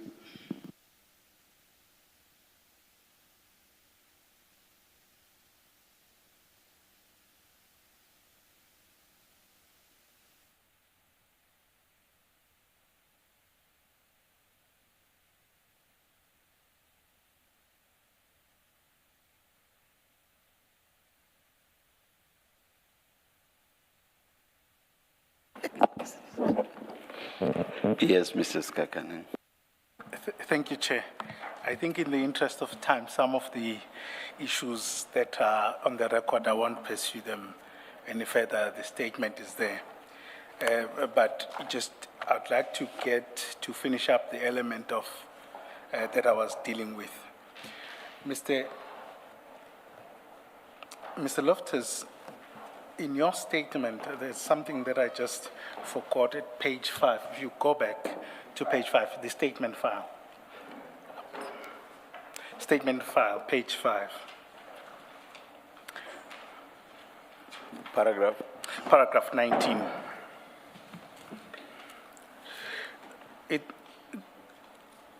So in that statement, what you are saying, in line with what you were saying, is that Bevan had friends and business associates that were allegedly involved in drugs and other criminal activities. Who were those friends? Is that not going to take us to the issue that Commissioner Kumalo raised? Which is? People get implicated. Are we planning on calling those people or affording them an opportunity to respond? Unless you think it's crucial and it establishes something that we want to consider and decide. Otherwise, in my language, sinika ilike elinembovane. I can't translate this. No, I do want to press on it a bit, Chair, because I want to just proceed on the issue of gang activities. And perhaps I just want to understand around him who were those and whether he was part of those gangs. And can we do it without mentioning names? Because the moment you say Kumalo is a drug dealer, Kumalo is a member of a gang, then you're implicating him and he has to come here to clear his name. Can we not limit it to he was part of a gang and they were involved in criminal activities? That's fine, Commissioner Kumalo, but it's going to be a related question that I'll ask following from this, but maybe you'll guide me when I get... The issue is the names of individuals, sure. Because the moment you identify somebody as a drug dealer or as a gangster, then it creates the problems. That's fine.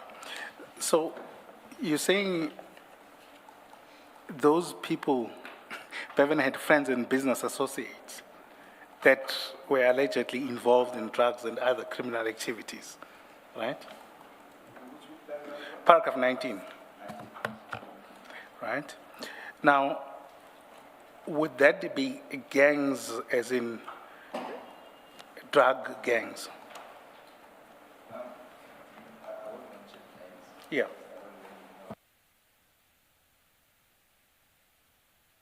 Your mic, Mr. Loftus. Sorry, I apologize. And start from the beginning of what you said. Yeah, I won't mention names because I can't really mention names.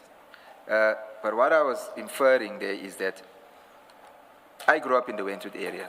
From young, there have always been gangs in that area, different areas accumulating and giving themselves names, etc. And that, like, when the older guys realize that this is silly, fruitless, then the youngsters that come up, they carry on with that because they are associated with an area that has got a certain gang name. So we grew up in an area called Reiger Road. And from the time I was young, I know what had happened there. Because it's no yards, the youngsters used to accumulate in the corners of the flats or in the park or wherever it was.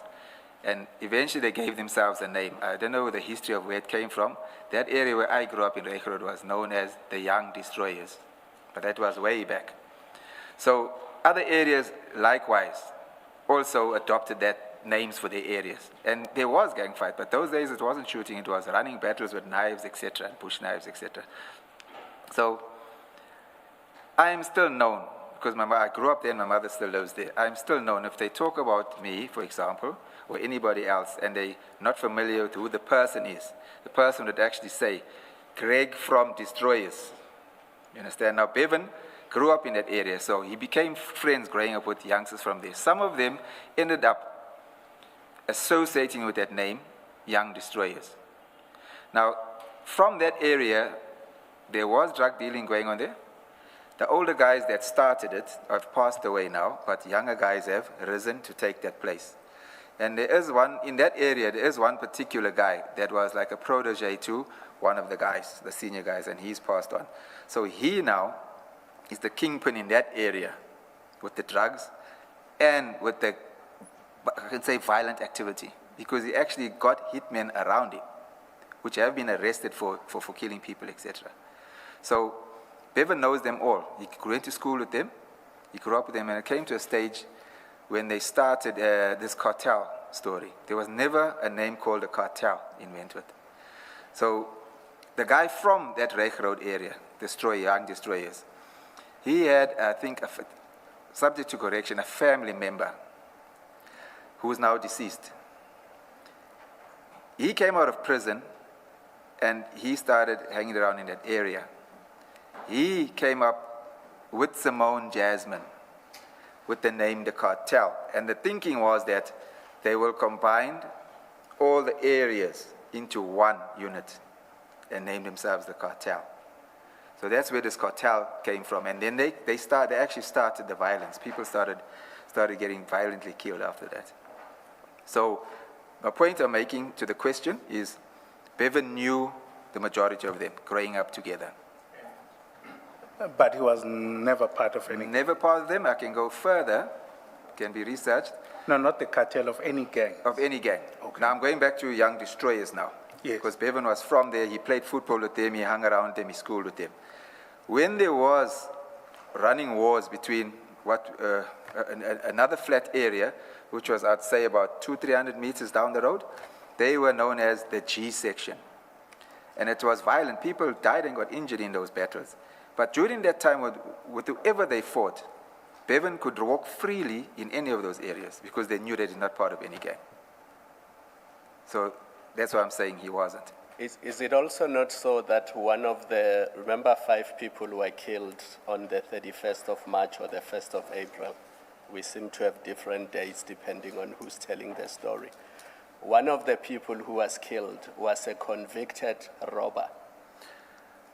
I think that would be Ryan. I don't know his background, but what I've heard, I think that's possibly him, because I know that he did serve prison time. Santos. I believe he was a younger guy at the time. Yes, Santos. Yes. Yes. I didn't know him personally, but... So at least to deal with the point, he hung around. He hung around, yes. Yes. Who had trouble with the law. Yes.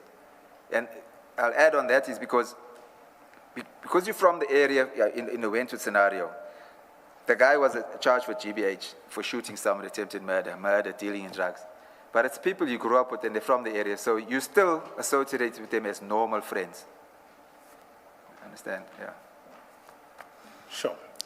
And then, can you then, just to explain what is sort of publicly reported, so you're saying there is no cartel, as it were, gang?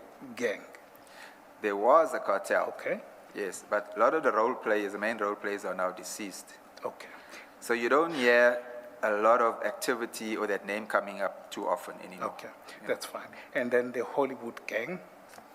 The Hollywood gang would be from another area in Woodville and Hime Street area. That's, yeah. I don't think they exist anymore because you don't hear about that as well. Since the cartel members and some other role players have died, the activity has kind of simmered down. So let's take let's say in the beginning of 2023, how was the existence of these gangsters? There was tension and friction between the cartel and the Hollywood. because cartel being now the whole of the Wentworth area.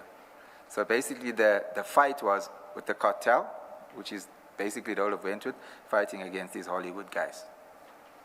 Yes. Okay, that's fine. Can I just take you back to your the telephone call between Bevan and Mr. Naik, for example? It's you don't have to go there. Okay. It's at page 113. It's an attachment to your first file. In the call, there's a reference of a Dane. Yes. Who's Dane? Dane is a guy, Bevan was friendly with him. He's from the so-called Hollywood area. He grew up in that area. He's native, if I can say, to that area.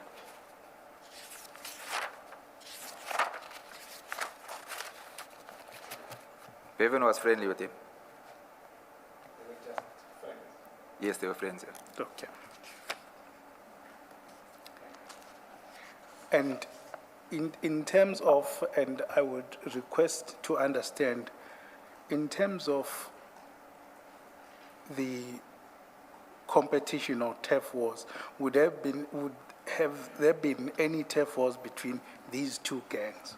The cartel and The Hollywood gang. I wouldn't say that because the Hollywood guys are from a very small area. They were concentrated in a very small area. So whatever they did would happen in that area. The cartel guys were the bigger organization that encompassed all the areas in Wentworth where different gangs were allegedly from. So they combined those, and then they were fighting against those Hollywood guys who were concentrated in a very small area. So I wouldn't say turf because if we talk, we're talking drug turf, right? Yes. So the cartel guys basically controlled the whole of Wentworth and obviously outer areas, which I can't confirm. It's just social media that would speak on that. And in terms of the reports, if I may just ask, and you, with sympathy from your side, where was Bevan associated between the two, if he was? Okay, I'll go a bit deep with this one. Bevan is from the Reich Road area. When the cartel thing rose up, Bevan, there's an area where in the flats where they would sell the drugs from. It's actually got a carport and a pool table. It's like a little club area. He would go there. When this cartel thing started, he withdrew from going to that area because these cartel guys were now, he could see that what the agenda was. And they were starting to harass people from the area. So he withdrew and he started sitting around. When he did visit there, he would go to my mother's place and sit outside. In fact, we call it the corner of the flat on the gable side. He would sit there with the younger guys, Michigan Chase, etc. So it came a stage when he said to me, the guys that he grew up in school with, when they greeted him, he would say to them, please don't greet me anymore because I don't approve of what you're doing. I'm not your friend anymore. So he didn't break his friendship with Dane. He still remained friendship with Dane and some of the people from the Hollywood area. So I think that because he was friendly with them, they saw him as belonging to them. So I believe that's where this aggression towards him started. And those youngsters, Michigan Chase, to name other few guys. I think that's what it was about. So on his part, he was not involved with any of, if I'm trying to get this, he was not involved in any of the drugs, and it's just that the people that he was with association, yes. Okay. Which is a normal thing, Yes. because I know of cases where youngsters were shot and killed in this whole conflict. That had nothing to do with either side. It's just that a youngster was friendly with maybe a Hollywood guy, and he was seen as part of that, and vice versa. A lot of youngsters died innocently through association. And obviously we've seen those reports and those statements, Yes. which you dispute. Yes. Okay. Chair, can I just request you play that video? I won't pay it too much.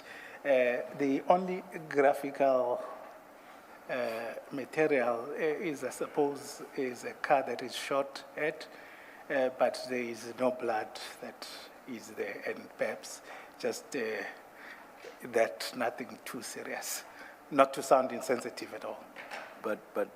Wasn't someone killed as a result of the shooting or not?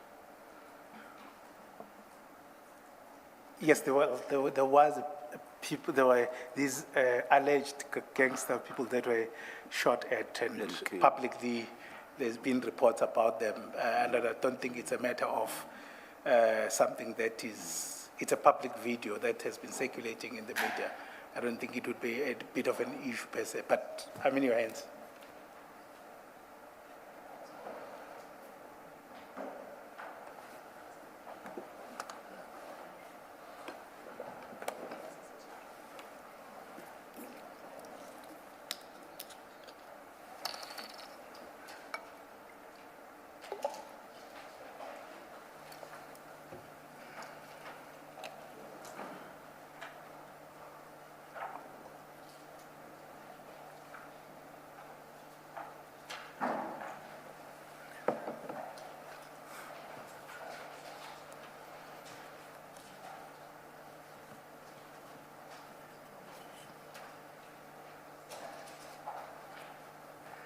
Mr. Loftus, I've reflected on what I said a few minutes ago, and I hope I wasn't insensitive, because the date of death of your son, you would remember. Remember, I gave 2 dates. Yes. It's because in the other statement of another witness, they said the 1st of April. But yours is, which date did you give? It's the 1st of April. It's the 1st. The Yes, other one 2023. says 31st. So I hope I was not insensitive. No, not at all. Not at all. All right. Thank you. Okay, sure. All right, please go ahead. I do apologize, Chair, but it's just about the reputation, and I leave it there. I'm not. It's too. Yes.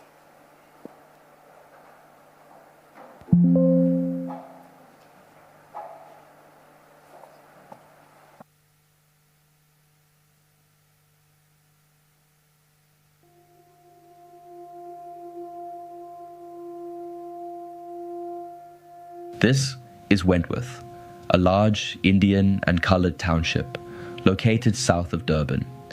Wentworth is currently facing a severe humanitarian and security crisis. The neighbourhood is trapped in a cycle of extreme poverty, decaying infrastructure, and a ruthless gang war.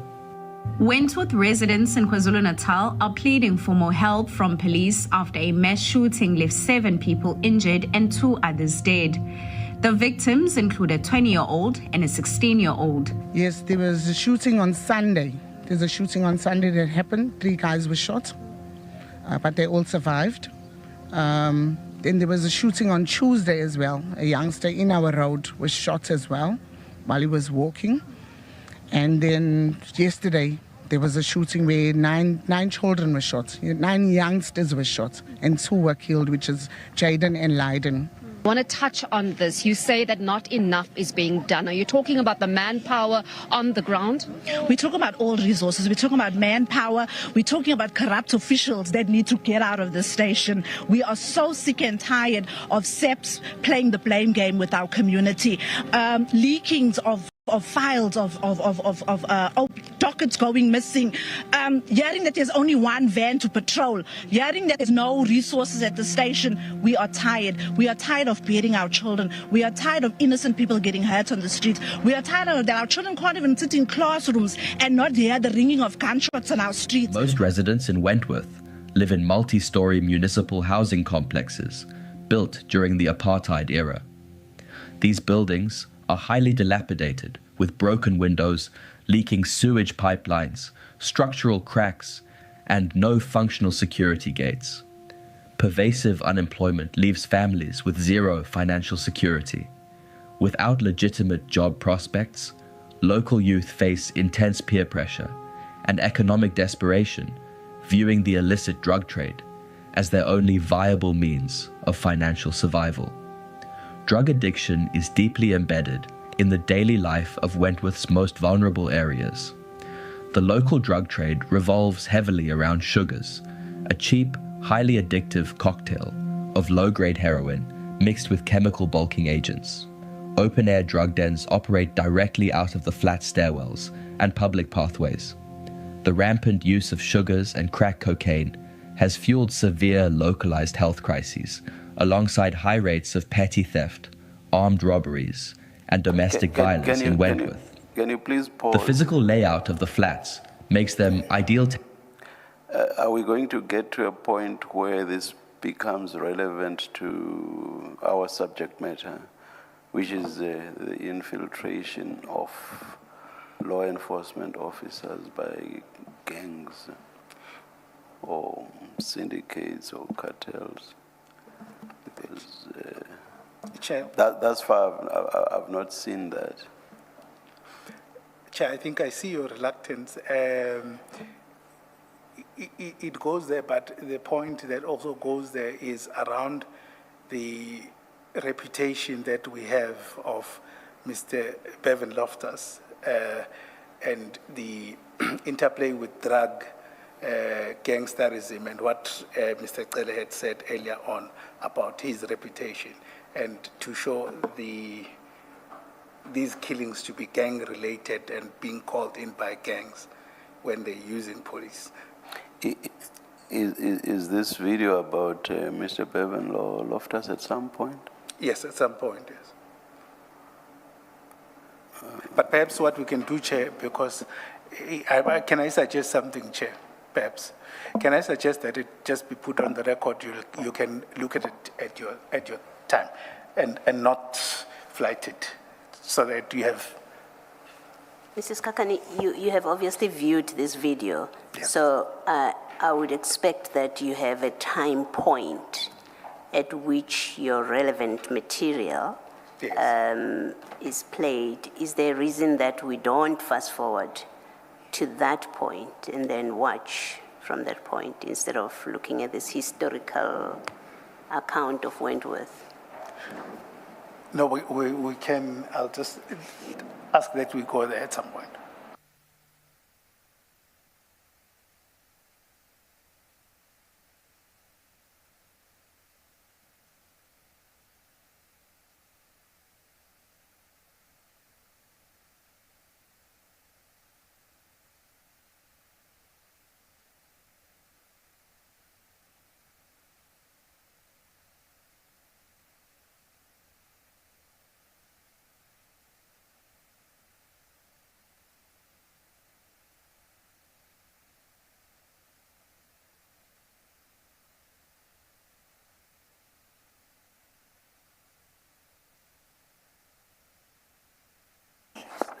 Why don't we finish the statement so long, please? Yes. Thank you. I think we're left with one paragraph, literally, yes.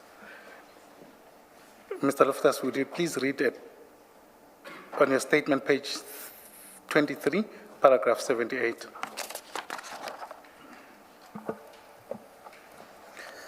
A few days after Bevan was killed, someone sent me a picture of Brent Thompson's WhatsApp status showing a photo of a tow truck labeled Roadstar with the captions, "The fastest lives the longest," with the hash emoji.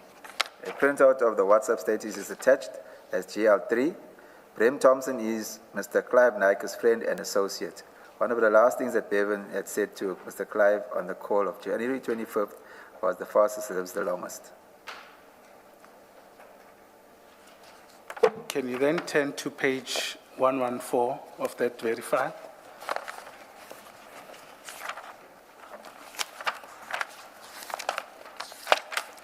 That's annexure GL3. Yes, I'm here. Is that what you are referring to? Yes, that's what I'm referring to. Okay. And who's Brent Thompson? Brent Thompson is from the Wentworth area. He was associated with the cartel organization. He was, I would say, one of the main operators in the cartel because it was known that Clive Nike was the supplier of their drugs. And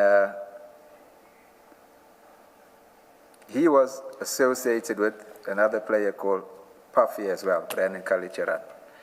So he was, if I can put it simple, he was the main player for the cartel, the in-between between Clive and the cartel, as far as the drugs are concerned. Sorry, just repeat that. So he was the main player between Clive Nike and his organization, the cartel, as far as the drugs were concerned. I can go as far as to say I've spoken to associates of his, and as far as they're concerned, Brent always used to speak about Clive Naicker as his father, and in some instances he would say that that's his king, his role model. So just to take back what I think Commissioner Kumalo had said, there's a suggestion that we are making, and I just want to make sure that we are correct in it.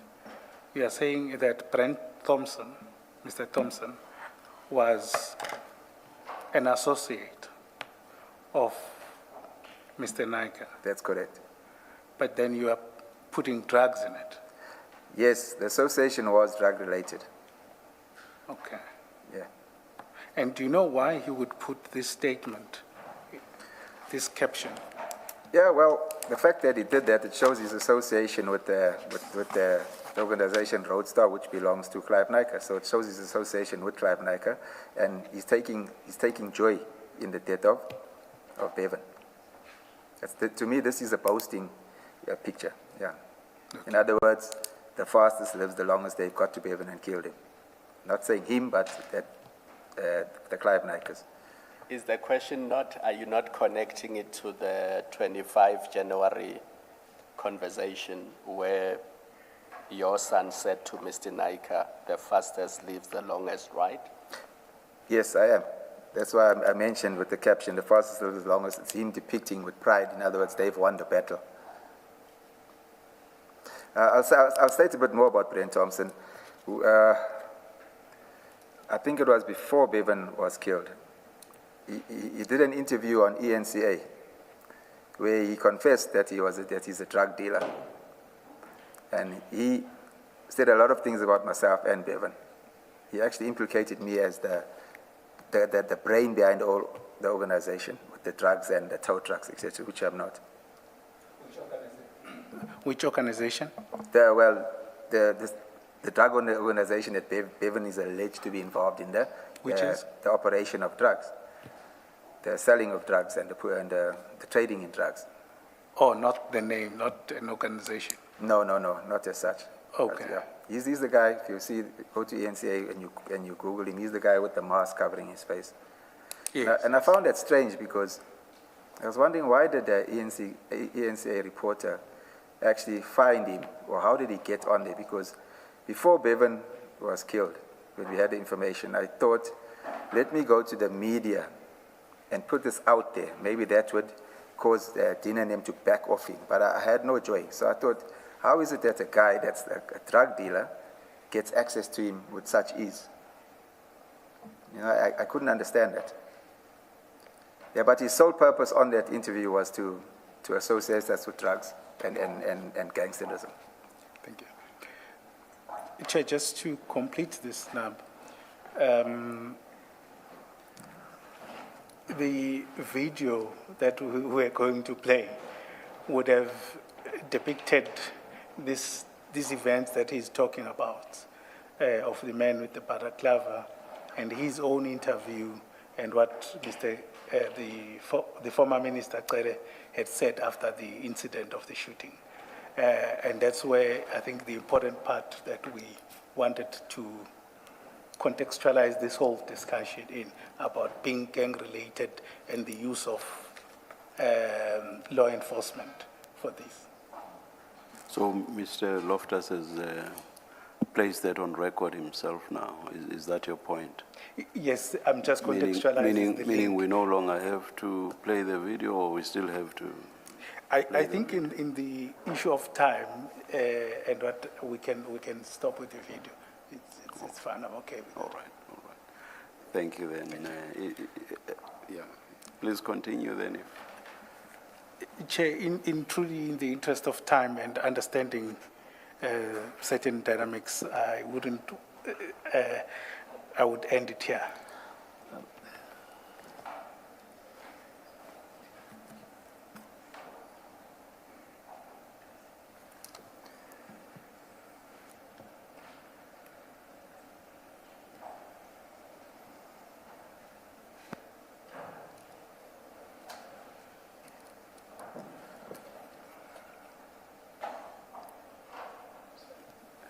Mr. Skakan, perhaps please consider summarizing your own impressions of the video insofar as it relates to Mr. Bevan Loftus and put that to Mr. Loftus Sr. For his response. Okay. Thanks, Chairperson, for your guidance. You would have seen the video, I presume. Well, you did an interview.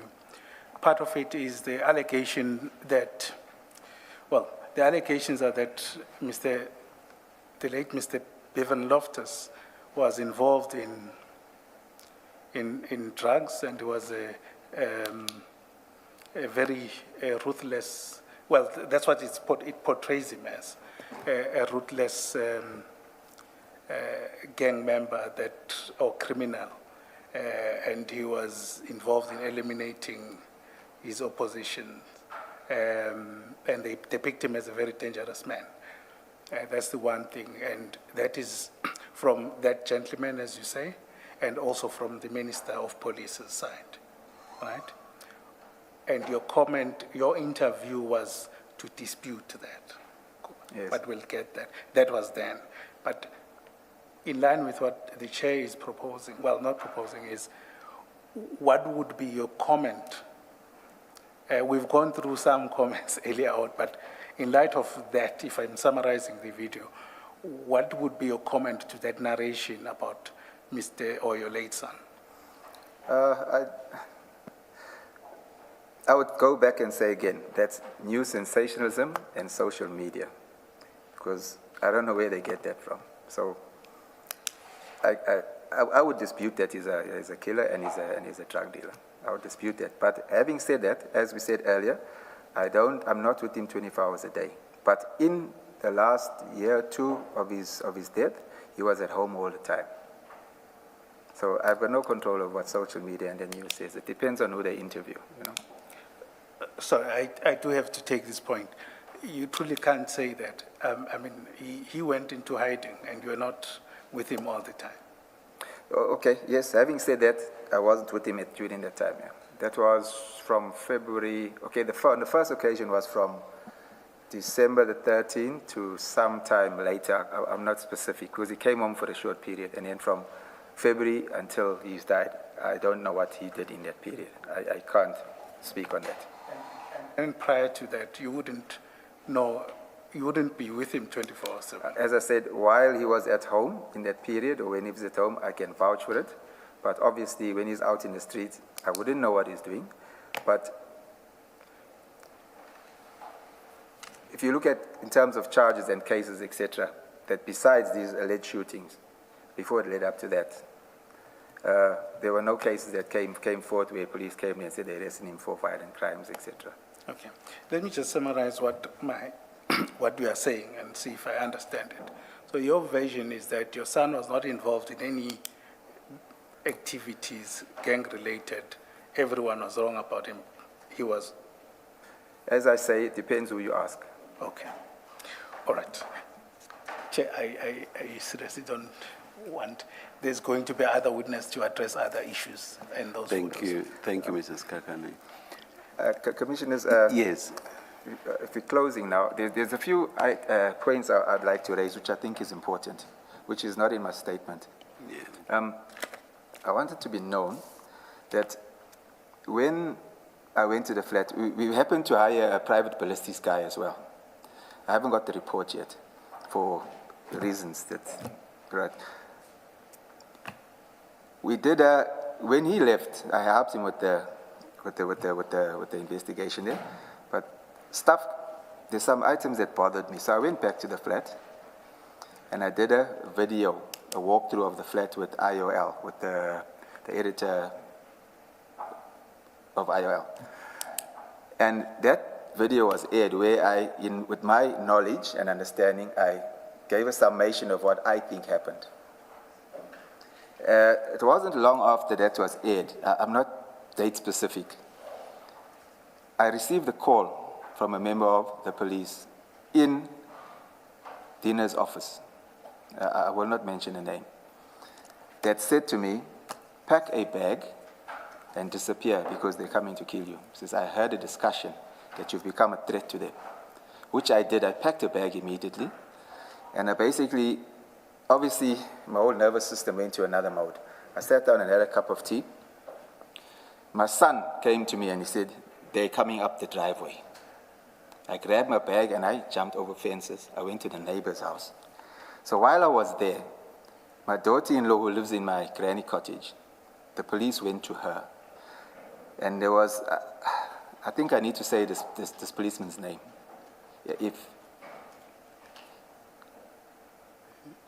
Can I say his name? Because he did this, I mean. Well, okay, I won't say his name now. Let me tell the story. Yes.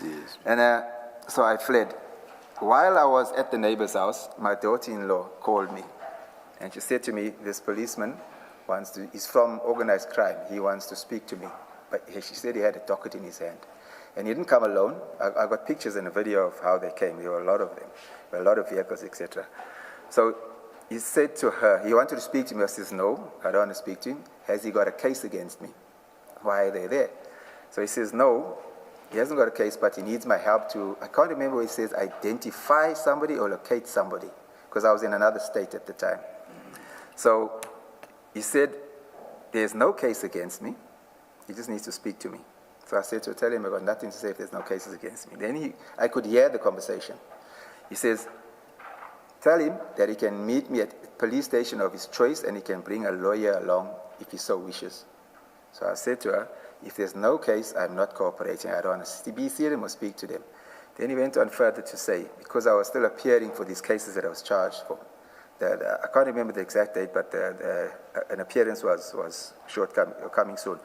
So he said, okay, it's not a problem. He'll get me at court when I appear. So I managed to get someone to take me somewhere where I went into hiding because I know that I didn't do anything wrong.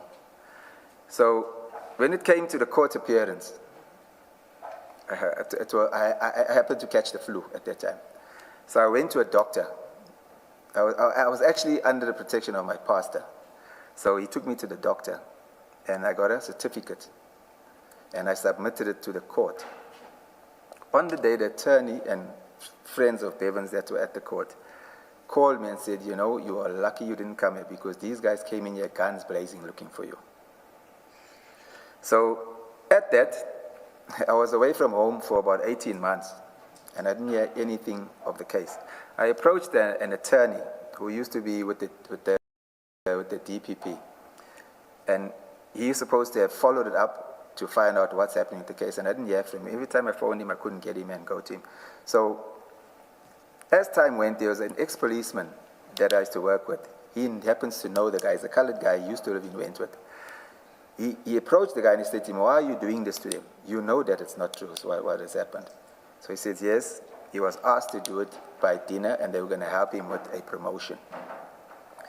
So further, I was just fortunate. It sounds far-fetched, but I was fortunate. There's an attorney that was at the Durban court when this policeman walked in to the office of the prosecutor. He's not the SPP, but the prosecutor of, it was Court 9. And they had a discussion. This policeman was discussing the case with him, and he said to him, the prosecutor said to him, you can't arrest him. You need to take a warning statement. But earlier, when this ex-policeman said to him, a question about what he's doing, he had said to the policeman, tell him to come to the office and take a warning statement. But I didn't trust him. I thought they had an agenda. Having received the phone call from that policeman, saying that they're going to kill me because a discussion was heard to that effect. So I was gone from home for about 18 months. That's the one point. I've never heard from it again. I don't know the case number, but I did establish that it was an intimidation case, whereby after the shooting, I was gathering, and information was coming my way. One of the policemen that were allegedly involved in the shooting is a captain of the Metro Police. I received reliable information that he had booked off on trauma after the shooting. So I discussed the matter with my attorney and I gave him the information.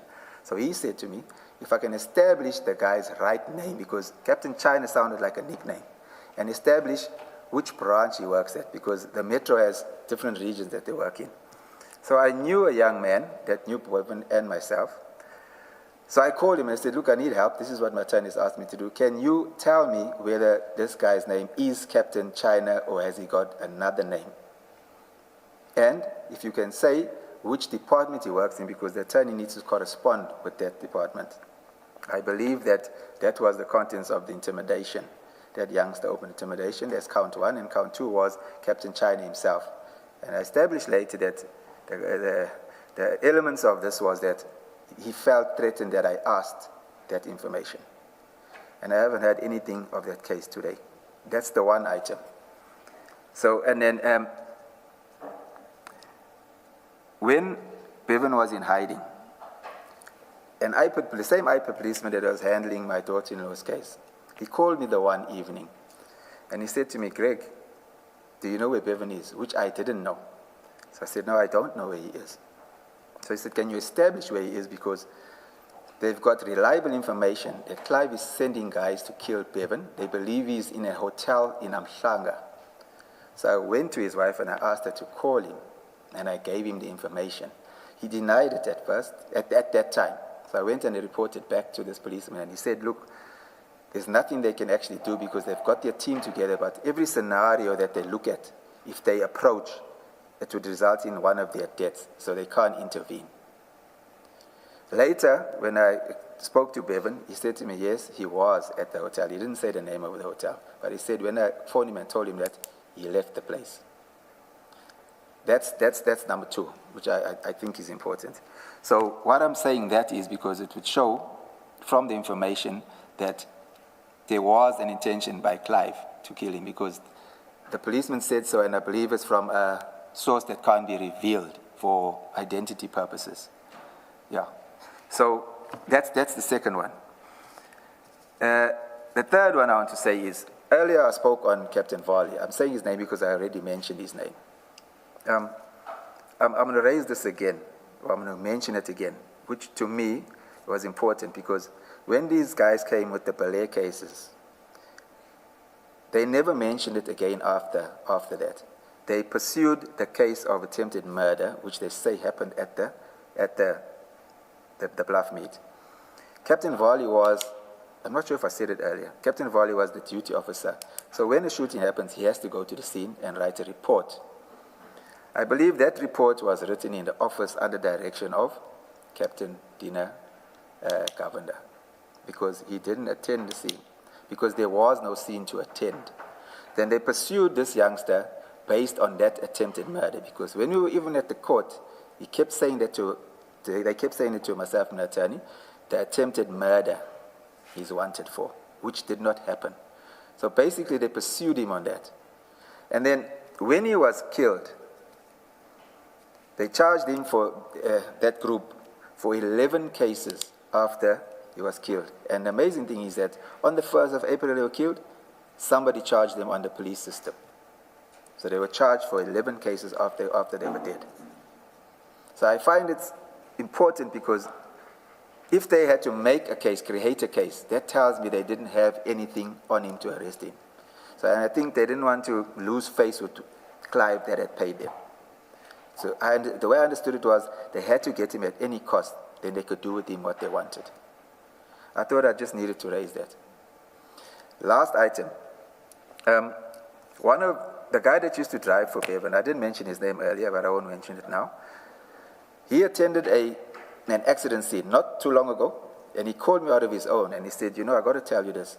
I did mention Captain Bevan's name before because he was part of the team. He's the guy that mentioned to someone previously that this shooting didn't happen because he was with them at the Blue Lagoon when a phone call came through and it's saying Bevan's driving around the bluff, and they rushed through.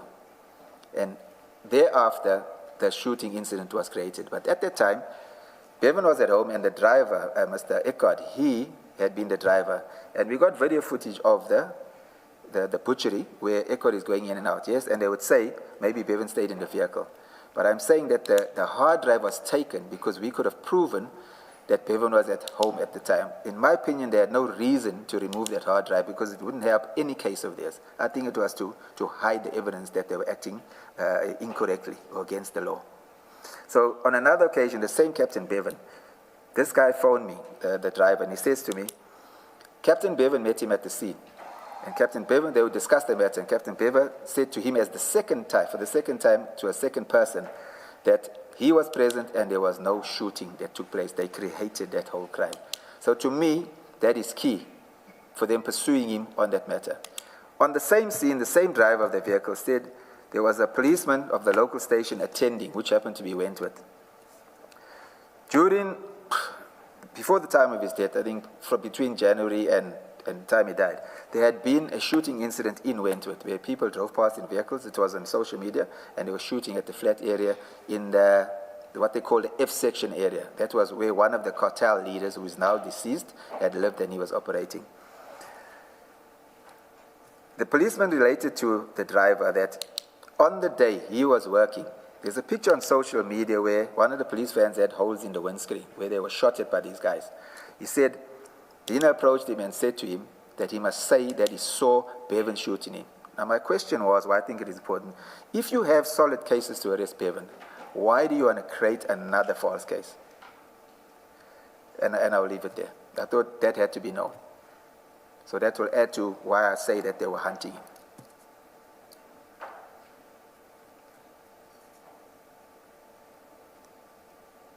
Any questions on what Mr. Loftus has just said, Mrs. Kakane? No comment. Thank you very much. Thank you, Commissioners. Mr. Loftus. Thank you. You are excused. Thank you. Thank you. Good afternoon, Mr. Musigidi. Afternoon, Chair. Afternoon, Commissioners. Chair, we have a witness. And you are excused unless you are supporting Mr. Musigidi. Thank you, Chair. I'll take that. Chair, we have a witness, Captain Houston coming. He's just on the other wing, but I've asked them that they bring him down. So perhaps we'll need about 5 minutes just to set him up with the files, Chair. You'll indicate when you are ready. Let's adjourn. I'll do so, thank you.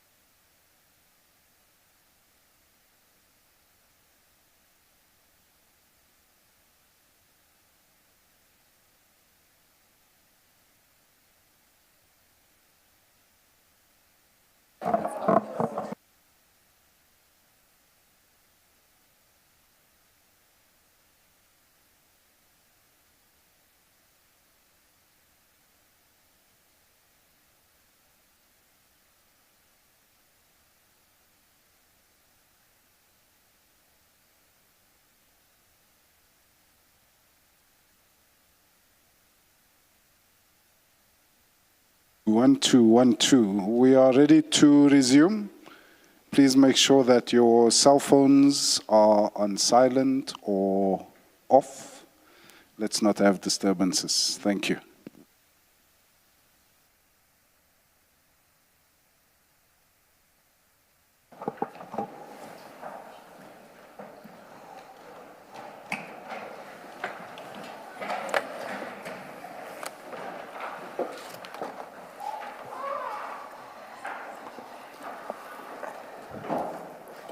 I don't want to take a chance and pronounce your surname because I've heard different versions of the pronunciation. Can you place your full names on record, please? Good afternoon, Chair. First name is Ashley, second name is Linton, and the surname is Houston. Houston. Thank you very much. Yeah, I will tell on him. Mr. Loftus pronounced the surname Houston. That sounds like school. It's like the first name, Chair. If they say Ashley, I know it's receiver of revenue. But I'm called Linton at home. Thank you. Good afternoon to you too. Thank you very much. Will you be swearing or affirming? I'll be swearing, Chair. Do you swear that the evidence you are going to give is the truth, the whole truth, nothing but the truth? If so, please raise your right hand and say, "So help me God." So help me God. Thank you. Thank you, Chair. Chair, Captain Houston would have been the first respondent to the shooting incident in the Morningside. That is the one that we've been discussing relating to the 5 young men that were deceased, with obviously Bevan Loftus being at the center of that incident, Chair. And his evidence will be confined to that, but also given his experience of 38 years in the police and having worked in Durban, he will share some of his views on the connection between the tow trucks, the drugs, and to some extent the interaction with the police, Chair. Chair, we'll be using 2 files. So there's a file that it's written Ashley Linton Houston statement. And then we'll be using file 2. So we concentrate on only those 2 files, Chairperson, for the purpose of this witness. For now, Chair, let's look at file 1, which, well, it's file 1 in terms of his statement. File 2.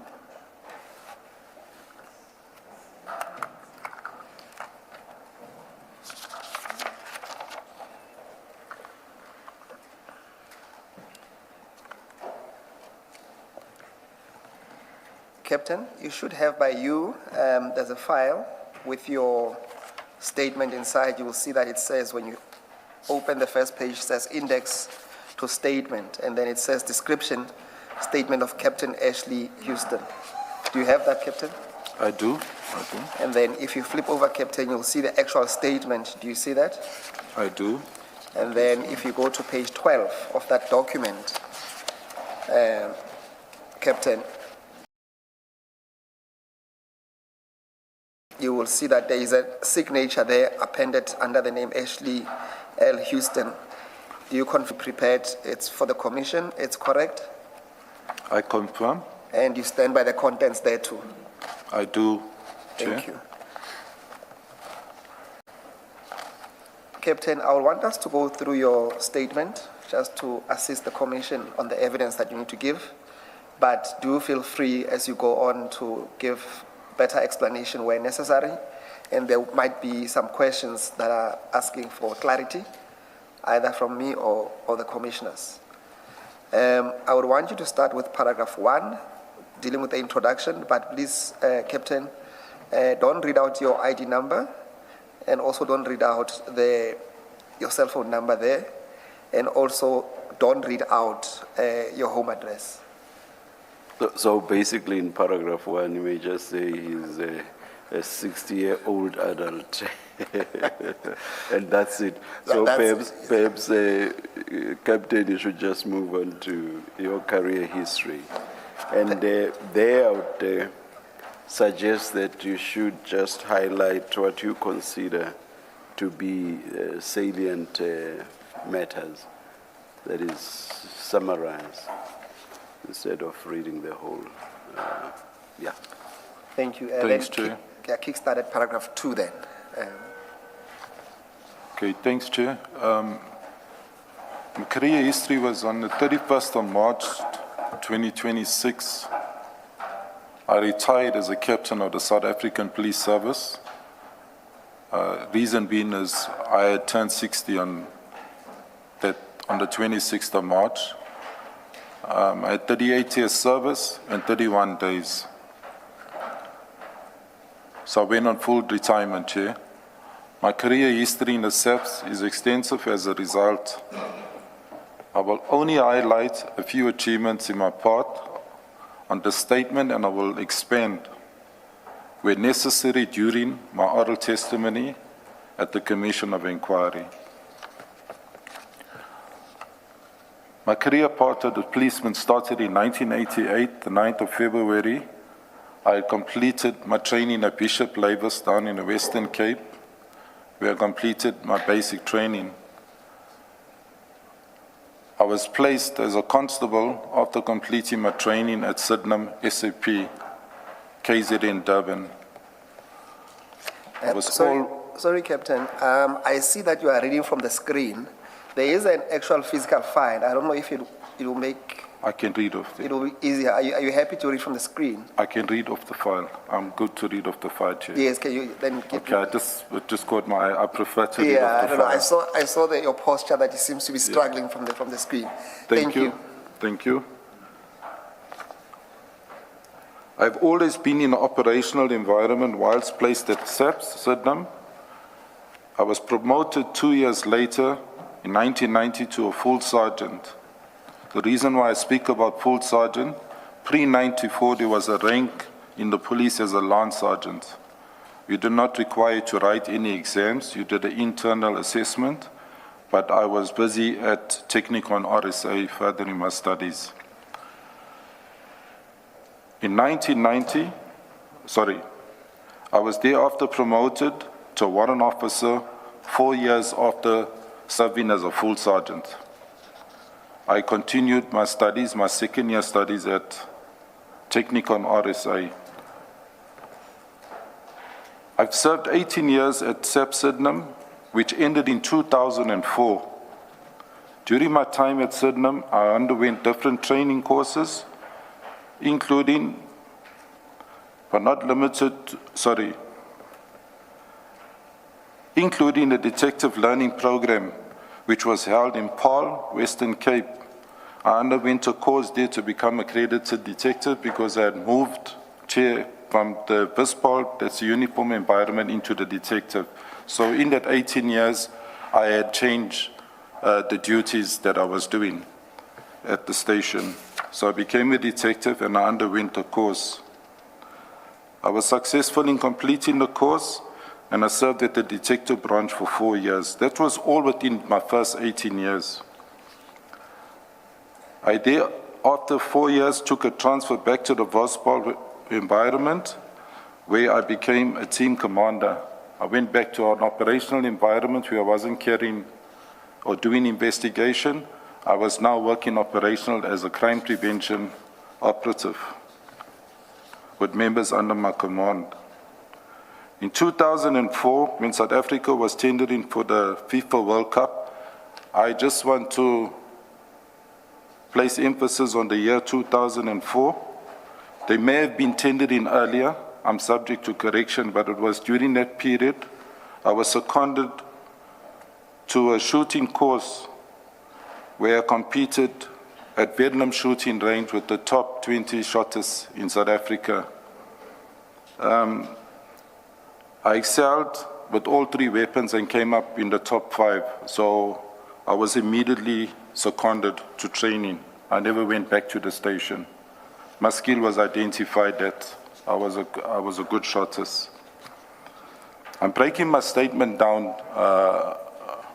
Mr. Chair. I'm breaking my statement down because I want to try and keep it shorter, and if you pick up something, please, you can ask me, take me back.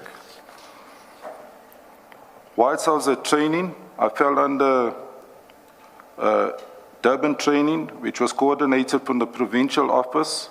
I underwent courses to become an accredited trainer to the build-up. So I did my assessor examination through a company, Technicon RSA, and I went on to do a moderators as in weapons. The unit standards that I was expertising in or became accredited in training people was firearms within the SEPs.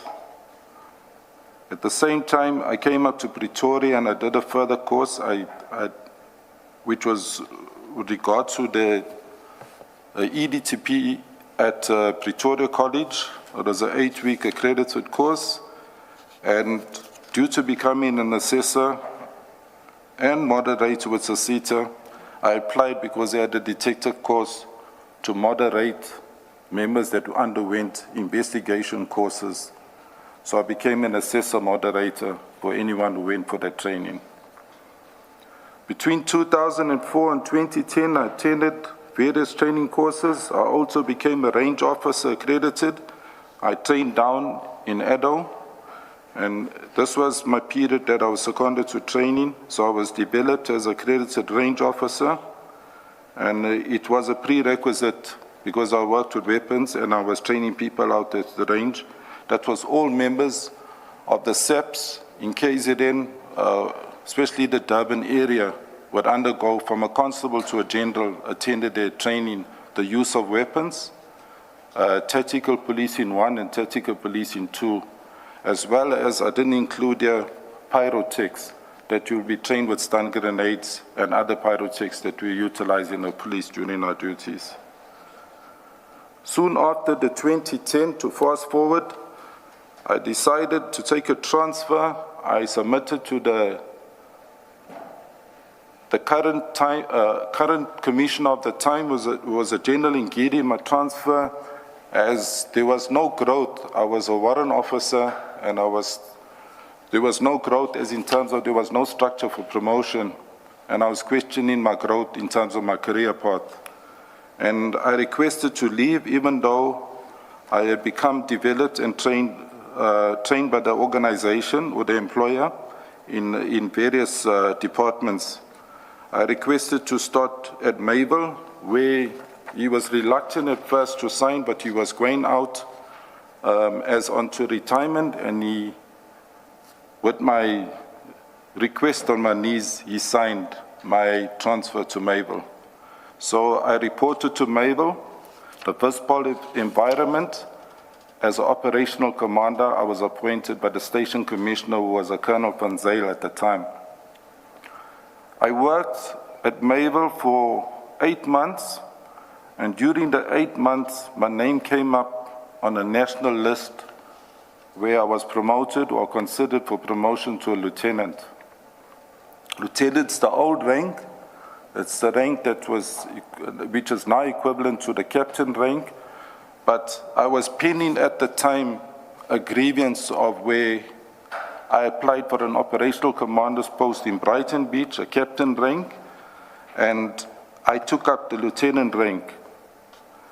With taking up that rank, I was offered 3 posts, so I had to leave Mabel shortly after 8 months. I reported to the provincial office in Durban, and I was identified. Obviously, management knew and members knew my skills from training and operations, so I was identified to work in operational environment. I was seconded to Durban South. That's to focus mainly on the Wentworth area because gangsterism was rife. So I had to deal with myself and my family in terms of my secondment, and I made request to management that rather they give me a post out in Wentworth and let me take up a post, which they agreed to. I signed the undertaking and I took up a post at Wentworth. I became the operational commander heading the crime prevention at Wentworth. That happened in 2010, Commissioner. I reported...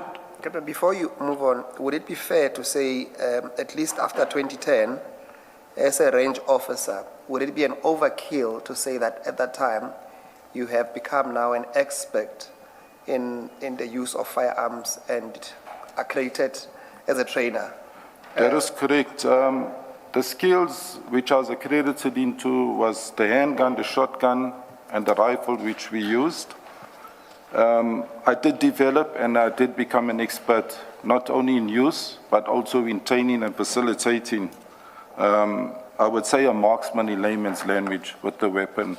I would do what you could call, I would train people who are of average to medium to a high standard of weapons within the organization. For example, the normal station policeman will do an application shoot, where they do a standing shoot onto a target. The dog units will do advanced shooting. The TRT will do advanced shootings. And I'll go on further to mention why the TRT, because the first selection of the TRT, I was part of it in 2010. I'll come back if there's questions arising with regards to training. But my arrival at Wentworth, I arrived there for 1 day. And I was confronted by management, a major. That time the major rank was still like the lieutenant rank there. And I was informed, he was acting station commissioner, that the cluster commander, who was a Brigadier Mpete, requested me to report to him immediately at the cluster. Taking you back to my promotion that I was awaiting, there was a post, I remember 1818. It was in 2010 I applied for that very, very same post as operational commander where there were agreements going on. I came up number 1, it was overturned because of equity, and I kept that grievance even though I came up on the national list. So I ended up in that very same post. I reported to the brigadier, and when I arrived there, he said, "This is your team. I know you know what you're doing, and these are the stations you police-wided and went with. You will focus on 6 stations which fell under Brighton Beach cluster." So I was stationed at Brighton Beach, overseeing the south. Brighton Beach Station, Wentworth, Montclair, Ambilo, Mayville, and there was one more. Ketamana. Sorry, I missed that one. I'm not even looking at my statement here, so I'm just trying to take it up forward quicker. I worked at the Brighton Beach as an operational commander. My duties were dealing with gangsterism, drugs. We got terms that we use in the police as contact crimes, trio crimes, and property crimes. Property crimes, for example, business robberies, house robberies where property is taken, common robberies on the road. Police-generated crimes was drug dealing, sale of illegal liquor, unlicensed premises. So that all became my package of mandate to deal with in the affected areas which I had to police in those policing precincts. And in the contact crimes was the more serious ones, as in the carjacking, the trio crimes, carjacking, business robbery, and house robbery. All those married my KPAs and my team that was working with me in those 6 stations. So I went up until 2017. There was a restructuring in the police where they closed clusters down, and they just changed the names to districts. So I was thereafter seconded to, it could have been, sorry, I'm subject to correction, could have been 2015. I had moved on to Chatsworth cluster. The general, at that time, there was a general as a station commissioner, but I reported to the cluster where there was a brigadier. And at that particular station, again, I had to deal with Marineal, it's still on the south, Bayview, Chatsworth, and then those 6 stations that I spoke about. So I had a wider area, but I was operating now from an office in Chatsworth. But as again, there's gangsterism, drugs, there's robberies, as I mentioned earlier. I stayed at that particular office and as the operational commander. I worked with a team of about 40 members, which was seconded to me. Right up until 2017, I was identified to lead a team in Pinetown. The Tactical Response Team, that was the TRT. So I was called in by management, and I was told I was identified to deal with or manage a unit, as I had the training, and I occupied the office in Pinetown where the helipad is just behind Pinetown Police Station. I had a team of 13 members. It was a small TRT group. That group, during my tour of duty, we would cover all 43 stations in the province. We will deal with the crimes I've mentioned. Additional to that, taxi violence, stretching all the way up to Newcastle, Ladysmith, Quadakuza, Margate, and we can think of the KZN cluster. Is TRT tactical response? Tactical response, the ones that we had the parades, Chair. So I headed that unit up until from 2017 to 2019. In 2020, I received a further call-up to report to the province. I reported to a Brigadier Kaap. At that time, he was a full colonel. He's currently, I think, if he's still there, if he's still within the age group, he was head of operations at the provincial office. I became the lead member or the commander of one of the task teams on the 11th floor. My duties, again, my KPIs was to deal with serious violent crime, as in taxi violence, the drug problems, and anything the station could not handle, or the district, then we would handle it from the province. When I say handle it, we'll go out and we'll police it with crime intelligence-driven operations. I will also assist, as far as, like I said, Newcastle, with the taxi problems, where there was violence, which was high at the time, where I would meet teams of Durban Pop, that's our crowd control. So they would deal with crowd control, but they would utilize, they had a small section that was selected to deal with taxi violence. That's people in uniform. I will meet them at the dam outside Newcastle, and we will do our operations, if maybe in Newcastle. That's just a small example of this task team that I was dealing with. We were, first of all, we were in uniform. We were easily identified, but we were a team of close to 30 members there from the province. I worked in this team up until 2021, when, between 2020 and 21, when I contracted COVID. It was the first variant. I had it serious, and I was one of the last in my team of about 35. We were only 11 at work when I collapsed at home, and I ended up in hospital for a while. I was on oxygen for a while in hospital, and I can say by God's grace, I pulled through, because there was no medication that was working at the time.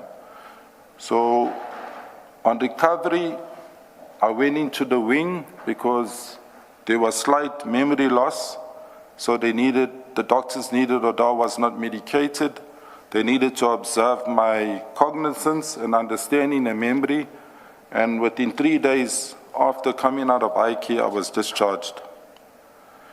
I was a bit, if I would use the terms, paralyzed, as I could not walk. Those who had COVID would understand. They were affected by COVID. I had a quite serious way. Being physically fit at that time, although I was already close to, I was over 50, but I kept myself relatively fit, but gradually I progressed to get myself to my fitness.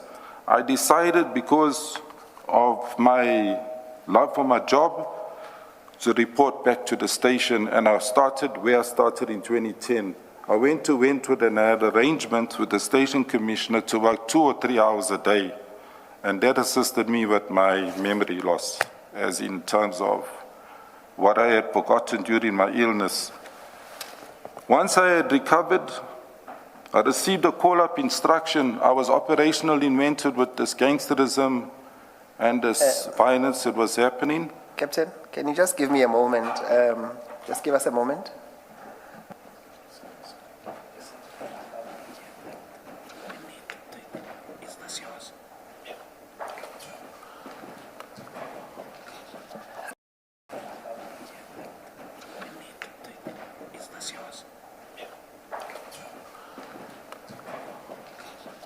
Thank you, Captain. We can continue. I think we're just wrapping up paragraph 9, where you're giving an account after you came back from your recovery from COVID. Yes. Yes, I received a call-up instruction where I had to report to Durban Central, to the district task team. That was a team that I ran previously, but not from Durban, from Chatsworth. On my arrival at the district task team, I was able to speak to the general that is currently there, and I made a request that I do not want to travel wide. I was still on a recovery process physically, and I needed some space, and I preferred to rather go down to Durban Central because crime was extremely high in the city. She agreed, and again there, with consultation with the station commissioner, I was placed as an operational commander where all the operational members, the bike unit, crime prevention members, and the field unit members fell under my direct command, where I was operational with them. In my statement in that paragraph, I mentioned something that we were able in the first year to reduce, where business robberies was extremely high, to reduce with the strategies I implemented jointly with the team, our crime to 43%, by 43%. So we had lots of businesses, chain stores like the Pedros, the Nando's getting robbed, the Tops Liquors, and we pursued suspects, brought them to book, and that resulted in a drop of crime in the city during that period. That's basically where I was operative until I was summoned on the 1st of the 23rd. May I proceed with that? Yes, we are on page 4. Page 4. So you'll start at paragraph 10 under the topic relevant background. Then that will be dealing with the incident of 1st of April 2023. Before you do that, Captain, and this is really out of interest, in that paragraph 9, you mentioned trio crimes. What is that? Trio crimes is our serious crimes like carjacking, business robbery, and it's house robbery. Yeah. Thank you. Thank May you, I proceed, Chair? Yes, proceed. Okay, on the 1st of April 2023, I want to say this, Chair. I know I had consulted with the evidence leaders, and there was a back and forth because I'm not at work, I'm retired, with my timelines. So I did not have anything that was accurate, and I don't want to follow any social media. So I had to look into proper timelines because it was a sworn statement I was going to be making. So I want to place emphasis on that. I knew it was where I was on this particular day, and I knew more or less it was mid-afternoon. So I have put there 13:20 p.m., around about then. On the 1st of April, 2023, at 13:20, I was at Reed Road, Bria, when I received the call via our radio control, that's flying squad, of a shooting at 340, the 6th floor Morningside flat, which I immediately proceeded to whilst I was patrolling. To give you timelines of driving normal, I was never a speed driver. I always took a slower vehicle, gave it to the younger people. It would take me under 5 minutes with normal traffic to get there. That's how close I was to this particular scene. After receiving this information, I arrived at the scene. I, en route, summoned one of my crime prevention vehicles with a senior warrant officer. With his crew, he had 3 members on a double cab. I said, please meet me because I'm responding to a possible shooting, which he did. And upon arrival at this particular address, I drove down a driveway which had boom gates as well as a guardhouse. And in this guardhouse was a Sergeant Zwane, and coincidentally, I knew him for many years as a policeman. He also worked in a short time at Mayville under my command in the crime prevention, so I was able to identify him. He was in the guardhouse with 2 security guards. And I asked him what's going on, because from the road or from the driveway, we could not see anything in that flat. It's a long driveway going down, and then it's L-shaped, you go into the building. And he confirmed that there is an operation and there is a positive shooting. Captain, sorry to disturb you. Just to be clear, when you received this radio control call, there has been some instances where it was suggested that it was a domestic violence. On your call, can you clarify, it was a shooting, or was it even specific to say it was a police shooting, or what exactly did you, if you can recall? No, clearly it was a police shooting. I would have not responded to a domestic violence with the type of job I was doing in Durban Central. I would have only responded, but I remember clearly it was a shooting. Nothing about domestic violence came to me. Thank you. Just to mention, before I went in, the vehicle that I was driving was a marked double Nissan Navara double cab, registration, Bravo Whiskey Kilo, that's BWK 575B. The 17 must come out there. Sorry, it's 557B. The registration's wrong. 557B. 7B. So not 5757. No. Okay, I'll correct on my statement. You can also I already picked it up now, I'm sorry, Chair. The That's registration fine. number. Yeah. So it's the incorrect one. No, you've corrected that. Okay. I asked Zwane to accompany me into the complex. I drove my van, and I'm sure as seen on TV, those who have seen, there was only one police van that was parked there, marked vehicle in that flat. That was the vehicle I was driving. There was no other police cars where I was parked, or police vehicles.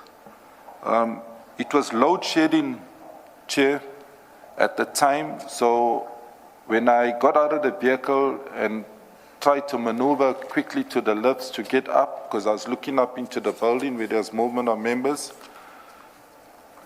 the lifts were jammed, so we had to use the staircase to get up. So I had to walk 4 to 5 flights of stairs up, which wasn't a problem, but I walked up. Upon arriving at the flat entrance, the flat is L-shaped, if I should describe it. I walked in the direction that I'm facing, this way, straight down, then I walked L-shaped. The flat was right on the end. When I got there, there were a few members standing outside, plain clothes, faces cladded, and I was approached by Captain Dina Govender, who is now Lieutenant Colonel. I know him, he knows me, because they have also received weapon training from me. I trained them DPCI when they were still the Scorpions. They came for their training by me. So I told him I was there because of the shooting. He's aware that I'm the operational command in Durban, and I said I would like to go in just to verify what's actually happening. Whilst we conversed, and he allowed me to walk in. Sorry, before you get there, Captain, was it your understanding that at least the first person that approached you, did it appear that he was the leader of the team? Yes. Okay. He was the leader of the team. I knew that team. Okay. I knew that team. And when you say there were 5 other members, can you recall their names? I know the members. There was, I may not know the members off name, the 2 NIU members. There were 2 members from NIU, National Intervention. There was a Captain China that I saw there from Metro, a Warrant Officer Silva, and Warrant Officer Dina. There could have been, I did see Pedro. At that time, I think he was a warrant officer, recently promoted, I think, after this. But I saw him, and I saw one white other member, which was unknown to me. But I eventually found out later he was from organized crime, Peter Maritzburg. But they were all up there. Just to indicate the entrance of the flat, I had a little passageway that you needed to get to the door. They had a piece of tape there. And on request to Captain Dina Governor to allow me in, which he did, I was stopped by one of the Silva. He asked me where I'm going to and what am I doing. And not to get into any arguments with him, one of the Dina said, Captain Dina Governor said, it's fine. The captain will be able to identify these people. I think that statement was made because they knew I worked on the South. They knew where I came from training, and I've only been in this province with policing, so it was common course I would know most of the people like they would know me in the Durban area. I walked through... Captain, just so before you walked into the flat, is it a fair interpretation to say that conversation would have alluded to a suggestion at least that they did not know the identity of the people that were shot? I would think so. Because it was strange. One of Sedina's body language was like, quick, I let the captain through. You'll be able to identify. I think he tried to justify, this is Captain Dina Governor, tried to justify to one of the civil who was coming out from there, the captain will be able to identify. I think that's the only reason what justified him, say, okay, you can go through. Otherwise, maybe I would have had a problem, but I would have been persistent because I was the first responder there. I was responding to that shooting. So I walked through, and led by Captain Dina Governor, as I entered the flat, the door was slightly ajar. As I entered the flat, I saw the C's laying on the floor, and I walked down further, and to the right, which was like blind side of the passage that I entered, there were the other four, the C's were laying there. I was able, with a quick glance, a very short while, stay in the flat because I did not want to contaminate anything. I knew it's a scene of crime. I'm just going to confirm, look in, and I'm going to retract. But with that, I had moved my eyes around the flat quickly. Just as it's my first time going in here. I looked at it and I then went through. But I made out or identified 2 of the 5 males. I identified the late Bevan Loftus, and I identified the second male, which I knew as Ryan. I don't know his surname. If I hear it, I'll say it is his. I didn't know his surname, but I knew him from social media and from a lot spoken on the streets. I saw a video, Chair, of him shooting on his wedding day with an AK-47 on social media. Just which platform it is, it popped up on the TikTok. I'm only on WhatsApp and TikTok. I'm not on Facebook, Instagram, and all these other things. So I wondered who is this guy, and there's the same guy that was lying in the flat. In the statement, you say Ryan Santos. I would have confirmed by making my statement because I made my statement recently, but at that time, I only knew him as Ryan. Yes. I didn't know him by surname. When I came out... Before you go out, Captain, you say at paragraph 16, you confirm that 5 males were shot dead. And perhaps it's a pedantic question, but how do you know that they were dead? Did you test them? Did you check the pulse? The damage done there, there's no way of survival. Everyone had headshots. Leave the body shots. I know exactly the killing spot on your body. So, as a weapon expert, I'm saying this as a shotist, test me. I know exactly where to kill you, the killing shot went to. So they all had headshots. So I didn't even scrutinize the bodies. There was no need, whether they were shot 5 times, once or 3 times, but they were deceased. These guys were gone. I got there, Chair, I want to mention, I got there very quickly, and I would say so from my experience in terms of the blood splatter or the spilling or the bleeding of the deceased. It hadn't even settled. The blood was still very fresh. It hadn't even started to dry. So that's how quick I was at that scene. When I say quick, I could have been from, if I were to use my experience going to shootings in progress in the CBD, which I did cash in transits, I done shootings in taxi ranks where it's still happening. I can hear the shots. I would have been there within easier than half an hour, the most. In fact, half an hour would have taken me from Durban to Maritzburg driving normal. But I would have been there within minutes after I got the call.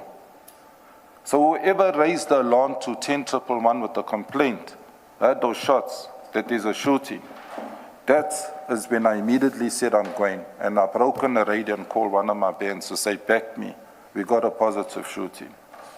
So I'm speaking about the blood because you come to a scene and you see blood is starting to dry, it gets a different smell, it gives off a different smell. When I walked in there, I couldn't even smell blood. From your experience or even information that you may have subsequently obtained, what's your estimation, are you able to estimate how soon after the shooting incident the call would have come through, the distress call would have come through, and you then end up at the scene? And I ask because the previous witness speaking about task teams said something about often these members of task teams, they take long to inform, to report the incident to IPID, and IPID takes forever. Are you able to give us an estimate? Chair, I will comment on that because I've been following the commission from day one. Not because of this. I never knew I'd be sitting here one day. But just firstly, to answer the first part of your question, how soon, if a distress call is made on the radio to our control room and then it's relayed to us, I would say that call could have come very soon after that shoot. If it was delayed by 10, 15 minutes, that blood would have started to dry, although it was winter. With regards to where I'm going to now is what do I do after I confirm that there's a positive shooting? I'm not asking one of Sadina questions, who shot? I now need to call all the role players. What I used to do on a state phone is to put an active crime scene, because it becomes a crime scene. But I chose not to do because now I have different units involved here. It's a task team and it's a variety of members. So I liaise with radio control of the radio and I requested they get all the role players. And the role players I called for was the ambulance. The ambulance will do the certification, even though I knew they were deceased. The patrol van to come open a case. The detectives that are in, we got detectives that sit in the charge office, which attend to crime scenes. So you don't need to call a detective from his house 24/7. They're in the station. So as soon as there's a crime scene, they leave the station. They mobilize and leave the station. The duty officer, the station commissioner, and the branch commander. I did not go as far as knowing with ethics, if the provincial commissioner or the district commissioner would be involved, they would be contacted by the station commissioner, who did arrive. But when I arrived there, what Commissioner Baloyi is asking, you were not called by the policemen involved in the shooting. No, I was called. You received the call via a distress call where a member of the public would have said there has been a shooting. That's correct. Yes, because the earlier witnesses Commissioner Baloyi is referring to, they were criticized because they would take time before they called other teams to come and assist in the scene. So you were not called by the shooters? No, I was not called by the shooters. I will comment about that with the previous witness, because the role players is also IPID. It's a police shooting. Whether it is a discharge or a dispensing of a stun grenade, IPID gets called out.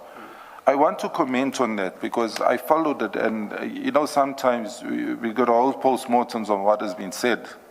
And I watched this from home yesterday that, firstly, no member that's like me operational with a rifle going to clear a house where there's suspects.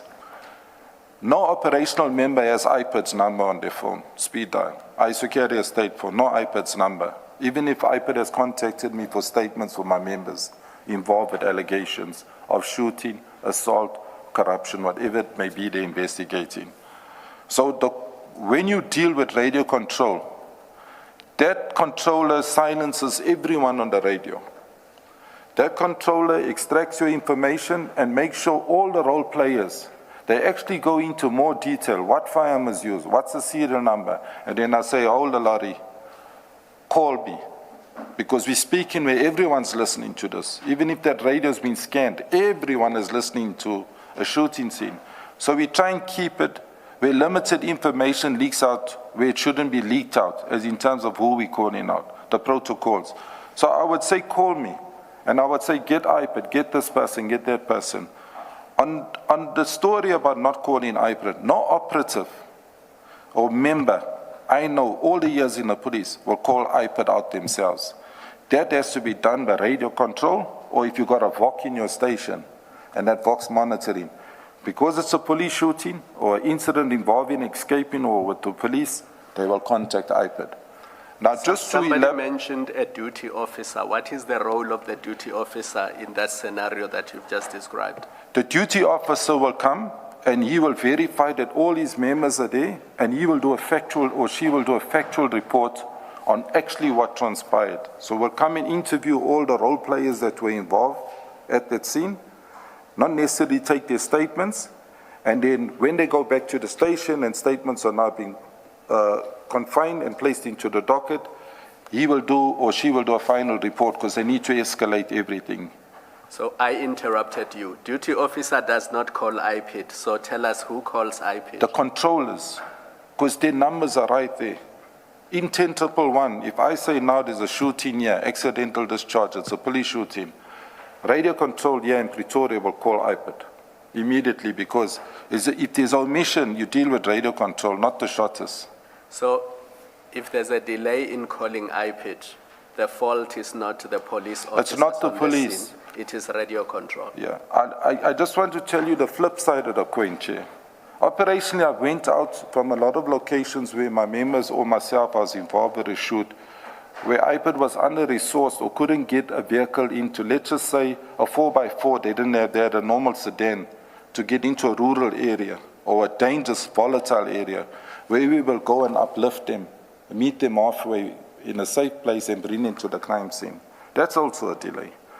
But realistically speaking, my experiences, and this is the truth, it's gospel, when it comes to IPID, they don't attend all scenes.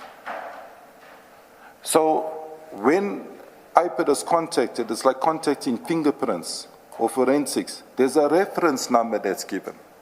So if the standby member does not come out because of a logistical problem, because they overslept or they didn't answer their phone, then there's a reference number given.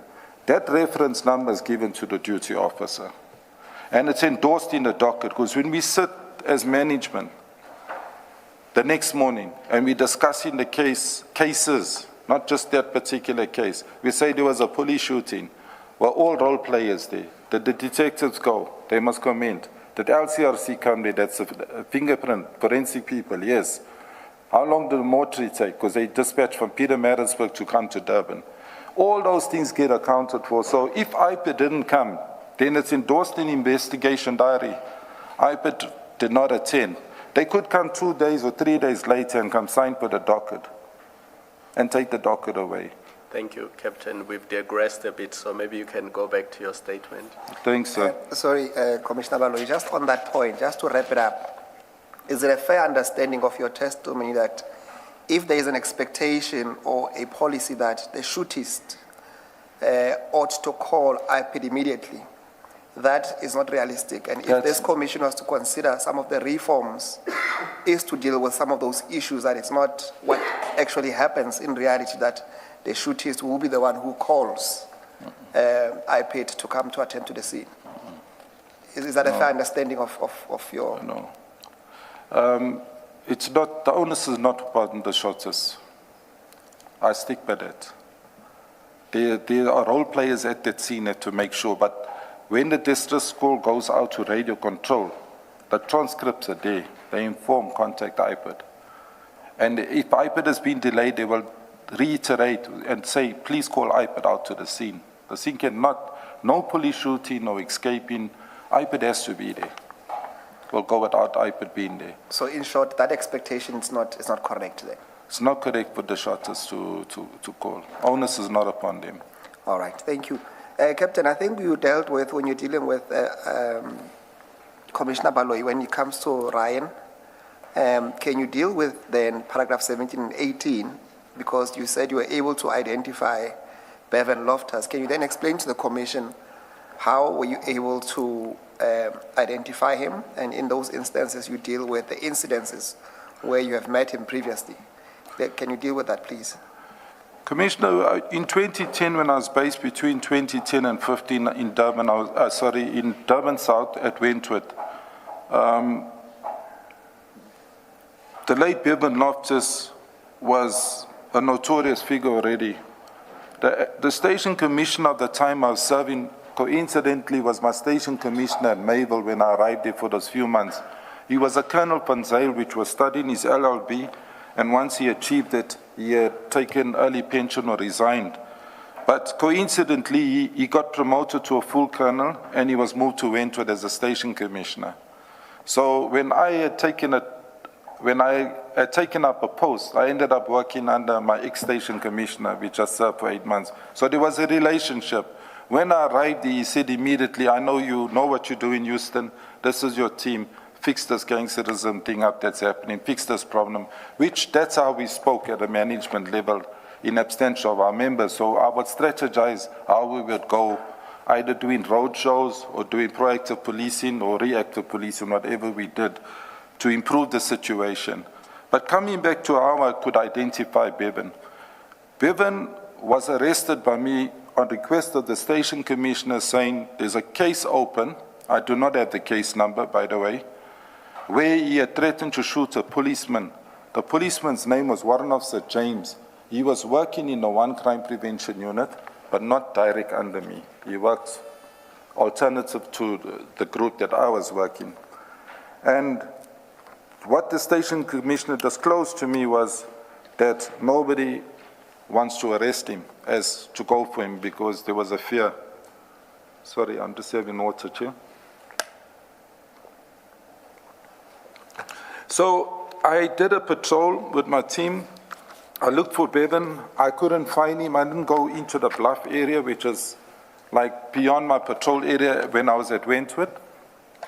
I left it and I said, I'll obviously come across him because he's notorious in the Wentworth area.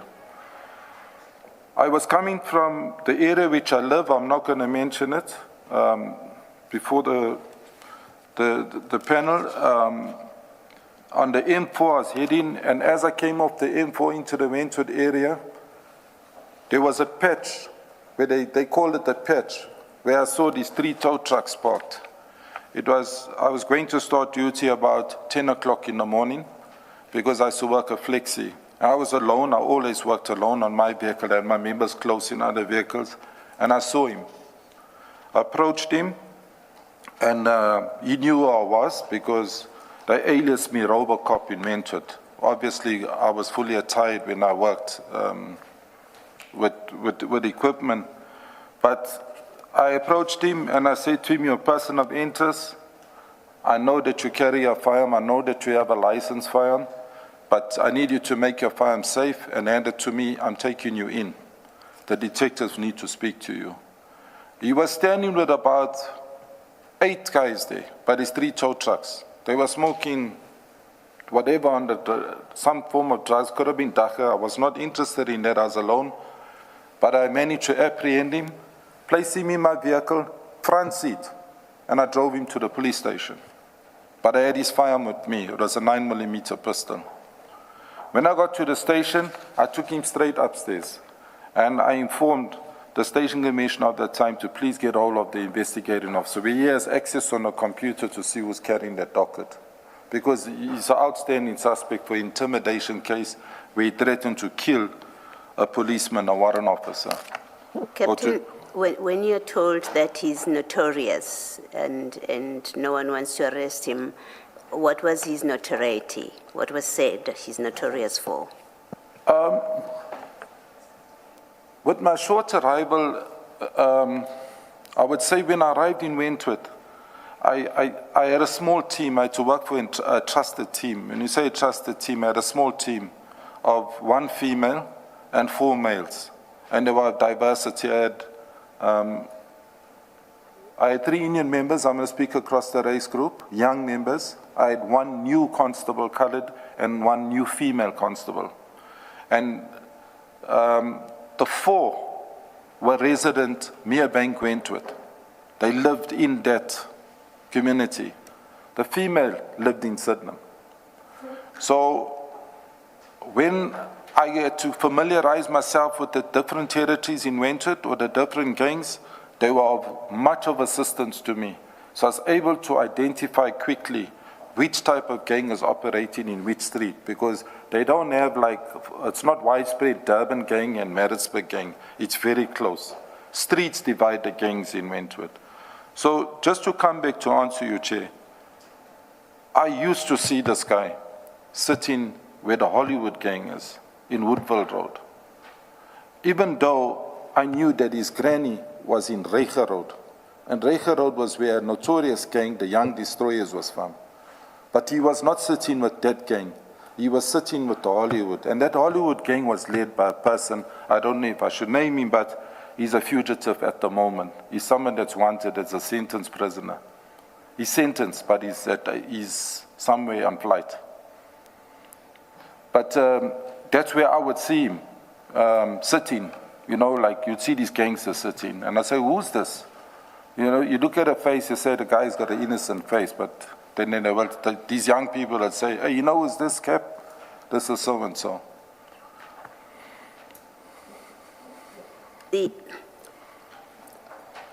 I guess my question is you did listen to the previous witness. Yes, I did. His father. And I'm just trying, when you say he was notorious, I'm trying to understand, notorious that he's a gang member, that he's a drug person, that he has serious criminal allegations against him. I'm just trying to understand what were you told he's notorious for? Chair, the Hollywood gang is not an ordinary gang. And I heard a previous witness say it's no more. There's no such, it's no more. This gang was dangerous, just like any gang in Wentworth. They were a feared gang. There was 2 gangs that were opposition, and they took each other out. There were funerals every weekend night to police in Wentworth. Sometimes double, sometimes triple funerals, of ages of youngsters of all kinds.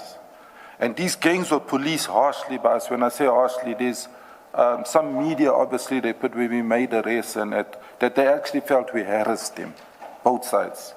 But when I say notorious, he never moved with a friend that he schooled with. He moved with the head of the Hollywood gang, which is somebody that is running for murder, sentenced already. Thank you. So was he notorious by association, not because he was wanted for a particular crime? Because there's a difference. If you say he was notorious because he moved with this gang or that gang or that gang, that's different from saying he's a known killer or he's wanted for committing. Chair, with the place where he's sitting, it's not just sitting where you're sitting and having a social. It's a yard that's got about 6 pit bulls. It's got people with unlicensed guns in there. It's got walls about as high as the ceiling. Every time I did a raid there, we had to breach, as in terms of pass the walls and then pass the pit bulls before we get to them. And drugs are sown live as we sit here. Even if we called someone now to say, just go do a live video with us, it's so live there. So you're not sitting where you're saying you're talking to an ex-gangster or someone's reformed from prison or a school friend. You're sitting right there. So, you know, I don't know if it's correct to say the birds of the feather flock together. How would you label me if I'm sitting in a drug den, if my brother's a drug dealer? You're going to obviously say I'm dealing in drugs. Whether you smoke or you don't, whether you drink or you don't, he's not moving where I say, coincidentally on a sports field, or maybe coming out of a church service or a youth service or a program. You're sitting in a drug den. It's more clearly Hollywood. The shootings happened right there. The killings happened right there. The whole community knows this. Wentworth is crime. But I've seen this thing. It's like nobody wants to speak about what's happening. But that is what's actually happening. But I know this Bevan is late. He's no more. But Bevan associated himself not with two gangs, with one gang. He was part of Hollywood. Just to place emphasis on it. Later, I've learned, during my few months left in the police, I've learned about the west side and the east side. And that west side and the east side goes across KZN, maybe South Africa. But just to take it back home domestically, they belong to the west side. So these gangs have expanded, where they say you're either from the west or the east side. You hear these talks, it's like it loses you. I gotta keep asking the younger people, hey, what's west side? What's this east side story? And then it comes out, they tell you. So you don't hear this Hollywood, cartel, young destroyers, the young Americans, you don't hear that. But you'll hear west side. Then you identified as you, the same kind as me, we're not enemies. Thank you. Thank you, Captain. I think you are going to then, because you've dealt extensively with the first encounter, at paragraph 18, you deal with the second encounter with Bevan, where he was a complainant in this instance. Yes, I went on again. Bevan and his dad somehow were in business. But Bevan walked into the station and opened a case of theft of motor vehicle against his dad. It was for a combi, as in a quantum taxi. Again there, this is how we worked as a reaction team from Wentworth. As soon as there's a positive suspect or person of interest, we don't let the case get cold. If the statement is strong, you identified your place of residence, because Wentworth is as small as my fist, if I say this. There's no hiding space. You can't run. We would go bring you in. And like I say, yes, maybe that's why I was aliased in a different way. But I'm saying this, we'll pursue you. Bevan opened a case where his dad was the suspect. And that took me to his house. What took me to his house was, again, the detectives were not following through on the docket. The suspect was outstanding. And they knew they're not going to go take that vehicle from his father, which was an exhibit.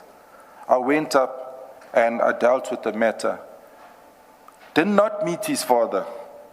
The very three houses described are right next to each other like my three fingers. Got a long driveway. You wouldn't be able to say who's staying in which house there. When I was given an address, a mark of where I could find the taxi, I was looking the 1 yard behind the house. I was being told by neighbors, but all three houses are owned by this family. So I was a bit confused. It was in the Brighton Beach area, which is just up across from Wentworth. And I spoke to Bevan's mom. She spoke over the wall. She said, her husband's at work, and what do I want? I said, he's, again, person of interest. Bevan has opened a case. There's a case number. I would like to access the vehicle. I saw the vehicle, but I could not remove it because the dad was at work, allegedly. In the evening, before I could finish the tour of duty, the dad arrived with Bevan in the station, and both attacked me as to why I was there. But he was the complainant. To summarize it, he withdrew the charge against his father. So they most probably sorted their issues out after the visitation by me. Had his dad been there, he would have been arrested by me. And the Kumbi would have been seized as an exhibit and impounded. So that is how the question was, how do I know Bevan or his dad? I don't know his dad from the police. I know him from these occasions. Because on both, when Bevan was arrested the first time, the dad did the same thing. He came to the charge office and he made it personal. And I'll go on to where I met him at the entrance at the main crime scene. What was actually happening there? Yes, we'll deal with that one later. So at paragraph 18, you deal with at least where you associate Bevan with the Hollywood gang in the neighborhood. So I don't think we need to repeat that because you have explained that. And paragraph 19, you have already at least given the commissioners an account of what you did when you went outside, when you called all the role players. Unless if there's anything else you want to emphasize on paragraph 19, when you were activating the role players, then we can move to paragraph 20. I think we should move to paragraph 20 because I covered it. If there's anything you need to question me on clarity, I will cover it. Thank you, sir.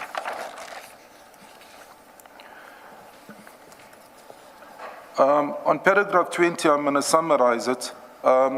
As time went on, it was now going into the mid-afternoon, past 3 o'clock, all role players had arrived. The LCRC, the forensic team arrived, so they took over the scene. So these role players, this task team under Lieutenant Colonel Dina Governor, had now removed themselves from the top of the flat and they went into the basement, which you cannot see from a public eye. I went down myself, and during that time, there was a lot of talk, the ministers arriving, and E-News was arriving, and communications was arriving. Our provincial commissioner, I remember he came because he was even denied access. One, he didn't know who he was personally.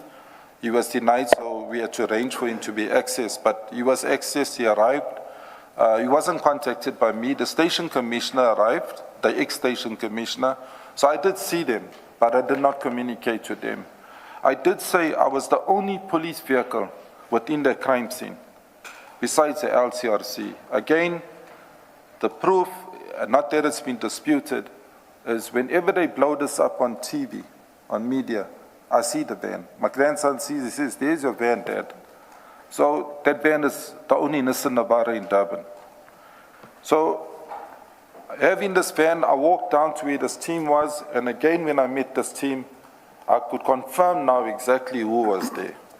So they were standing in a group next to a BMW, but the metro car was there, the organized crime constable from Peter Madisburg's unmarked car was there, Captain Chavon, China's car was there, that's a metro dog unit vehicle.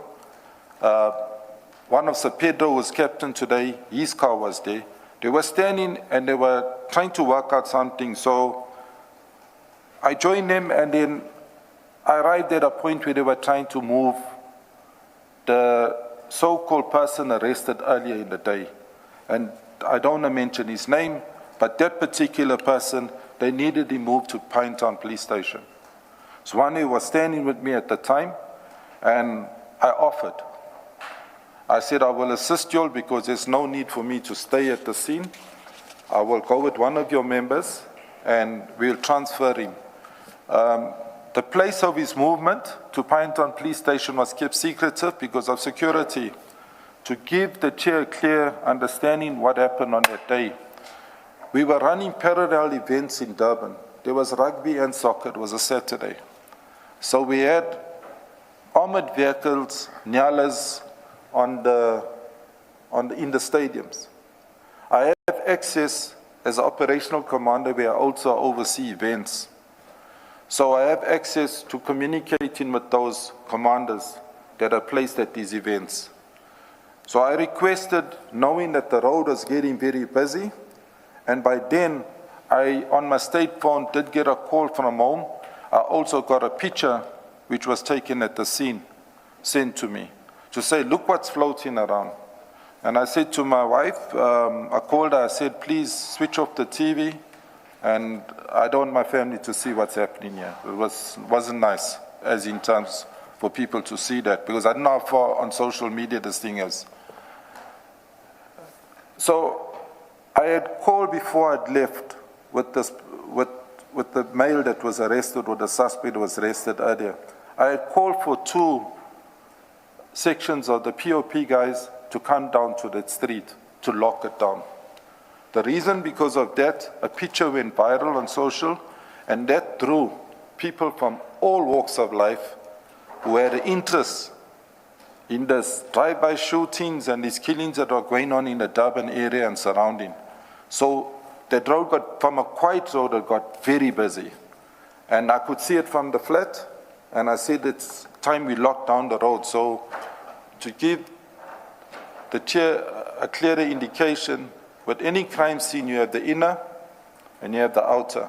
If this is a crime scene, I'll cordon this whole scene, and I'll cordon outer, so that people don't come in and hear what you're discussing in terms of who's the deceased, whatever, because sometimes you don't need any information to leave until the scene has been sorted.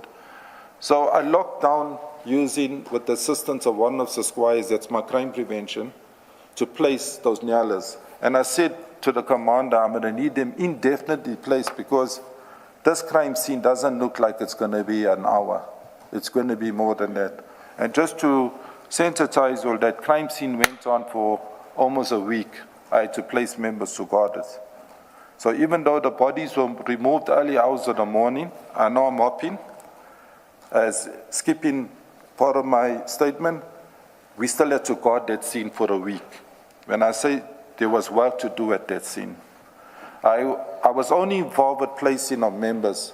I was no longer involved besides looking what happened there and calling role players.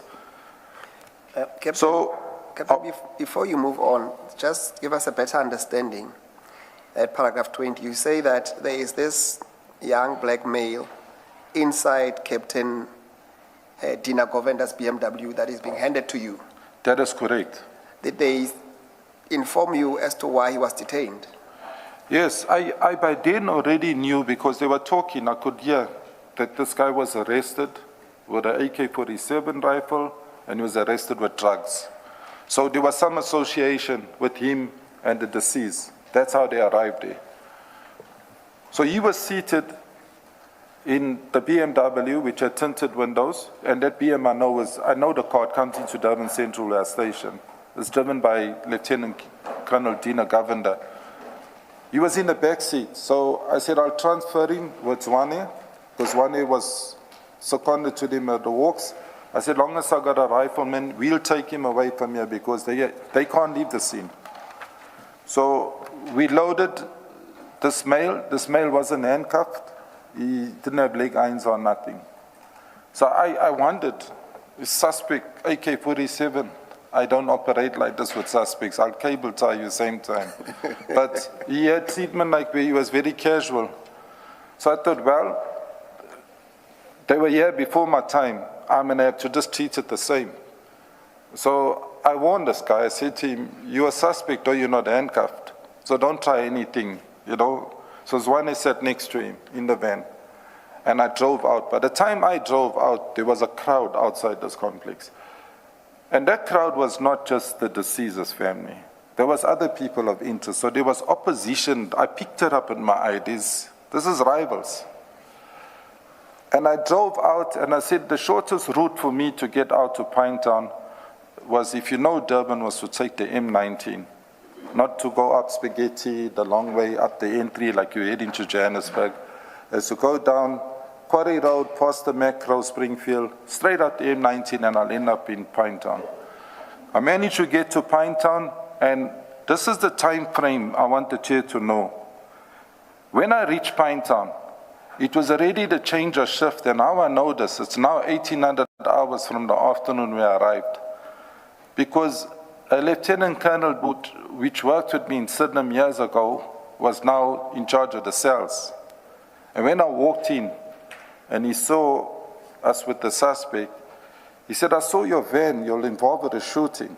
And then Zwane was wearing a Hawks t-shirt. So I just said to him, we need a quiet space as to hold the suspect until he's detained. He said, no problem, and he gave us an area to wait for the person to come process. Now I'm speaking about time, Chair. The time was now past 6. The shifts had changed, it's night shift that's on. So if you look at time, if I was managing my time, I was like close to 4 hours busy with this same issue. 10 in the scene, speedily, assisting now to remove this guy with transport to Pinetown. When we got to Pinetown, that is where it became a concern. And it gave me opportunity while we were sitting there, which is normal of a policeman, to start talking to a suspect. And I had to explain to him who I was, because I was in civilian dress as well. And I managed to speak to him and ask him, where's he from, what he does, and so on.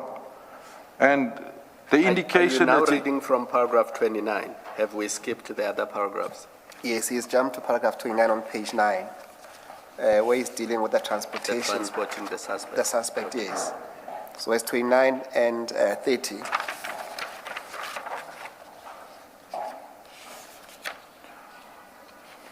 May I continue, Chair?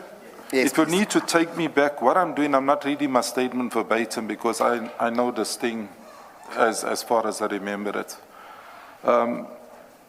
So I had opportunity to even find out his background. What did he do for a living? He said he was an Uber driver, then he became a tow truck driver.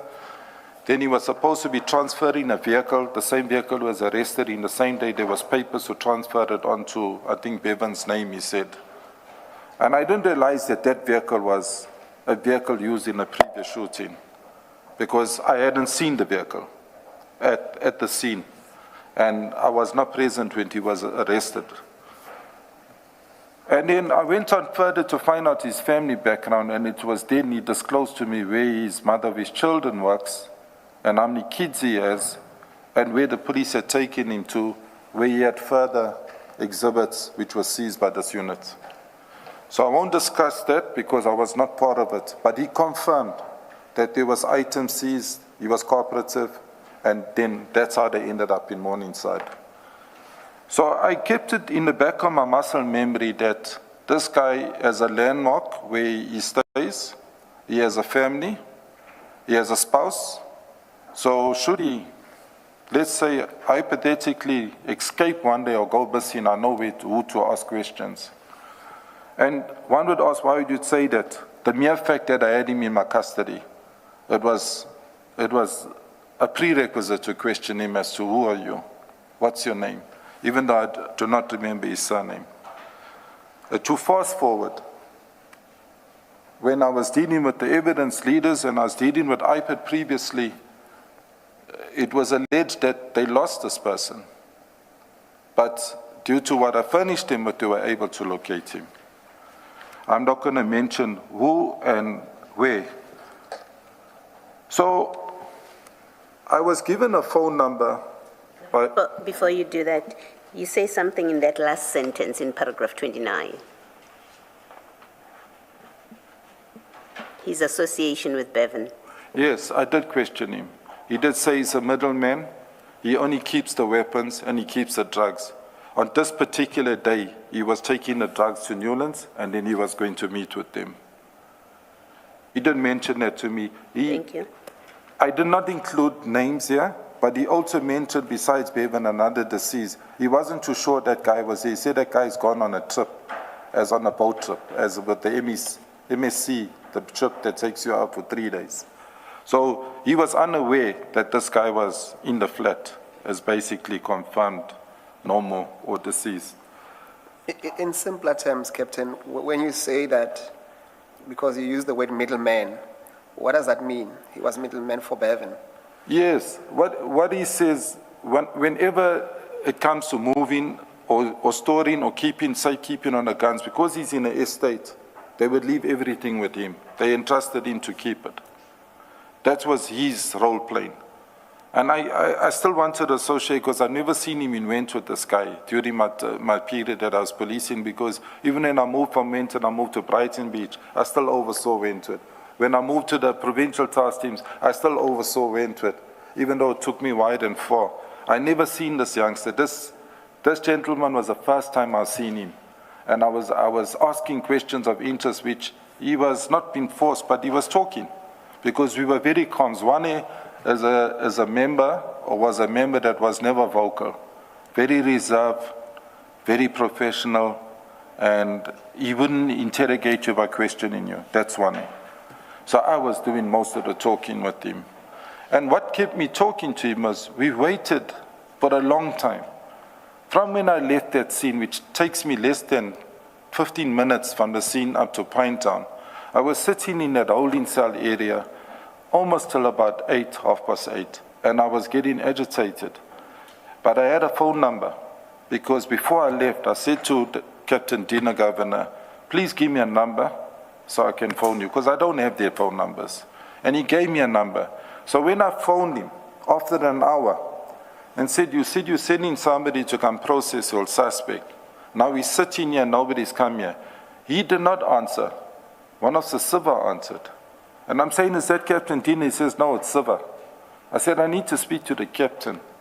And he sort of like, we come in now.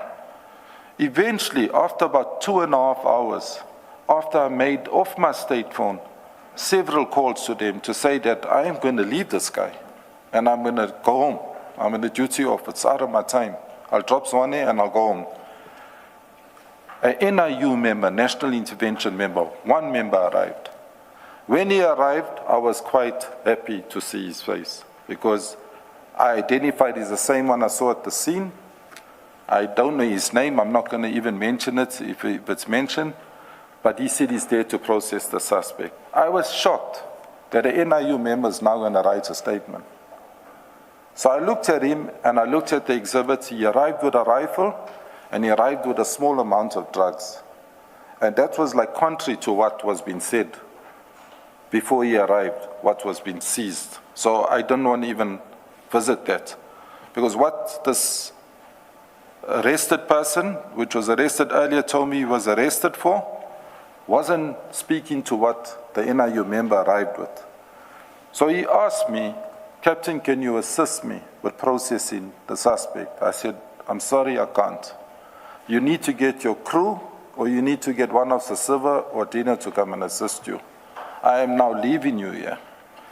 And then I said, you alone? He said, no, I'm with a driver. I said, get your driver to come and assist you, because they needed to fill in certain documents and write statements. And that's how I left here. I drove, and I'll never forget, it was close now to 9 o'clock in the evening, about 9:15. Zwane is 100% vegetarian. I know I'm disclosing his eating habits. I know him, he wouldn't even eat egg in a scone. He worked with me for a while. And we were hungry. And I offered to buy a meal. And the only place that was open was the Britannia Hotel. The takeout was closed, but I made arrangements and we bought 2 bunny chows, which we ate, which was vegetable bunnies, broad beans. We ate outside on the bonnet of the car, so we were not in a hurry to get back to that crime scene. We dealt with ourselves first. We hadn't eaten the whole day, so we had something to eat. And I said to Zwane, I'm going back to the scene, but I'm not going to go in. I'm going to park on the road. By then, the ministers and all the high-profile people would have arrived. I was not following anything on social media. I parked my vehicle on the roadside. And that will bring me to where I met the previous witness. And I'm going to say how I met him. The minute I saw the crowd, I pulled my ski mask down. The Zabini, I pulled it down. The reason I did that was, even though people in Durban know I drive that vehicle, some people were unaware that I was now the operational commander in Durban Central. They all still thought I was on the south. So I pulled my mask down, stepped out of my vehicle. One, he walked down and he went back to his members that he was assigned to. And I heard a conversation taking place between the sector Captain, commander. I might have missed that. Is there a reason why were you wearing a a balaclava all this time? There were lots of gangsters and unruly people that were there. And being alone on my vehicle, I pulled it down. I was in civilian clothes. I pulled it down, and I said, I'll sit on my vehicle. But then eventually, I got out of my vehicle, and I could hear the previous witness talking to my sector commander. Now, what happened to my sector commander? He used to drive an urban cruiser, a new one. He had his lights on the whole day from when he was there, whenever he arrived, because I wasn't monitoring him. His car switched off, so he needed a boost. So he came to me, hey, can you boost me? And I said, no problem, I'm carrying cables, boosted him. But I heard the conversation.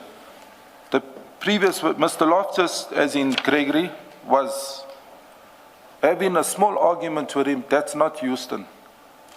He said, no, that's Captain Houston. He said, no, Captain Houston's in Wentworth. Gregory said, no, Captain Houston, I know is in Wentworth. He's not in Durban Central. This guy says, no, he's in Durban Central. In the meantime, I'm already long in Durban Central. It's over 2 years, but they didn't know my status. So eventually I said, these people already know who I am. And they were closest to the entrance of the driveway. So I rolled up my beanie, but I kept my head on because the dew was falling. I kept my cap on, and I approached him. And it was there when I approached him. He said, hey, I can see it is Captain Houston. And I spoke to him. When I spoke to him, he greeted me, and he said, hey, it is you. And he mentioned some words which could have upset me, mumbled some words, this was all a planned thing. Because he obviously thought I had something with his son, because I had arrested him previously. Then I sympathized with him. I said to him, Greggs, I'm sympathizing with you because it's now hours later. This is like past 9 in the evening. His family were all standing there, but away at certain intervals away from each other, but he was standing with the sector commander, this one of the Venkates. And I said, your son is no more. I just want to sympathize with you, but you must let whatever's happening be subject to investigation. That was my exact words to him, because I was not here to say what happened, and if you're going to hear anything, it's going to be propaganda. Because the only people who knows what happened here are the people inside. And that's how we left it. I did not include in my statement, just to tell you who's one of the Venkates, so you understand how does he get to talk to this one of the Venkates. One of the Venkates, I never knew whilst I was working in Wentworth's daughter. His eldest daughter is a teacher in a school right opposite the police station. She's in a relationship or had a kid from late Bevan's first cousin. His name is Heath Loftus. Heath Loftus is an alleged drug dealer. So Heath and Bevan do not get on. They have the same granny in those flats, Reicher Road flats. That's Mr. Loftus's mother. So what actually happened was they ended up being directed from the charge office personnel into my crime prevention office, where they had a domestic feud, where he was threatening to take the child away from her, and there was a gun threat in it. But I had met Heath that day, and I sort of, in layman's language, cooled him down properly and said, if there's anything that you're saying that you're going to do, you're going to end up being arrested. It'll work against you. Now, why I'm saying this, I never knew that the lady sitting in my office was going to be one day somebody's daughter that's working now under me as a sector commander. That is one of the Venkates' daughter. So if you see why Mr. Loftus, Bevan, was talking to, not Bevan, sorry, his dad, was standing with Venkates, it's closer than just standing there. It's unlike standing and talking to me. It's your daughter and my first blood nephew are in a relationship, they have a child. So they know each other very well. So that's why they were having that argument about, who's this Houston here? Is this the same Houston from Wentworth? No, it can't be. And I heard it. It was like on top of their voices because they were upset. He was upset about this whole thing, which was a norm. As a parent, you would have been upset with whatever they're alleging has happened. Mr. Msikiri, at this point, subject to what you have to say, you may have your own plan. but because Captain Houston introduced the topic, Gregory Loftus's paragraph 74. Yes. Yes, it's up there, Commissioner Kumalo. We want to deal with that directly.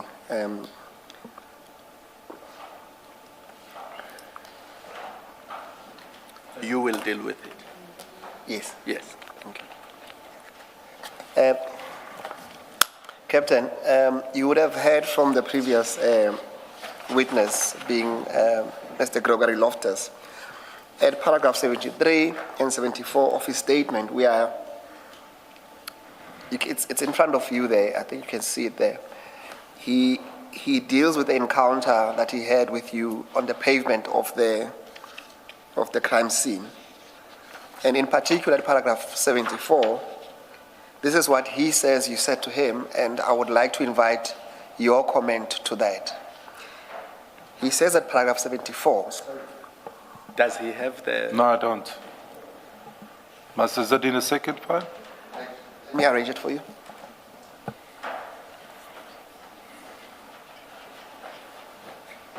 Is it in this file? 17. Page 22. 32. Paragraph 74. Page 22. Not this one. So the file will say Gregory Loftus' statement with annexures.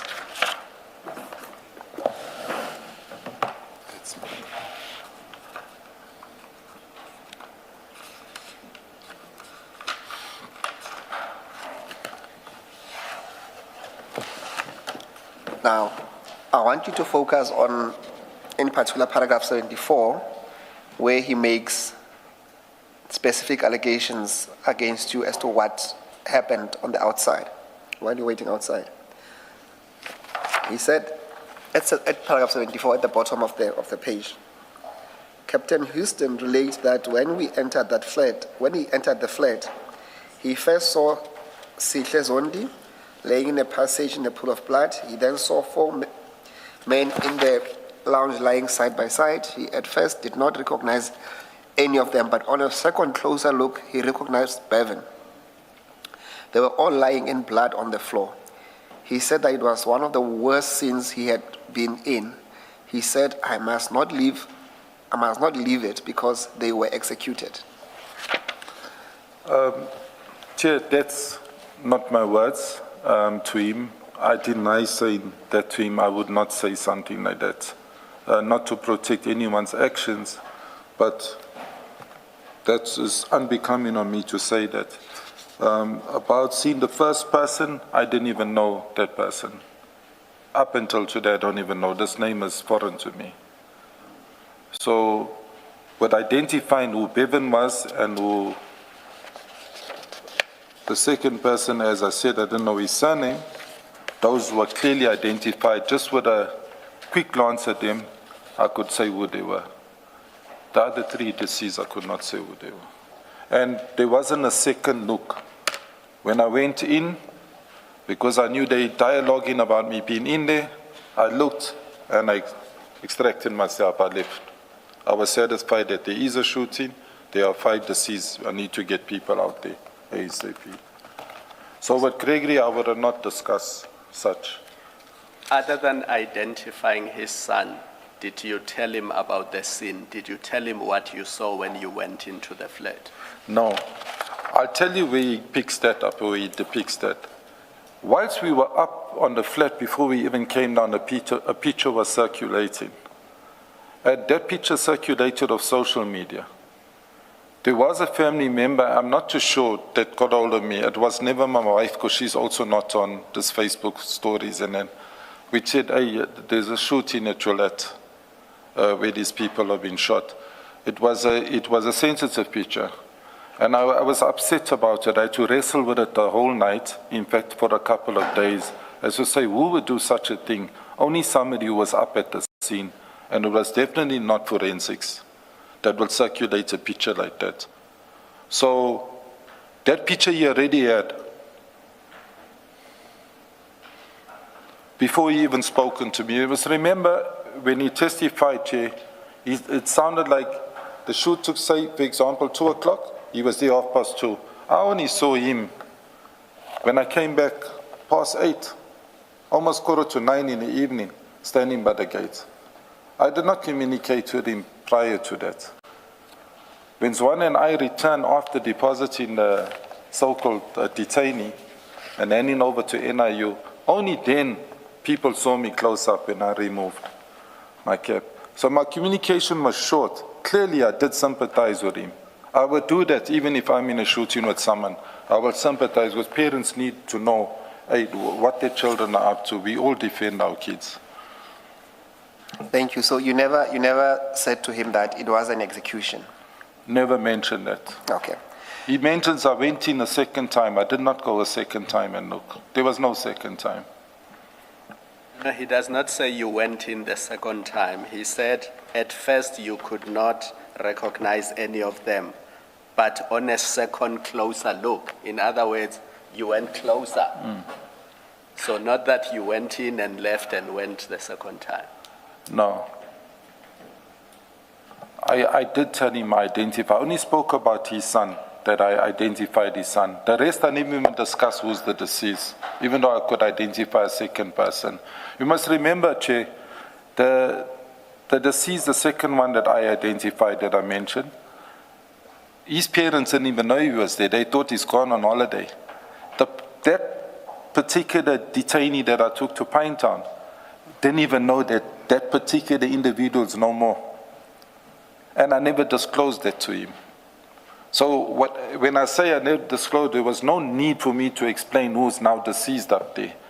There was procedures taking place. It eventually would have come. Right up until earlier hours, I think it was close to like 2 o'clock in the morning.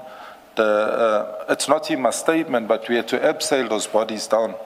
The body bags were too weak. We had to use search and rescue to bring those bodies down. And the families watched from outer. They counted the amount of bodies that were coming down. And they were like, oh, is that correct count? But like I say, that picture that was taken, and it was taken, and I'm going to say this, it could have only been taken by the people who entered there. And the people who entered there is Captain Dina's team. One of his members took that and sent that out to somebody. And that somebody put it on social media. And I heard Chair say in a previous witness, police have WhatsApp groups. I belong. It was me. Yes, I remember. And, you know, I sort of like wanted to reach out to you and say, no, man, touch the screen here, wait. We do have these groups, but why would we, if we're a team of 6, send a picture to each other when we know what's happening there? And if we're going to do that, keep it as a library or keep it as a file, as part of our file of the scene, because we sort of keep transcripts of our scene. Why would we send it to each other? That thing was sent directly to somebody of the public. Whether it was sent to Wentworth, or whether it was sent to Sydenham, or to Marinill, or Newlands, it was sent to somebody who immediately. And I remember that day when I got the call, and I can say this even though I'm not a computer fundi, I'm still, my grandson's better, I'm going to say it openly. I'm good at weapons, but I'm weak with a computer. I'm saying this, that when it went on Facebook, somebody blocked it. When it went on Instagram, they blocked it because it was sensitive. It was something that was running currently with the other social media platforms. It's a news. So it was a sensitive one. But Mr. Loftus had that already before he even spoke to me. He would have confirmed that that's his son by looking, that's Bevan named there. And he would have identified, as he says, Bevan's friends. I couldn't identify them. I could only identify Bevan and Ryan. Thank you, Captain. It's unclear as to why you would attribute those utterances, at least attribute and associate them with you. But I would want us, Captain, to go to page 7 of your statement. Maybe before you go to page 7, Captain, at paragraph, and maybe just for completeness, at paragraph 34, you actually describe the engagement with Mr. Loftus, what it is. Do you want to speak to that? Okay, I just want to read it quietly before I respond to you.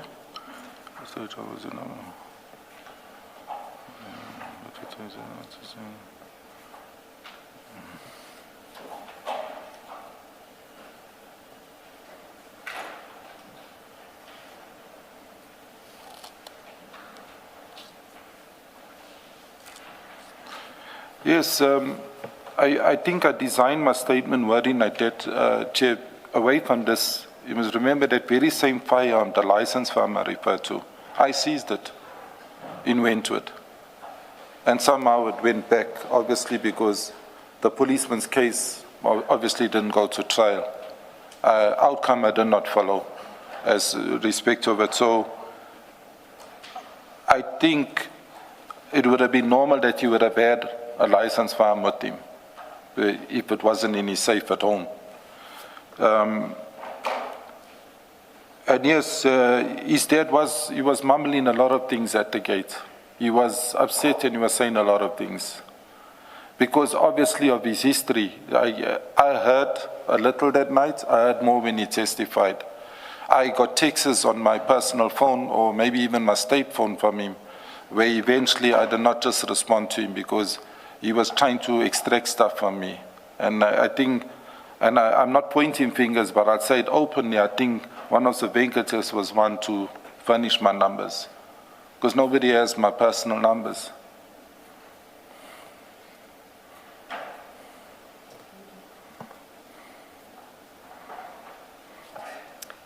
Thank you, Captain. Can we then go to page 7?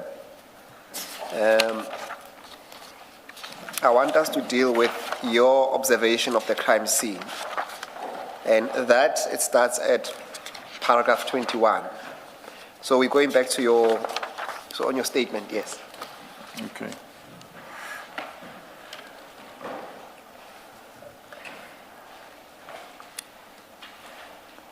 Can you pick it up from paragraph 21, Captain?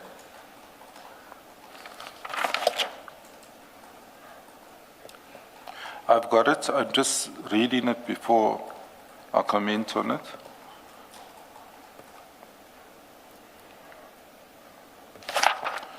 To summarize it, Chair, my opinion, from my experience, not on this particular day, but on a simulation, if I were to simulate coming through a door.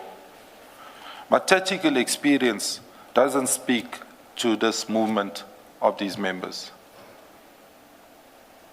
Because any tactical movement, whether the door is closed or whether the door is ajar or open, person my frame with a bulletproof vest, if I took you, Chair, and we came into a single door, we will bump shoulders with rifles in our shoulders to engage a threat. So I had opportunity to read the statements, and that's for the first time I actually get proper insight as to what actually happened on the inside. But for me, from my experience, tactical movement, firstly, I'm going to comment on Metro. They don't have any tactical movement. They don't know house movement. I would not work with any Metro member, whether he's from the dog unit. He'll end up shooting me from behind. Shouldn't have been in that room. What I'm saying, let's start from the entrance to the flat so we get a clear picture. Captain, if the threat is inside. Captain, sorry, can we do this maybe to give better perspective, because we do mention a statement of Javon Lee China. Perhaps, Commissioners, we can go to file number 2. It will give better context to what the witness is trying to explain. So file number 2 on page 420. 420.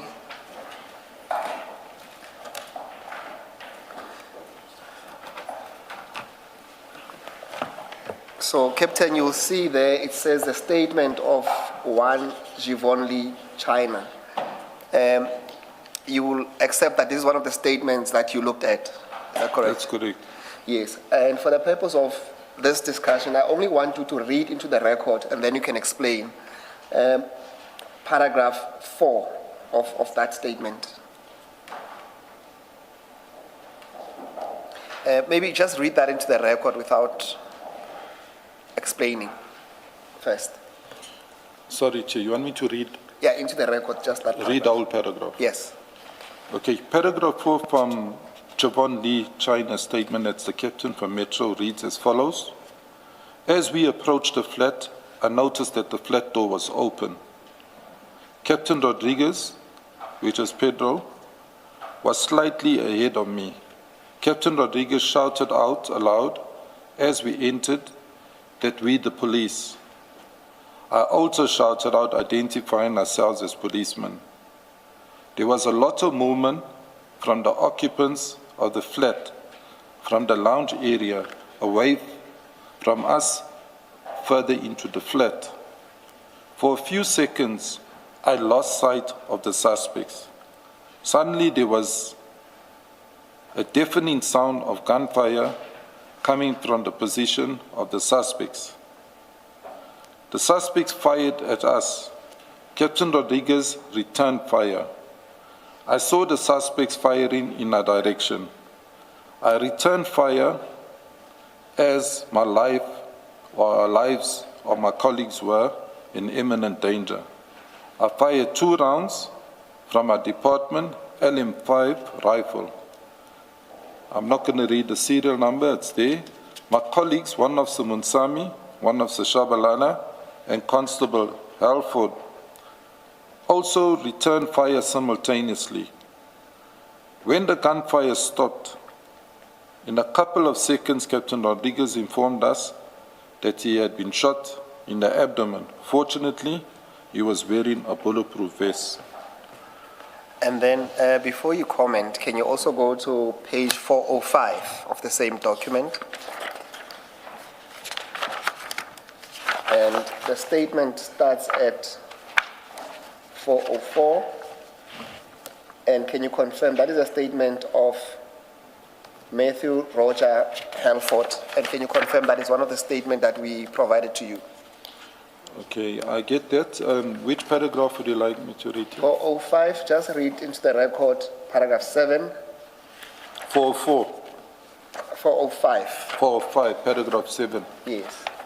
Okay, this is the statement of it will say Harold. Matthew Roger. Yes. He's a constable. This is the member that is from organized crime, Peter Maritzburg.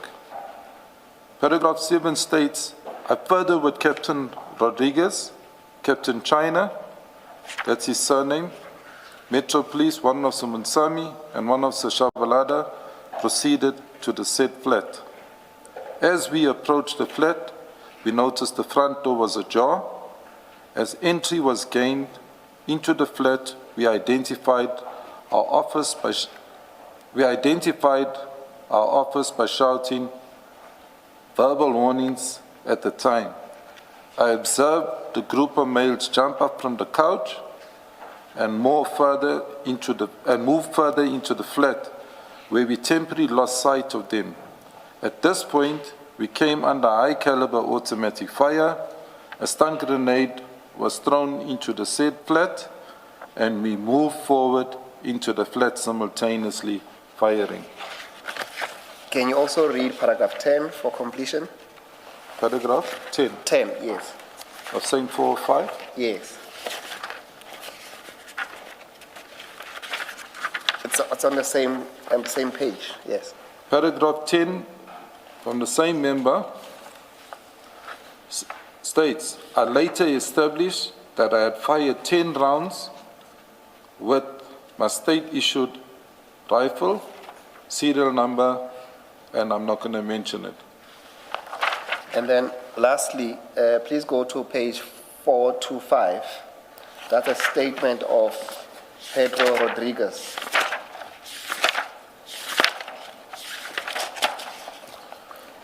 And again, Captain, can you confirm that this is one of the 5 statements that we provided to you to consider? Yes, I confirm, Chair, this is a statement that was issued to me to look at. And then on that statement, please go to the next page. I want you to read into the record paragraph 7, which is the first paragraph. Okay, this statement, which I'm reading, is one of Sir Pedro's, or Captain Pedro of recent promoted. Captain Pedro, paragraph 7 from SEP's dog unit. I, together with Captain China of Metro, one of Sumansami, one of Shabalala, and Constable Alpha proceeded to the flat, to the said flat. As we approached the flat, I noticed the front door was ajar.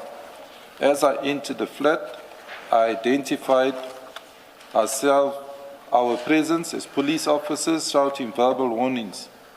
At the time, I observed a group of males jump up from the couch and move further into the flat, where we temporarily lost sight of them. At this stage, high-caliber automatic fire being fired at us. I immediately began to return fire as we moved further into the flat. During this stage, I felt that I had been shot in my lower abdomen area. Simultaneously, a stun grenade was thrown as we continued to advance forward. And then lastly on that page, can you read into the record paragraph 10 of that statement? Paragraph 10 states, I later established that I had fired 12 rounds, meaning 12 shots had been fired with the state firearm or one rifle. I'm not going to read the serial number, it's there. Thank you, Chair. The story continues where the different police office members have given statements of their account, and we had given those statements to the captain to come and make sense of them. Captain, I think then you can explain to the Chair what you are trying to explain about the whole formation there. How do you enter the house, at least in that instance? Okay, Chair, just again, I will speak about my experience of training. Coincidentally, with my training accreditation, I had trained a trainer with Metro. So where China was trained by his trainers, those trainers were trained by me. We do not do tactical movement with them. They do application shoots. To refer to Pedro, the dog unit Rodriguez, he was previously a national intervention member before moving over to the dog unit. So he would have had a bit of experience with house movement or how to enter. DPCI, the constable from Pietermaritzburg, I'm not too sure of his background history, if he was assigned to DPCI straight out of training because he's a constable, or if he belonged to a tech unit. But DPCI, as far as I'm concerned, if you're in a unit, you're a docket carrier, you got no experience. I wouldn't train you tactical police in 1 and 2 movement, house movement. There are 2 NIU members there. Those NIU members do have the experience. There are prerequisites to every house clearance when we're training you.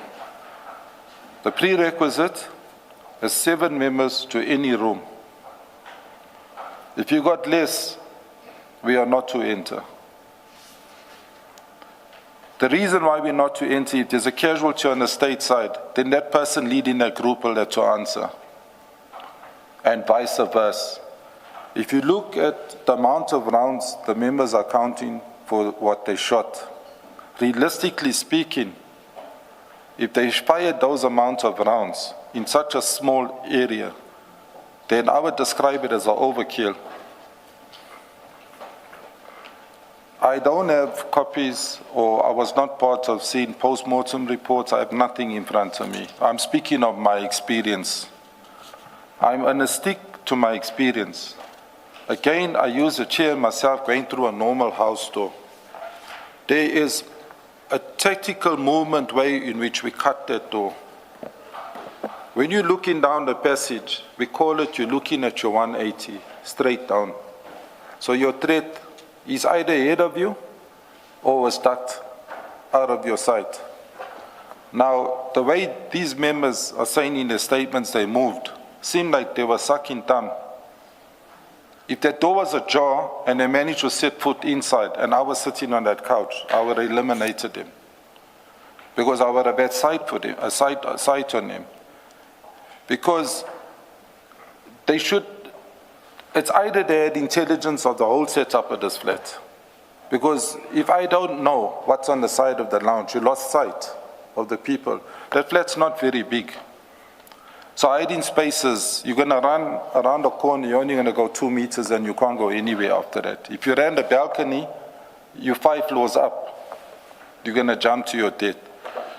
So I think it's questionable, or proper accountability should have been done in terms of how they entered, who led this entry. You can see they're all speaking about the stun grenade being thrown over. Stun grenade don't come after you start firing your rifle. The stun grenade, that's what has the name stun grenade. It's a pyrotechnic we use before you even engage or discharge your firearm.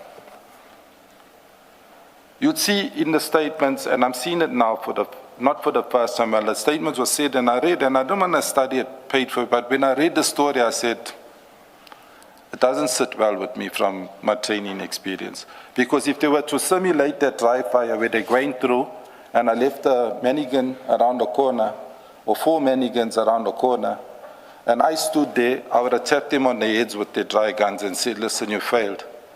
You would have put yourself as a casualty. That account doesn't marry what tactical movement's about. Is it possibly a function of what you say is they lacked tactical experience? Yes. They should not have been there, some of them. That may well be highly trained. I'll reiterate it. There's an indictment. Highly trained. When the national intervention's not working, they're simulating. That's what we do. We're simulating all the time. It's like a fireman. When he's not out extinguishing a fire, he's not sleeping on a bed if he's at work. He's simulating. He's busy. He's training. It's the same with tactical movement. We do the movement continuously every day until we go out for operations when we needed to go out on operation.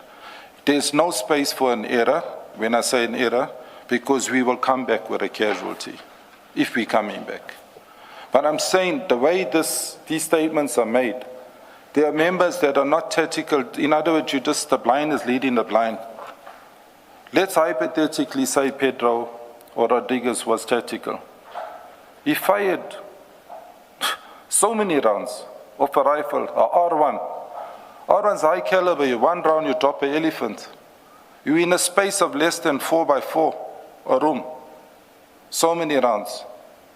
Something is not speaking to whatever happened there, of their statements.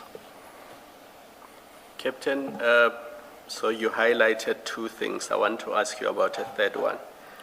You highlighted the composition of the team and the fact that at least the dog unit and the DPCI constable may not have had the experience.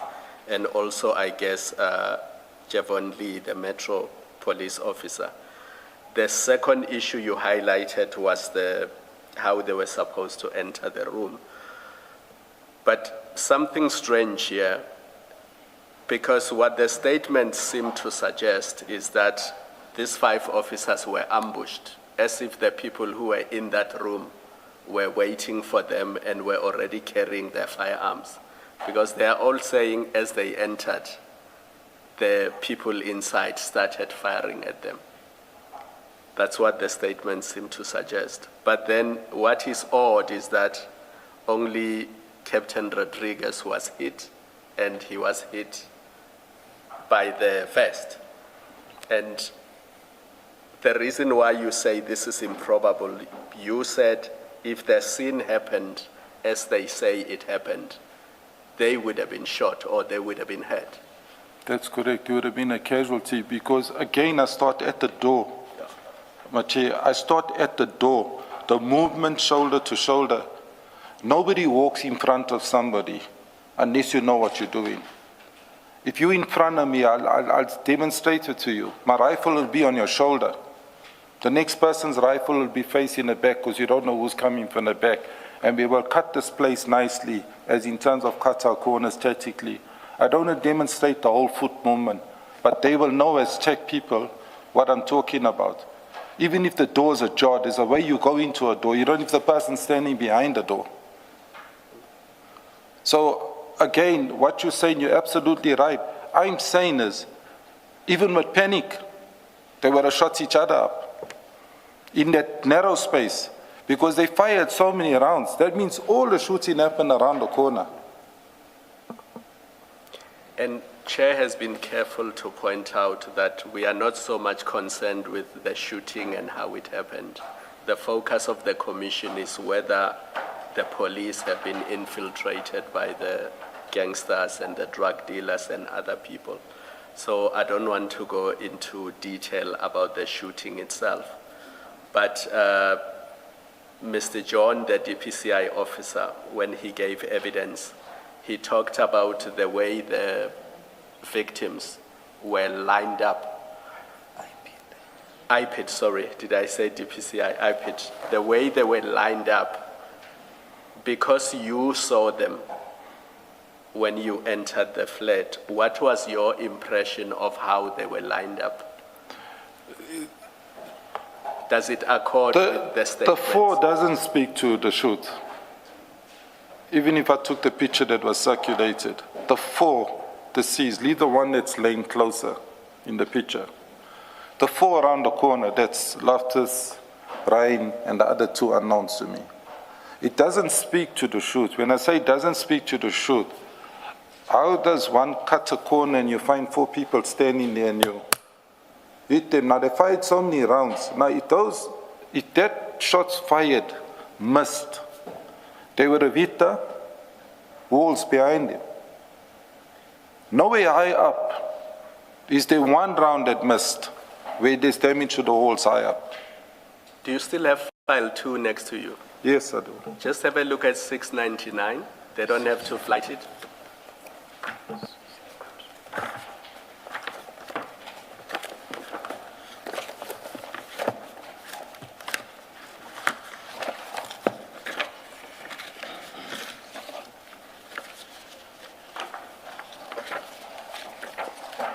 Sorry, Chair, just repeat the number 6. 699, 699.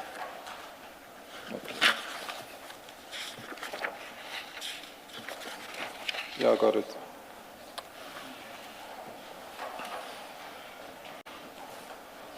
So having read the statements and the description of what happened, when you look at that photo, is it consistent with what the statements say happened? Never. Can't be. That's as I saw this when I entered for that few seconds. I saw more. The picture's wider than what's here. But it doesn't speak to it. You shoot someone with a rifle, I'm just saying, or even a pistol, close range. The body positions will never be like that. You get shot with a rifle, we simulate it on a shooting range with mannequins. It'll lift you and throw you. Maybe enter and even exit you. There'll be blood splatter all over those walls.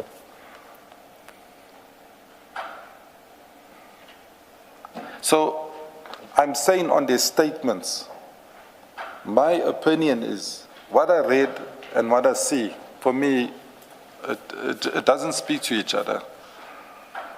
They need to, whenever, explain how this came about.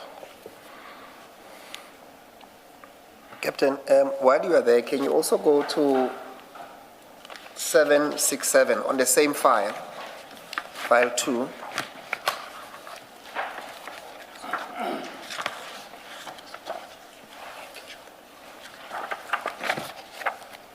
You let me know once you are there, Captain.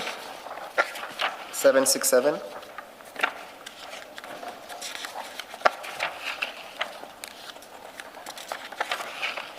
Yeah, I got it. And then, are you there, Captain? I got it. And then I also want you then to move to 771.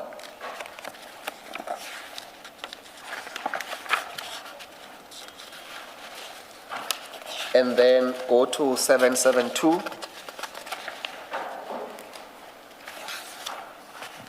Yeah, I got it. Captain, maybe in your own words, can you explain what you make of what is depicted on that picture and in relation to paragraph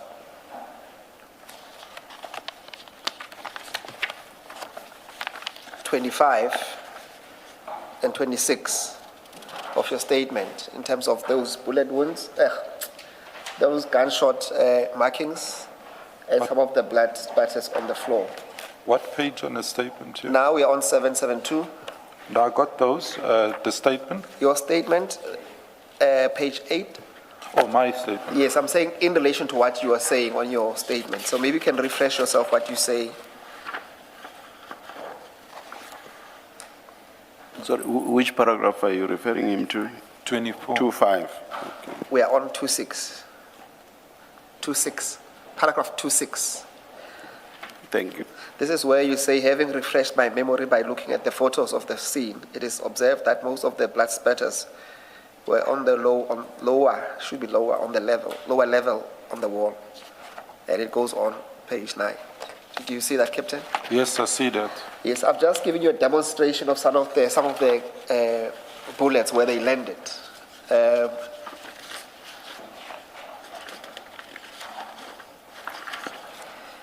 As I said in my statement here, with the statements of the shotters and the pictures taken by the photographer, it does not speak to each other with the statements of the shotters. And my opinion is, as if anyone tried to hide, that they go hiding in a laying position or that they go hiding in a kneeling position, that they stumble on each other, because it's alleged somebody was firing at the police there. So, or some bodies was firing, that's the allegation. But if you look at all the pictures, the picture they were taken here, these are all low shots. And you can't, a rifle, just to give you the difference between shooting with a pistol and a rifle, if I train a slow learner with a pistol,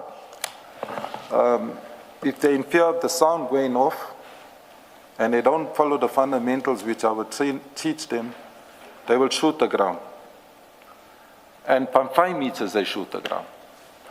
But if they follow the fundamentals and they know their weapons, that's why I said this should be advanced units that are doing house clearances. If you're not trained to do it, don't do it, because you'll end up injuring or killing your own member. You're going through a door. Whatever way your rifle is pointing is the direction in which it's going to fire. So there's no way if you got your rifle in your shoulder, it's going to fire on the ground. So the statements, unless it's on your shoulder, nothing stops you from pointing it to the ground. Let me give you a better simulation, Chair. And it's good you ask this question. It's healthy because not everyone carries rifles. A rifle is about 15 kilos with a magazine in it, 15 kgs. We got tactical belts on this rifle, so you don't carry a rifle without a belt. So it supports you at the weight. When you train with a rifle, it's from the safe radio rifles here, but when you engage in a threat, your rifle is here. So the movement is not from your lower hip, 1, 2, 3. By 1, 2, 3, me as a weapon expert, I would double tap you before you do anything. So the rifle will be in the shoulder when you enter in the threat. There's no way when you discharge that rifle you're going to hit the ground or you're going to fire low. So when we do close contact, we say, whatever direction you point your rifle, if you discharge it, that's the way it's going to fire. So if they went around the corner, for example, and I'm not dealing with what happened there because I was not there, but I'm saying if one goes around the corner, you need to cut with your rifle. So normally the way we would cut, we will drop the rifle, so it's not, the barrel's not seen coming around the corner. Drop the rifle, and as soon as we cut, we lift it up to engage. So you're not firing in a low position. I'm saying from experience, when we dry fire and we simulate, that's the exercise. The movement's never from upward, downward. It's always from here, safe, ready, to your shoulder. It's never up here. Even when we engage in someone that's higher, first floor, second floor. You know, if you're going up the stairs, it's always in your shoulder. It's from there to there. And if the threat's not there, it's immediately here. Because you could have someone innocent that will just bypass or come in front of you. But from their statements, like I say, to the pictures, the pictures of where the walls and the floors are damaged, it's indicating clear that the whole shoot, and I don't want to ponder on it, but from my experience, that whole shoot was a low shoot. So, Captain, you were not there, but in layman's terms, the story as depicted or as set out in the statements does not add up. Doesn't add up. Firstly, with the amount of rounds they fired. A human being's body it's a big target. When we simulate, we shoot on straight pins. We shoot on matchboxes. We shoot on a 9mm cartridge. It's ridiculous.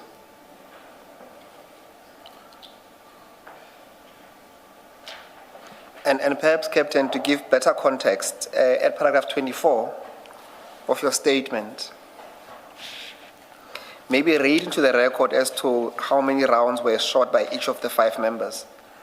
That's from paragraph 24.1 to 24.5. According to their statements. According to their statements, yes. Yeah. Well, I confirmed this off their statements that Captain Pedro Rodriguez fired 12 rounds with the R1.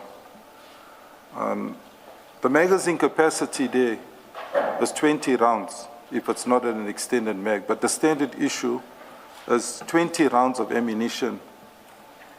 That's a lot of ammunition to be fired. Constable Matthew Roger fired 10 rounds of his rifle. Constable Munsami, the stun grenade. Constable Shabalala, 3 R5 rounds. And Chavon, 2 rounds from the rifle.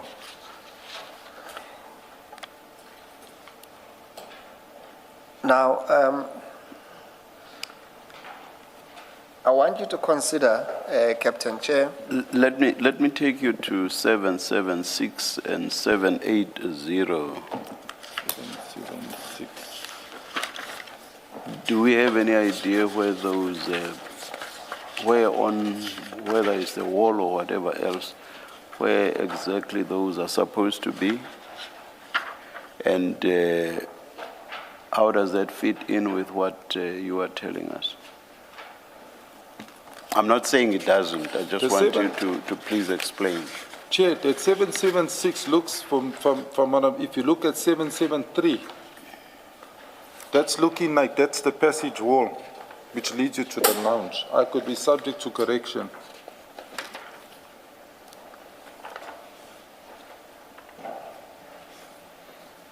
If you look at 776, but in terms of what you said, is that low or high?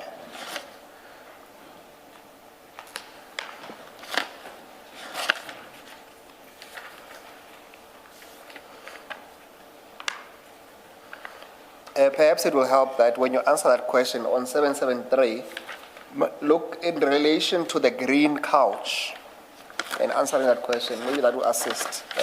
773? 773, okay. Yes. That's low. Not sure. It's especially the top mark would have been around what head level, in fact even above head level if someone was sitting on the couch.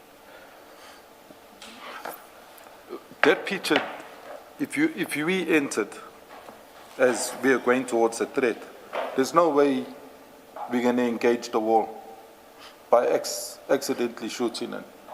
When I say no way, the policeman had entered. I'm engaging you at the level of low and high. Remember, low and high. Your earlier debate was about the marks being low. For me, which is why I was asking, is that low or high? The ones in the passage I classify as high, as reasonably high. That's hip higher. That's hip higher. That's abdomen shot. That's in the passage. 773. We're looking in line with the couch. Yes. The others that I saw. And then what in relation to your theory What would you say about this, which you say are not low?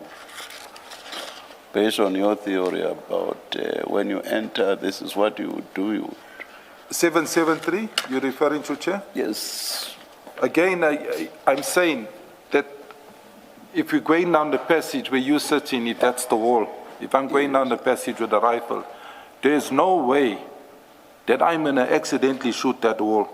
That wall can only be shot from an opposite 180 direction. And if you're asking for height, I've given it to you, that's higher than hip height. It's hip and higher. By that, do you mean someone would have had to be facing that wall? Someone has to be facing that wall, and that's what we call, when you're approaching your 180, you're shooting at 180, straight ahead of you. And even the damage in the wall, hypothetically, if the police shot that wall, the damage wouldn't have looked like that. They would have taken out chunks, big chunks with the caliber. The 223 and the rifle, the R1 rifle, would take big chunks out of that wall. Have we seen any such big chunks here? Sorry, Chair? Have we seen any such big chunks here? Yeah, if you look at 776. Yes. Yeah, 776, that's definitely rifle damage. That won't be 9mm damage. And I guess because we don't see the ceiling and the floor, you can't tell how high this is. We can't that tell. That is at 776, and I would imagine at 780 as well.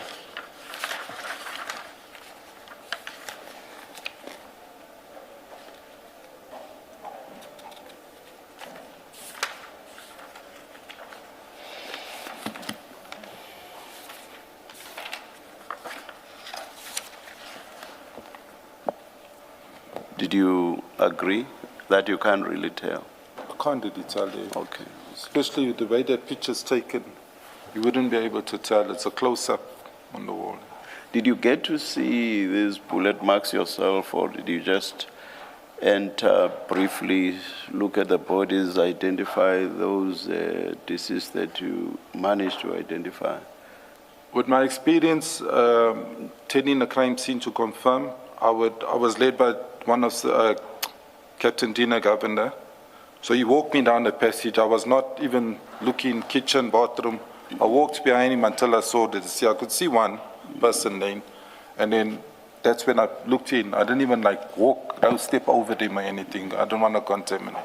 So I didn't look for the bullet holes and whatever there, the damages on the walls and then. Captain, in relation to page 773 that the chair is engaging with you with on, 773, the deceased bodies in relation to that, on which side would that be? Because... It should be at your quarter past. Or your quarter past, yeah. To the picture. Yes. So my understanding is that those holes will be on your left as you enter that's the corridor. That's the left. Yes. But all the deceased, is it correct at least to say that all the deceased were actually on the opposite side of the wall? That's correct. Which also creates a difficulty as to why would the police shoot in the opposite direction if their statement is to be taken. That's correct. That's seriously. Can I just ask a different question about this 773? You say, given that wall, those shootings there, you say, those marks rather, you say if the police had shot at that with this caliber weapons, it would have taken out a big chunk. Chunks, too. Does that then mean that you allow for different guns or firearms were used other than the rifle, whether by the police or by the deceased? Is that what it means? Say again, sorry, Chair.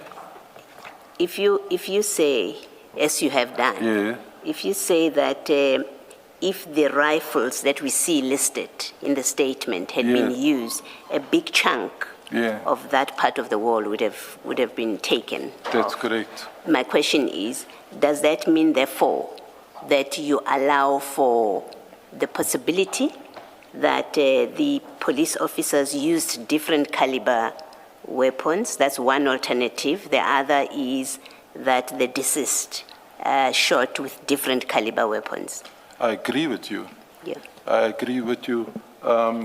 It is clear that different calibers were used here, but the damage that's photographed here. Just take note here, you know, this is all close contact. Just to emphasize a little bit detail on when you discharge a firearm close up to a wall. You must remember there's a thing like a ricochet, can come right back at you. We don't carry R1s unless we're working in the rural. It's for far contact, not for house clearance. You discharge that gun, there's 3 people standing in a row, you can take out all 3 people. It's like a 357. You can even, with a ricochet, you can even kill yourself. So I'm saying, I don't know. I was saying yesterday to somebody with security companies, I'm off the topic, the close protectors are carrying these rifles, although they're not automatic. Do they realize that in urban areas where they got principals they're protecting, they can't discharge those firearms? Because if there's a threat and you discharge that firearm, you're going to injure more than one person or kill more than one person. You're going to be arrested. So that's why we have a pistol, because the pistol's for close contact. 80% maximum accuracy with any pistol, from the smallest to the parabellum, which is the biggest. And the rifles only come in for distance. The sights on the rifle set at 300 and 500. Bullseye, I'll let you. You've been shown quite a number of pages that show markings. Does your answer hold for those markings as well that you've been looking at? Yes, I looked at those, even, you know, the one in the ground, I think there's one I saw in the ground.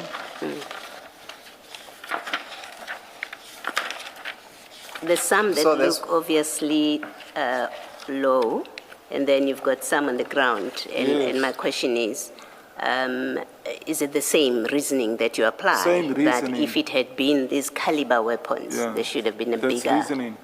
I also just want to say about the amount of ammunition fired from these rifles.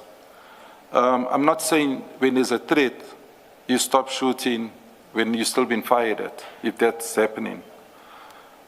But the state issues fully automatic weapons. There's high possibilities if you don't know what you're doing, you can put your firearm on automatic. Because it has a double lever, that R5. It has a left-hand user lever, which can engage you into automatic with a soft charge. And it has a right-hand lever on either side of the firearm. If you don't know what you're doing, when I train these people down at the range, fire 20 rounds at your own time on your own target from 30 meters. I'll just say, within 5 seconds, all 30 rounds is out and the person's not competent. Because when a weapon's on auto, it runs high. So I'm just saying this, I'm not saying that happened there, but I'm saying is if you look at the spread, you look at the grouping, we call it, something's not speaking here to their statements. It must have been a long contact to fire this unless you had your firearm on auto. To fire 12 R1 rounds, it must have been a long gunfight, this, which I don't believe was a long gunfight. Otherwise, the whole of Durban's armed response, as in policing, would have been there. This was a quick, short pass. Thank you. Perhaps lastly, can you look at pages 779?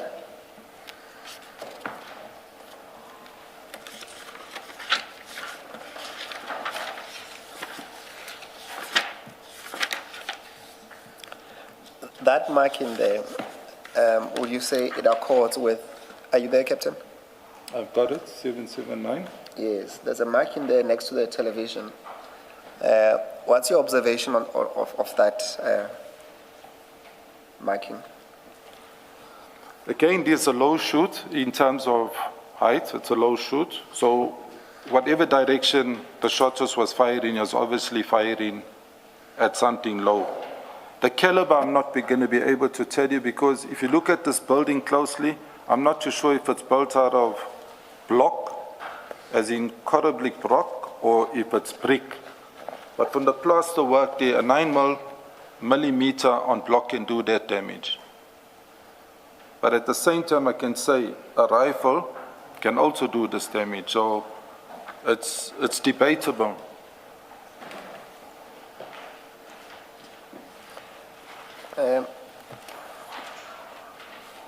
Chair, I think we've made the point on the bullets that some of them ended on the floor, some on the lower range, and maybe some on the mid to higher range. But the majority of them, we would say by observation, they seem to be on a much lower end on the ground, Chair. But we cannot exclude some of them that are a bit hip higher, Chair. But that's as much as we can canvass with this witness, at least on the bullets that are seen. Yeah, I cannot claim to have gone through all of them. We'll see when we do that exercise slowly and carefully. And, we'll see what to make of Indeed, Chair. them. Yes. Yeah. But yeah, the exhibit is there, Chair. Captain, what I want to canvass with you while we're dealing with ammunitions is, Chair, I don't intend on going through the post-mortem reports, but what I want to canvass with the witness is the diagrams that they show where the bullet ended. And it is not graphic at all, Chairperson. It's the sketches, as it were, Chairperson. So if, for example, Chair, look at page 440, and Chair can give us indication whether that should be flattened or not. Captain, go to page 440. What are we seeking to establish with it? Because I'm just thinking once you talk that kind of evidence, one would expect that it be what a pathologist who express his views on that, unless perhaps you... Chair, I would submit that we don't even need to go there. We can deduce from this witness, Chairperson, given the kind of fire, the caliber that was used and the injuries that were sustained. And we're not dealing with each injury, Chairperson. We're not demonstrating just 5 injuries that we say to us, that will say that those on their own should have been fatal. Okay, or doesn't the pathologist say something in that regard? They would be more useful, but not for that purpose. They would want them always tell us the direction of the trajectory, okay, and all of that, and that we're not going to canvass with this witness, and the range as to what distance was there. That we're not going to deal with, Chairperson. What we need to demonstrate, Chairperson, it's a simple point, which I think it should be made, Chairperson. I know we're not dealing with extrajudicial killing cases here, but since we've gone this far, we need to at least demonstrate where some of these bullets ended, in line with what we have at least discovered, Chairperson.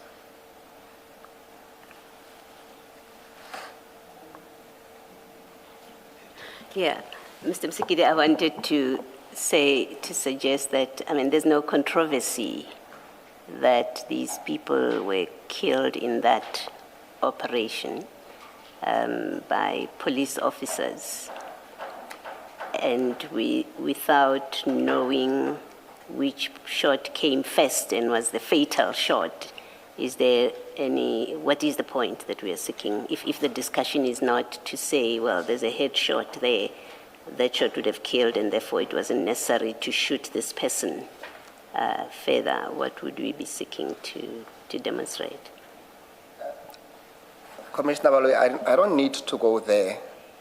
But what I want to put to this witness is that what we have, and to an extent that he might want to see, is that when you look at these diagrams in the post-mortem reports, they all show that each and every deceased received a headshot wound.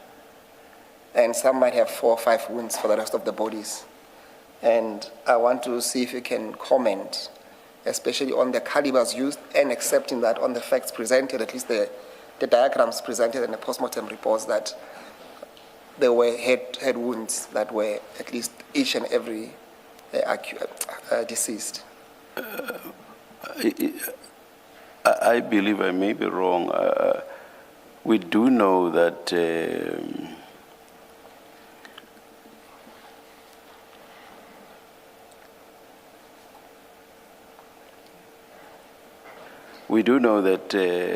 Captain Houston is an expert in terms of the use of firearms. But I think it's another field of expertise that deals with the wounds that would be on a person, the trajectory, direction. Am I wrong or am I correct? I believe it's a different type of expertise. Commissioner, I think I must concur with you. Yes. I think when it comes to the post-mortem, and no disrespect to our advocate, is that that's expert evidence, and that must come from a ballistic expert and a pathologist. We can all give our opinions, where's the vitals, and what damage a weapon can do. But I don't think it's going to make any difference with my opinion, which is a killer shot on there. Any shot can be a killer shot, especially with the type of caliber weapon used there. I thought so. Mr. Msigidi. Yes, Chair. No, that is not what I was trying to deal with, Chairperson. But I take the point in as far as the limitations that he can provide. Perhaps I can put a proposition to him and see if he can comment without dealing with the diagrams. And he's more than welcome to say he cannot comment, and I'm happy to leave it there. Captain, to an extent that, at least except for a moment, what we have in front of us is that we know that all the police officers that went in there were carrying rifles. And each of the deceased received a headshot wound from these rifles. And you can comment if you may. Is there a likelihood that having received a shot on the head from the rifle, from that configuration of the flat, meaning that almost close range, one would have survived long enough to receive further gunshot wounds on the body? If we say for a moment the gunshot wounds were first, we don't know which one came first. Let's say the gunshot wound on the head were first. Is it plausible that further to that you would survive to receive further wounds on your abdomen and torso as we have here? There is a possibility, realistically, if a human being has been shot, that there's still life after you've been shot. A person can be decapitated and still have movement. I'm saying that from experience. With regards to this, again, I'm going to reiterate that we cannot say which is the killer shot. But what I do want to add, Mr. Chair, is that if there's any movement with close contact shooting, it can result in burns. When I say burns, residue. Rifle residue from where I'm sitting, the cameraman here can have it on him if I shoot past him. Same with me, it can get onto my body, onto my face and my clothing, because it's close up. That's, I think I must just close there, because the question that's put to me is a difficult one. My finding might be, yes, I can hit you in the artery in your right leg and you're normal. Another one would say hit you a headshot and you're normal. But it's all subject to exactly the scene, what would happen there. I'm not going to be able to give you an accurate answer there. And I was only limiting it to the headshot wounds, but if that's your final answer, not any other body parts. It was limited to that, to the body part. To the if it's headshot, if that's a headshot, you got no chance. Not with what I saw there, because that whole head is blown out. There's no chance that you, even if you got life in your heart is still beating, there's no chance you got of survival of a returning fire or anything. That will do for now, Captain. Thank you. Chair, that will then do away with having to go through the diagrams, because at the point I think it's made, and as to how the rest of the wounds will be explained and which one came first and which one is a fatal wound, that's something that we'll have to deal with when you make submissions to the Commission. But at least I'm happy to live with that, no pun intended with that, answer from the Captain.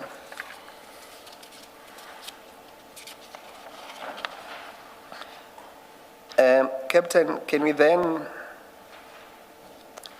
deal with paragraph 28, just to sum up this section of your evidence? That will be on page 9.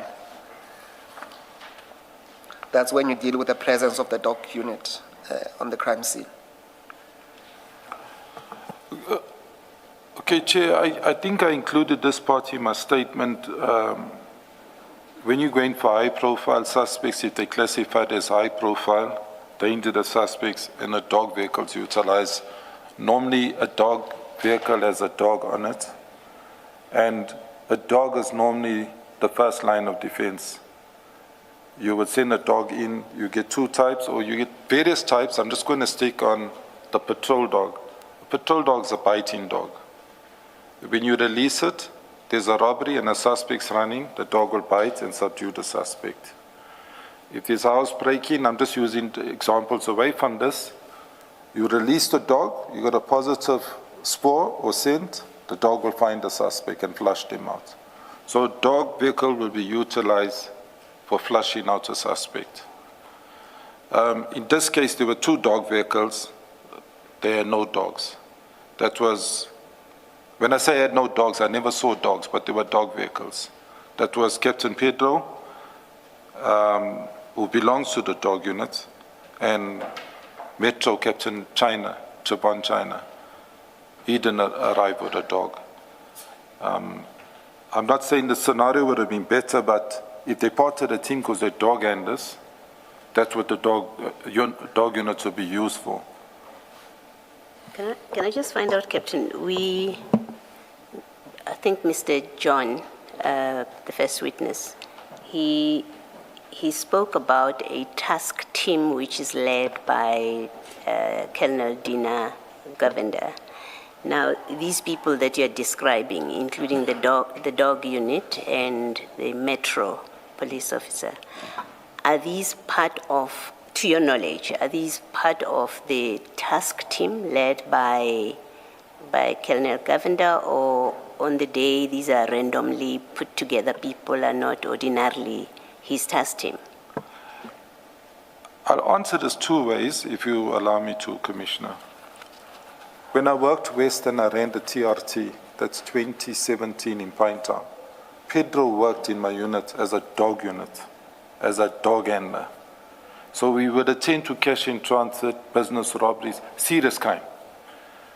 I was wearing a beret, I was TRT with my members. He was dog unit, but he was in that team. He would report to me at times, I would even sign his permit when it expired for his rifle. So that was a task team. The task team, I believe that is there as a task team that is self-made up, unless I shortfall of having knowledge that there is a principal who put a multidisciplinary task team. Because when media publishes this, they speak about a multidisciplinary task team like this is a permanent unit.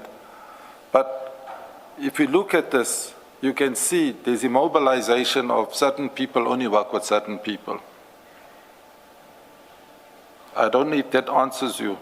Again, if it was Lieutenant Colonel Dina, I don't know, but he's a senior person there, then he's put his team together. So I'm not too sure if his principal, whoever the principal is aware that this is his team. Because if you move in anyway, and from what I've been listening to on the evidence of previous witnesses and what's now come to light, it seems like this team has been going all over as a team. So the same people? The same people. Okay, I think that answers my question. Again, I got a brother at NIU, National Intervention, he's a captain there. And those 2 members fall under him. and we talk daily. When NIU or TRT members are utilized, yes, they mobilize sometimes against their working hours, but not every time you have the same people. So I don't know, it's like when you get a task team, you have what we call a SAP 15. We fill in all the members' names so we can account. This captain, that warrant officer, that constable, and at the back it says, you inspected by me, you carrying that firearm, so many rounds of ammunition, and we book you on as a task team. Or if this is a thumbsuck task team, where you just say, hey, we got information, we meet in Bamboti, or we meet in Marinil Toll, there's people coming down, cash in transit, then they immobilize and there's excitement. Maybe just let me make sure that I understand your answer. So whether this is an established task team with someone who created it with authority, or this is a made-up team, you are able to say that, are you able to say that this group of people that are in this incident, they in fact move around together? Is that when they do operations or when they do their work? Yes. I've seen them based at Durban Central. Yes. I've seen them because one of the service from Durban Central, I think he's on secondment. I don't know if he's placed permanent in the DPCI. Dinner reports to Durban Central. I've seen him there in the building. Siobhan belongs to Metro. They're in Old Fort Road. They're about 3-4 kilometers away. Pedro belongs to the dog unit. I don't know if it's Durban South or Durban dog unit or where. So this task team don't have an office. They meet in the street. They meet under the light. And like I say, I don't need to have a principal. I haven't looked into the matter to say, Colonel Dina, is this your task team? Who are you reporting to? But they move around together. It's really what I'm trying to establish. It's very evident because I'm not just from previous witnesses, me being operational commander of Durban since 2021. I've seen them. Okay. I mean, I could have been lured in with my skills. And I think that's why he didn't even allow me into the scene, because he knows I'm the operational commander. I'm not there because of anyone's personal interest. I'm there to see if there's a crime. It came via radio. But I hope I answered that. No, you have. There's a big difference, Chair, with task teams. It's task teams either formulated by senior management. You need a multidisciplinary. You need different skills. Dog unit, narcotics dog, you know, that type of thing. You need some crowd control. You need tactical people. And you combine this team and you say, go fix the crime up. But this type of team, it's still questions that's hanging. They must answer that. I am answered. Thank you. Can I answer a follow-up question? In your experience, the people you've identified in paragraph 24 of your statement, so you have Rodriguez dog unit, you've got Halford, you said it's a DPCI constable, you have Munsami NIU, you have Shabalala NIU, you have Lee China Metro Police. I mean, Metro Police are not subs. And then you've got Hawks, although they are part of the subs, they are a different unit altogether. In your experience, have you ever come across a task team that is made up the way this one looks like it was made up? No, because obviously they would be reporting to different commanders. I will answer you, Chair. I ran task teams from 2010, as I said, from the Brighton Beach task team, all the way right until I exited. I was the operational commander of a task team. I had a minimum of 40 members always under my command, and I worked operationally. I accounted for them every day. They signed what you call a SAP 15. If one was involved with a shoot, IPOD was able to ask me for documents, an OB entry, whatever. Now, these guys book on in different places. I don't even know if they book on. I don't know how they report. You understanding? So, again, to answer you, for me, it's a biryani mix. Is it a team mixed of skills, or is it a team mixed of firepower? And again, I can see error, because if I'm a criminal and you're coming through the door and you don't have tactical movement experience, I know from 5 I need to deal with only 2, or I need to deal with 3, because the rest don't have it. You can't be from DPCI and tell me you've been to my range where I trained you how to penetrate a house.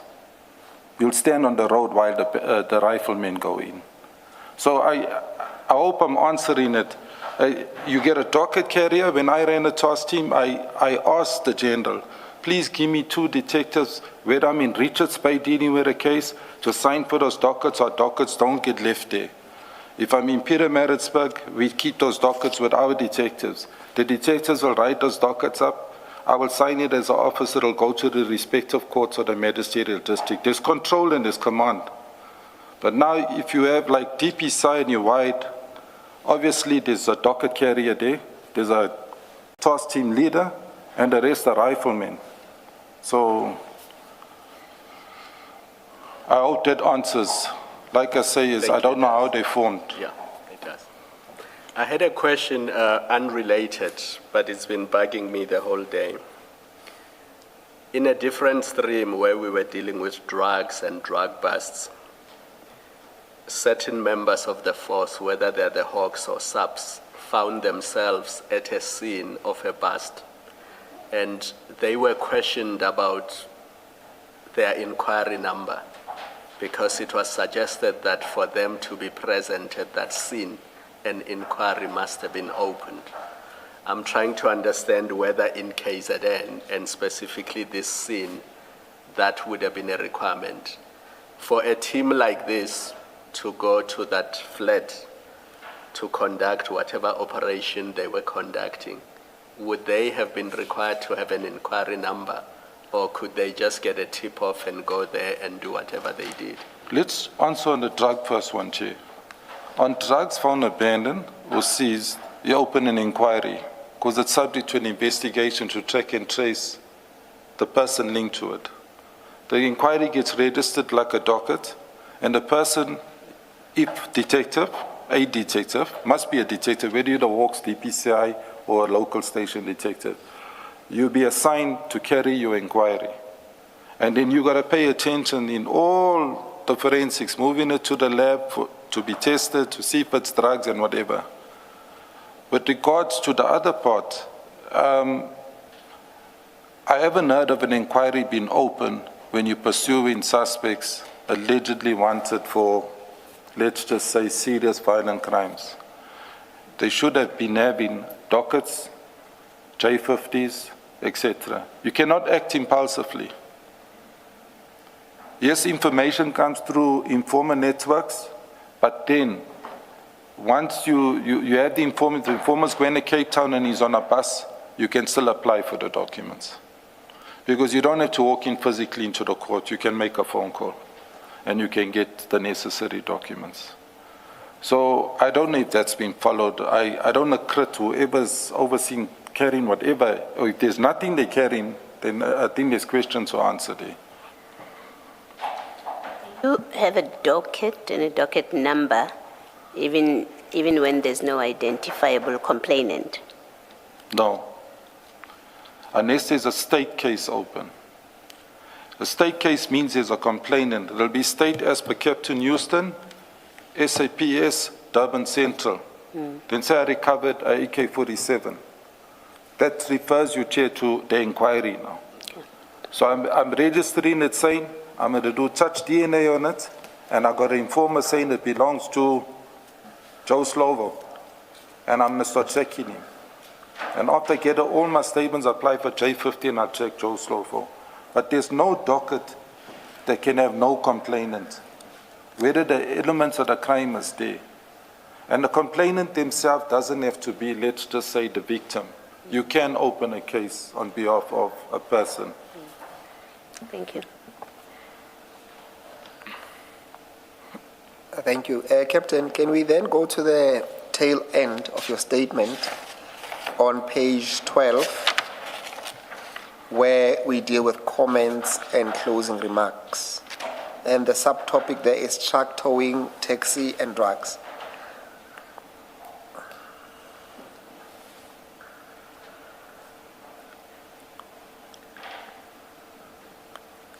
And you can deal with paragraph 35 and 36 together in your summary.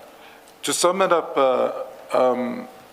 Chair, to be honest, there was much more in my statement which I took out because I do not work on presumption. I like to work on fact, and fact is how I will present it. This is a fact. It's not only in the Durban area, it's throughout South Africa. Yes, there's some areas, Western Cape, Gauteng and KZN, it is rife. But the taxi, it might not be in the statement like that. The tow trucking, the taxis, the ambulance, and now security companies of recent, to arm yourselves, have become the latest building blocks to the illicit activities that's happening. So, what am I saying? I'm saying is, there are tow truck drivers that are dealing with drugs. Again, I will say not everybody, because there's some honest ones. There are some ambulance owners which are also dealing in drugs. When you check the history, you look past them, they own tow trucks. You go further, they marry security companies into it. Security companies get them armed. They register a company and start buying 100, 200 firearms. Now they got protectors. Everyone is moving at 10 people on their shoulders with rifles. So that's what's happening, not just in the taxi industry. Do you personally know of arrests involving tow truck drivers or owners? In respect of? Of drugs. Yes, in the Wentworth area, there's been lots of people, maybe not caught with their tow trucks, but owning tow trucks that have been arrested for drugs. In the Durban area as well, people have been arrested. Now, there's a difference between owner and driver, because owner can easily say, hey, I don't know what driver's doing, I'm not the custodian. That's why I think I said or.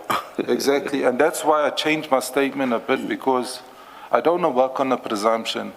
I'm not saying if I didn't process you whilst I had the badge, I cannot say that you're involved with something. And that is fact. I cannot say. It's like somebody can say, I'm involved with illicit activities, but if I wasn't arrested, nothing showing I'm involved for that illicit activity. But these industries are fueling what you're saying, opening the graves, because people want to control these industries. These are the lucrative businesses, as described by previous witnesses, that are out there. Tow trucking has always been linked to gangsterism.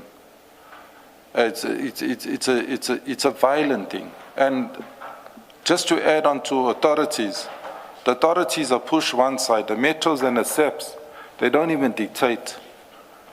I'll use one example away from this particular case. I attended an accident, which I thought was an accident in Durban. I was near the Blue Waters Hotel, so I just drove up Argyle, like I'm going west, going home. And I rode onto what I thought was an accident. It was a shooting. And I still sent the information for it to be investigated, and I hope that cases are being opened, because I pursued the shotters, because I believe licensed guns were used there. A Land Rover at the intersection of Argyle Road under camera knocked into a little Kosa bakkie where a gentleman was on his way home from work on a Friday evening. Whilst his leg was broken and he was entrapped, I rode onto the vehicle. That same very Land Rover, with the tow truck attending there, with the police there, was saying, your vehicle is going with you to our taxi rank till you pay for the Land Rover. An ornery driver comes past and intervenes and says, but what you're doing here is wrong. This guy's injured, let's get an ambulance. And he ends up being shot several times. It's on camera. He gets shot like an animal's been hunted close up. So I get it as an accident. And when I get down to the accident, I realize, man, the driver's no longer there. He's taken, but his brother's standing at his van. The tow truck guy is waiting to lift that vehicle. The Land Rover's gone. The Land Rover had the shotters. So quietly I look at the eye in the sky and I say, but I got cameras right here. And I go to the Fusion Center, as they call the Charlie Control, Metro's camera room. And I ask, please, man, I need assistance. And I sit in front of the screen and I look at it. And I see the actual crime. To fast forward, I seized 2 firearms because people came back, they changed their clothes and changed their vehicles. But they didn't come back with their firearms, but they came back with firearm licenses on them. But there were 4 of them. 2 that didn't shoot came back. I forwarded that case number for it to be investigated. I don't know the condition of the person who was shot, but they were shot several times with a licensed gun. Now, where am I going to? We speak about tow trucking. The tow trucking guy was dictating. That taxi owners were dictating. If you watch the body language on the cameras and you interview the victim, they had no chance. The police were like eating humble pie. They were quiet at the scene. When I got back and I coordinated the scene, and I dealt with the duty officer from the detectives, and I secured the scene for the forensics to come out in it, and the photographers, people started to panic. That the next day I got to work, there were 2 people waiting with their firearms to come hand it to me. But I knew why they were handing those firearms. Because they were protecting the shooter. But if you see how it operates, if you drive out in Durban and you knock a taxi, or a taxi knocks you, they take you in your car with you, injured or not. So that's how the industry is actually becoming very dangerous. Our roads are dangerous. In layman's language, those are gangsters, if gangsters is the English word. That's mafia, known to the police. Thank you, Captain. Captain, there are 2 issues I want to discuss with you which are not in your statement, but only if you are willing to discuss them with the Commission or to share them. Firstly, it's in relation to a restaurant in Durban. And I think we had a discussion that you once went there and some implication of the police. Are you willing to share information around that restaurant? Yes.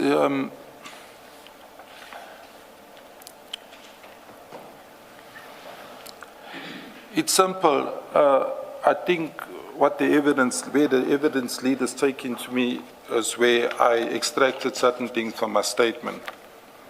And the reason I did was, as I said, is if I do not arrest you, or if I don't know anyone that has arrested you, I cannot label you as a positive drug mule or drug dealer.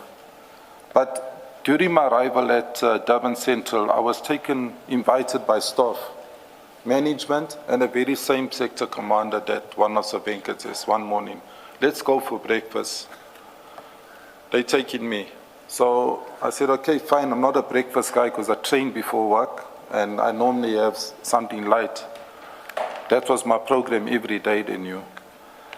I went into Morningside and we visited the nightclub, but it's open daytime. And when I got there, I didn't know at the time whose club it was, and they disclosed whose club it was. And this club turned out to be one of the tow truck guys' owners, which his name is all over this inquiry. Where I went with my statement was that I opted to pay for my meal once I had found it out. They did not know I had a history of where I worked in Sydenham for 18 years. And this particular individual resided in Sydenham when he first started off his business with tow trucking. Has now grown into one of the main guys, and that's Mr. Naika. I'm not naming him, but I'm saying I'm identifying him. That's Roadstar's owner. There's no other director to the company.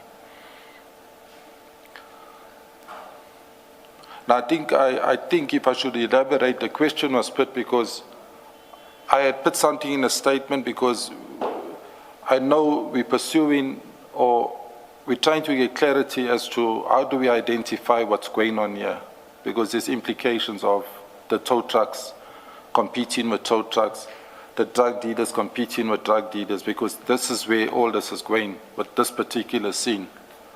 But I was not in a position to put anything into a sworn statement as to what's actually going on, because I have not been in that relationship where I've arrested or no members that have apprehended the individual.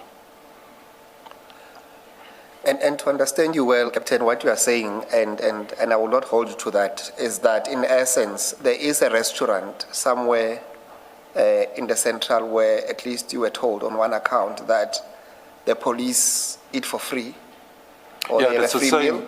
It's the same restaurant here. Yes, and that same restaurant seems to be owned by the same Clive Nyka that we've been discussing at this commission. That's correct. And for that reason, you felt uncomfortable that your meal should be on the house. That's correct. I just want to, before I close on this, I know it's the last part of my statement, it's not included, Chair. I headed a team, I told you, of different units. The bike unit we'll use on the beach, the smaller roads. So I had a bike unit, members. I had crime prevention, 4 groups, but I made them 8 groups, for example, broke them down with no additional resources. And then I had what you call a field team. The field team, they pursue suspects that are outstanding for detectives, but they work with the detective, they work with crime intelligence.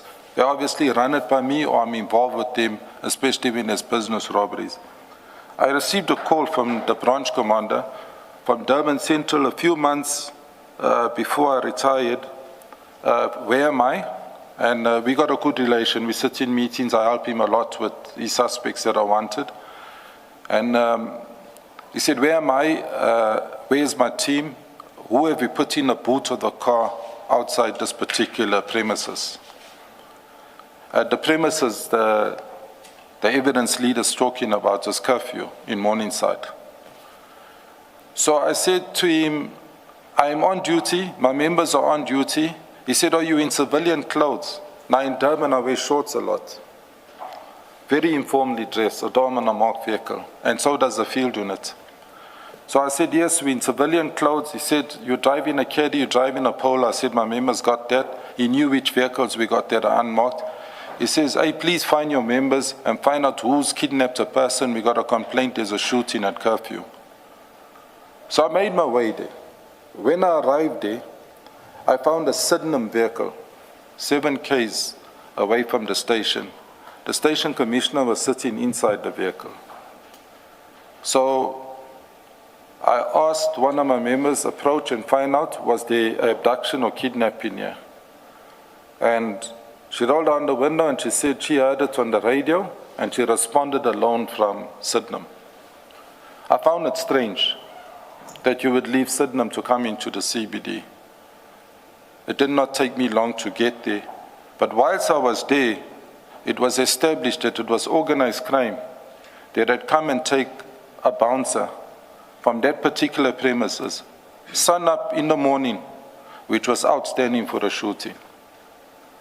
I did not pursue the matter, it wasn't even a Durban Central case, but that bouncer was working there. Now I was asked the question, is it the same place that policemen go on frequent? The answer is yes.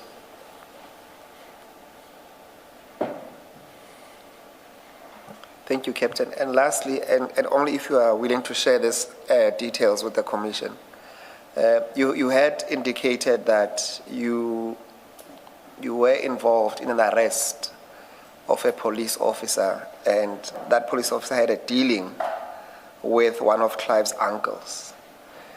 Is it something that you're willing to share, Captain, or it's something that you're not willing to share with the Commission? If it's relevant, Commissioner, I'll take it back.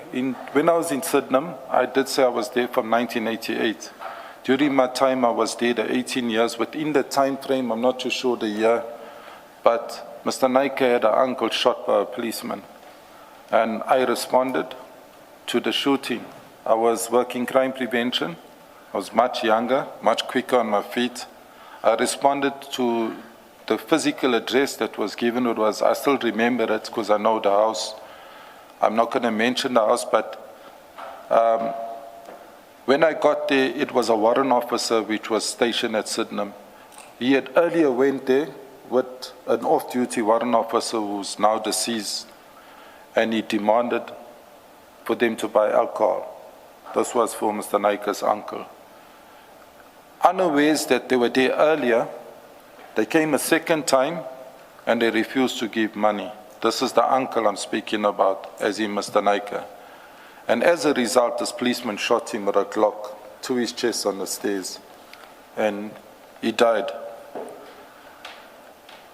When I arrived there was a lot of commotion at this address, so off the road, I had to go down the stairs, and when I got there, I found Mr. Naika with a pistol in his possession. I checked it, it was licensed. And because there was a shooting, he said he fired one shot in the direction of the policeman. I had seized the gun and put it in the station. To fast forward, that case went to trial, and that warrant officer was found guilty, and he was sentenced. He was stationed at Sydenham with me. Thank you, Captain. Captain, those will be my questions for you. I don't know if you have any comments or remarks that you want to make. No, I think I'm good unless the commissioner got in.